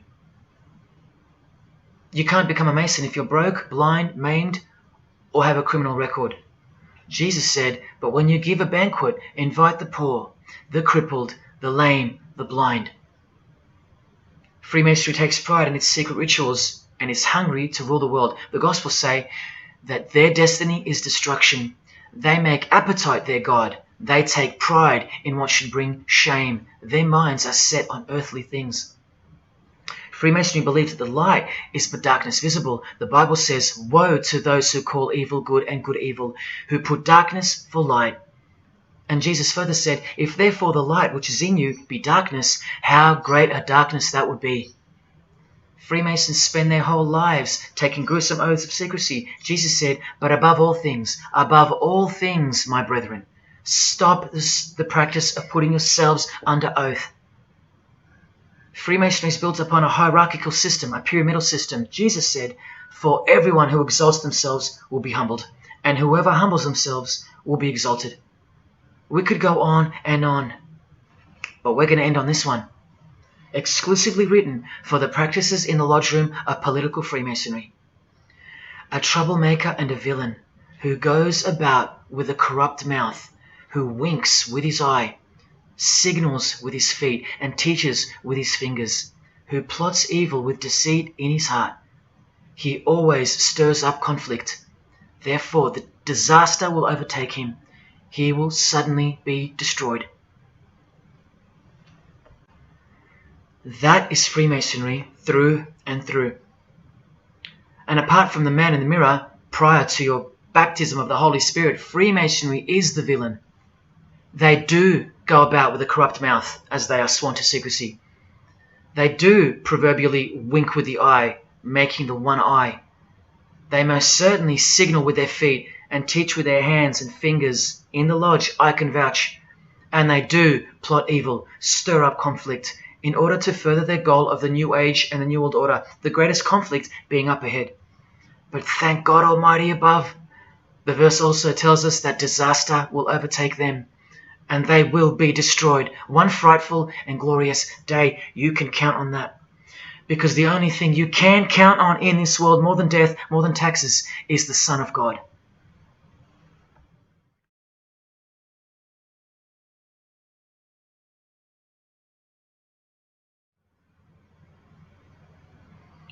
This is it.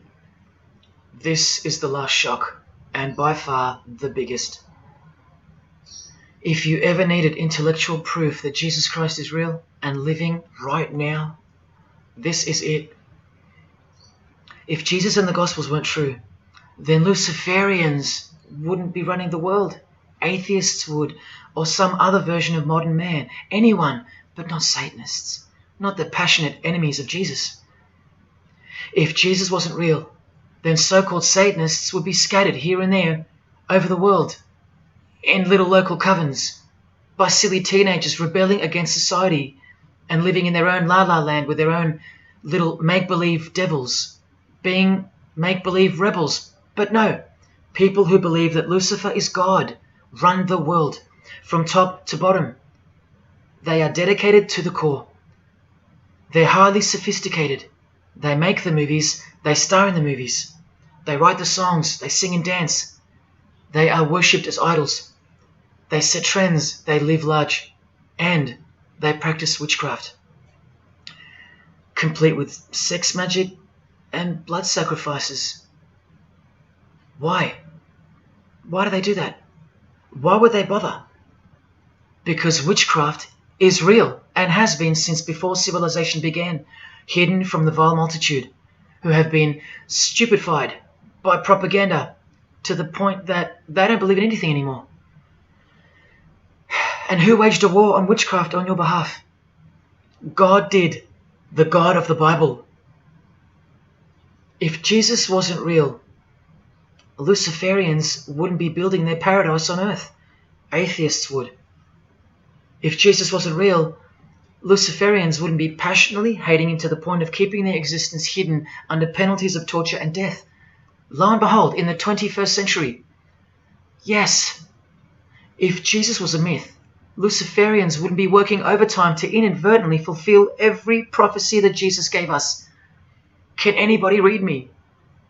What part of Jesus foretold a worldwide cashless system, a worldwide government, and a worldwide religion do you not get?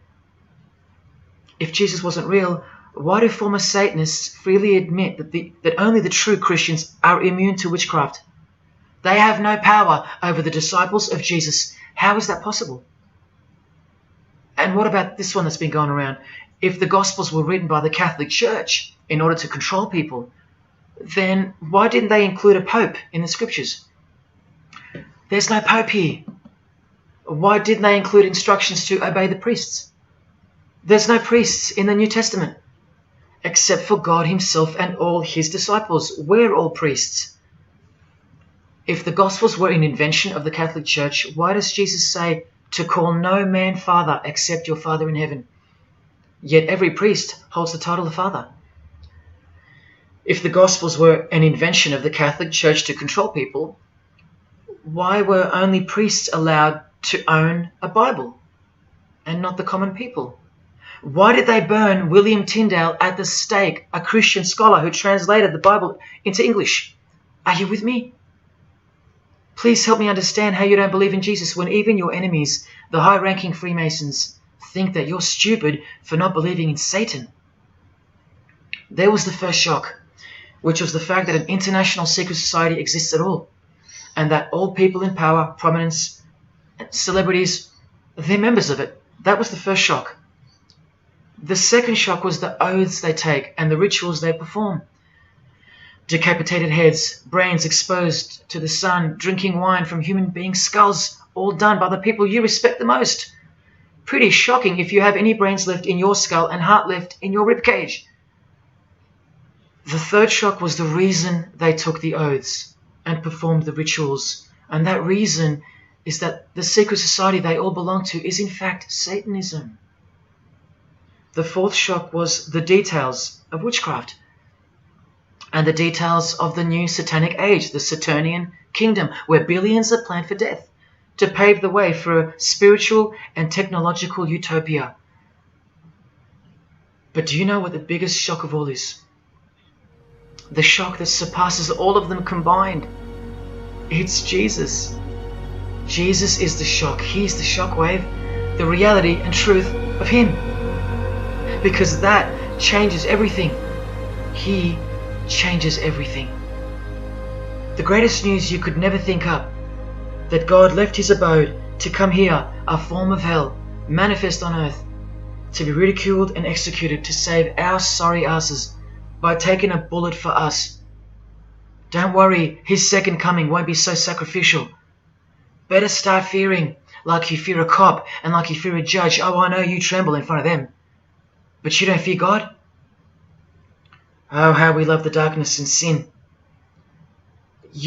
Possibly you, loved gossip, you loved sex and porn, you loved sodomy, you couldn't stop lying, you couldn't stop cussing, you loved your idols, singers, actors, sports people, sports teams, putting people who fart, smell, and eventually die on a pedestal. You just couldn't cut yourself off from the ways of the world. Purity? Who wants to be pure? I have to be pure? I have to live holy? Stop sinning? That's so boring. What kind of God is this? To hell with that God. Well, do you like filth in your home? Do you? Do you like filth on your carpet, on your clothes, on your face? Do you invite filthy guests over and give them a share in all your belongings and all your power? Do you give them the keys to your house and car? No, you don't. But the Creator, who has the greatest house of all, he should. We can barely earn $1,000 a week, and we don't give that away to anyone. But now God should share his wealth with you, the unclean, the unrepentant. Is it too much to ask your filthy guests to clean up before they enter? To watch their mouths, to control their willy? Is that too much to ask? Oh, but if God was real, what about all the children that die? What about them? What are you doing about them? Are you still stuck on which phone you're going to upgrade to or what's for dinner?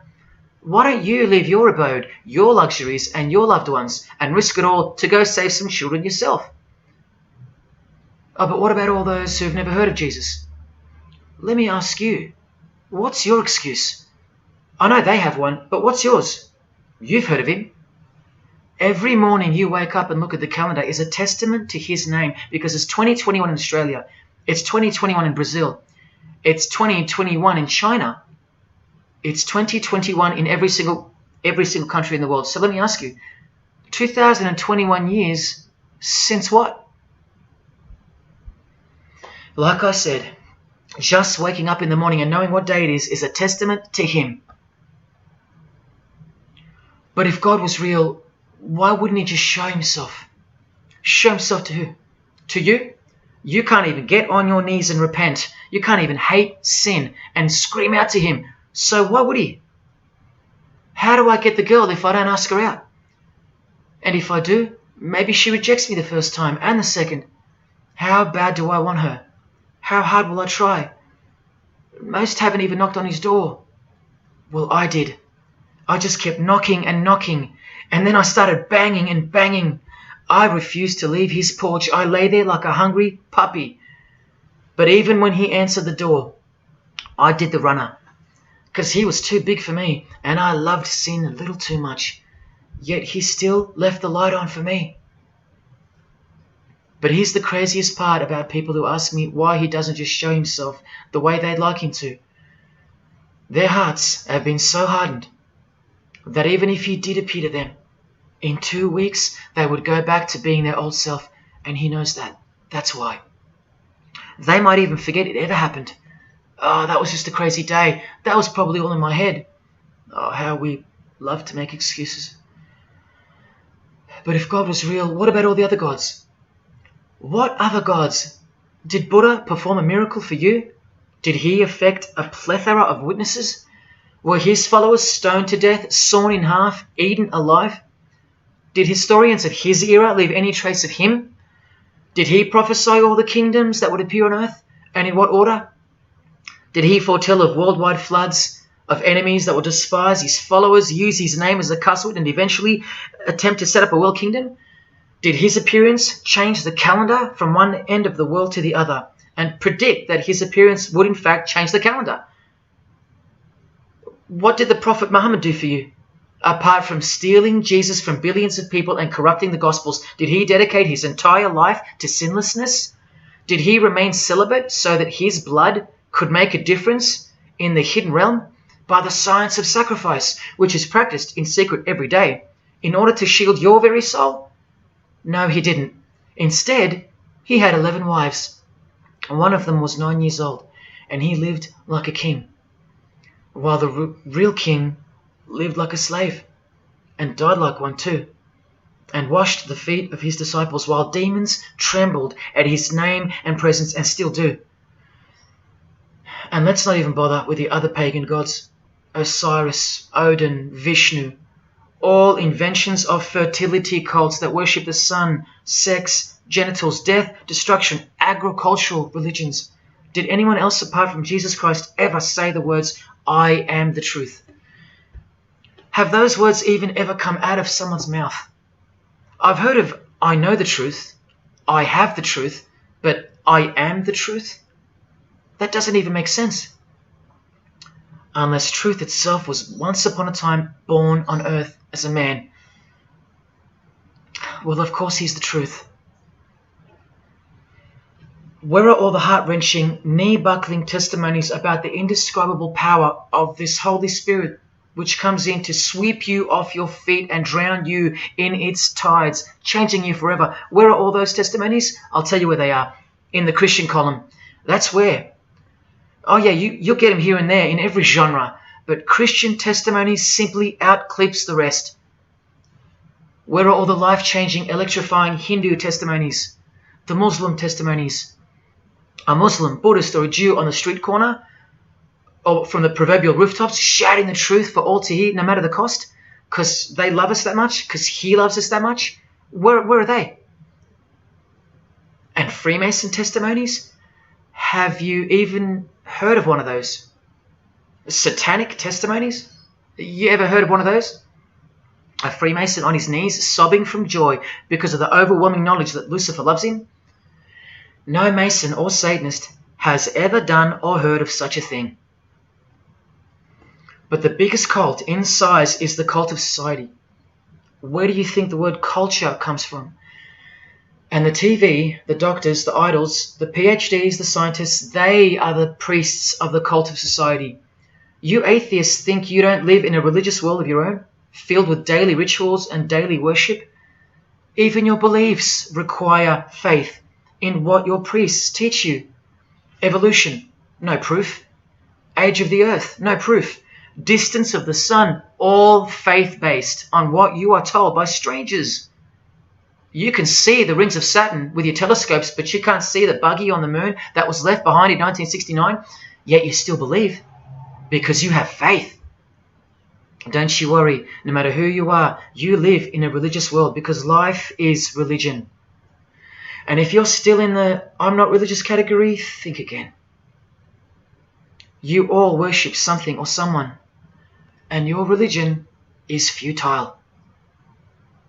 But for you, for the one, whoever you are, remember the advantage that evil has over good. A little good doesn't destroy evil, but a little bit of evil destroys all good. See this glass of water? One single drop of poison is enough to render the whole lot useless or deadly. That means that 99% of the goodness and purity of that water amounts to nothing, all because of one single drop. The whole glass is evil. And so it is with the human soul. You better believe it. Does anyone go out with a stain on their face or on their shirt? You think the soul can't be stained? Think about it. Just one lie makes you a liar. So you can't go where life is, stained with death? Now, in case someone thinks I'm playing the high and mighty role, I tell you this. I used to be a liar. I used to be a pervert. I used to be a drunkard. I used to smoke all kinds of poison. I used to have angry outbursts, use a filthy mouth, indulge in filthy humour. I used to. Past tense. But no more.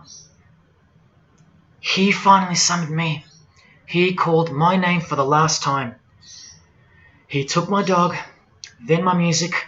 He took my band, broke it all, and broke me, flooded me clean. He sent for me. He woke me up from a deep sleep. on a high-speed midnight highway with a whisper, an actual whisper in my ear, and only meters between me and a concrete wall with my name on it, because he knew I had it in me. I had it in me to lay it all down, risk everything, so I can take a stand for him, for the Gospels, and for you. Well, this is me taking a stand. Brothers and sisters, I did all this for just one person, and I'll be hated and mocked and worse maybe, so that that one, whoever you may be, will wage war on sin and believe. Don't let even one drop in. No matter what the distractions this evil world may place in your path, in order to bury itself and its poison in your heart, where it will take root and overpower the 99% goodness in you. Just like only a few find success in this world, even fewer will find the kingdom. It's far more difficult than winning X Factor, or making $1 billion, or reaching a 33rd degree of a secret society. It's as difficult as loving your greatest enemy. And that's just about impossible. But if you can figure out how to do that, then you've found the road to life. And I hope to see you soon. God love. Jesus wins.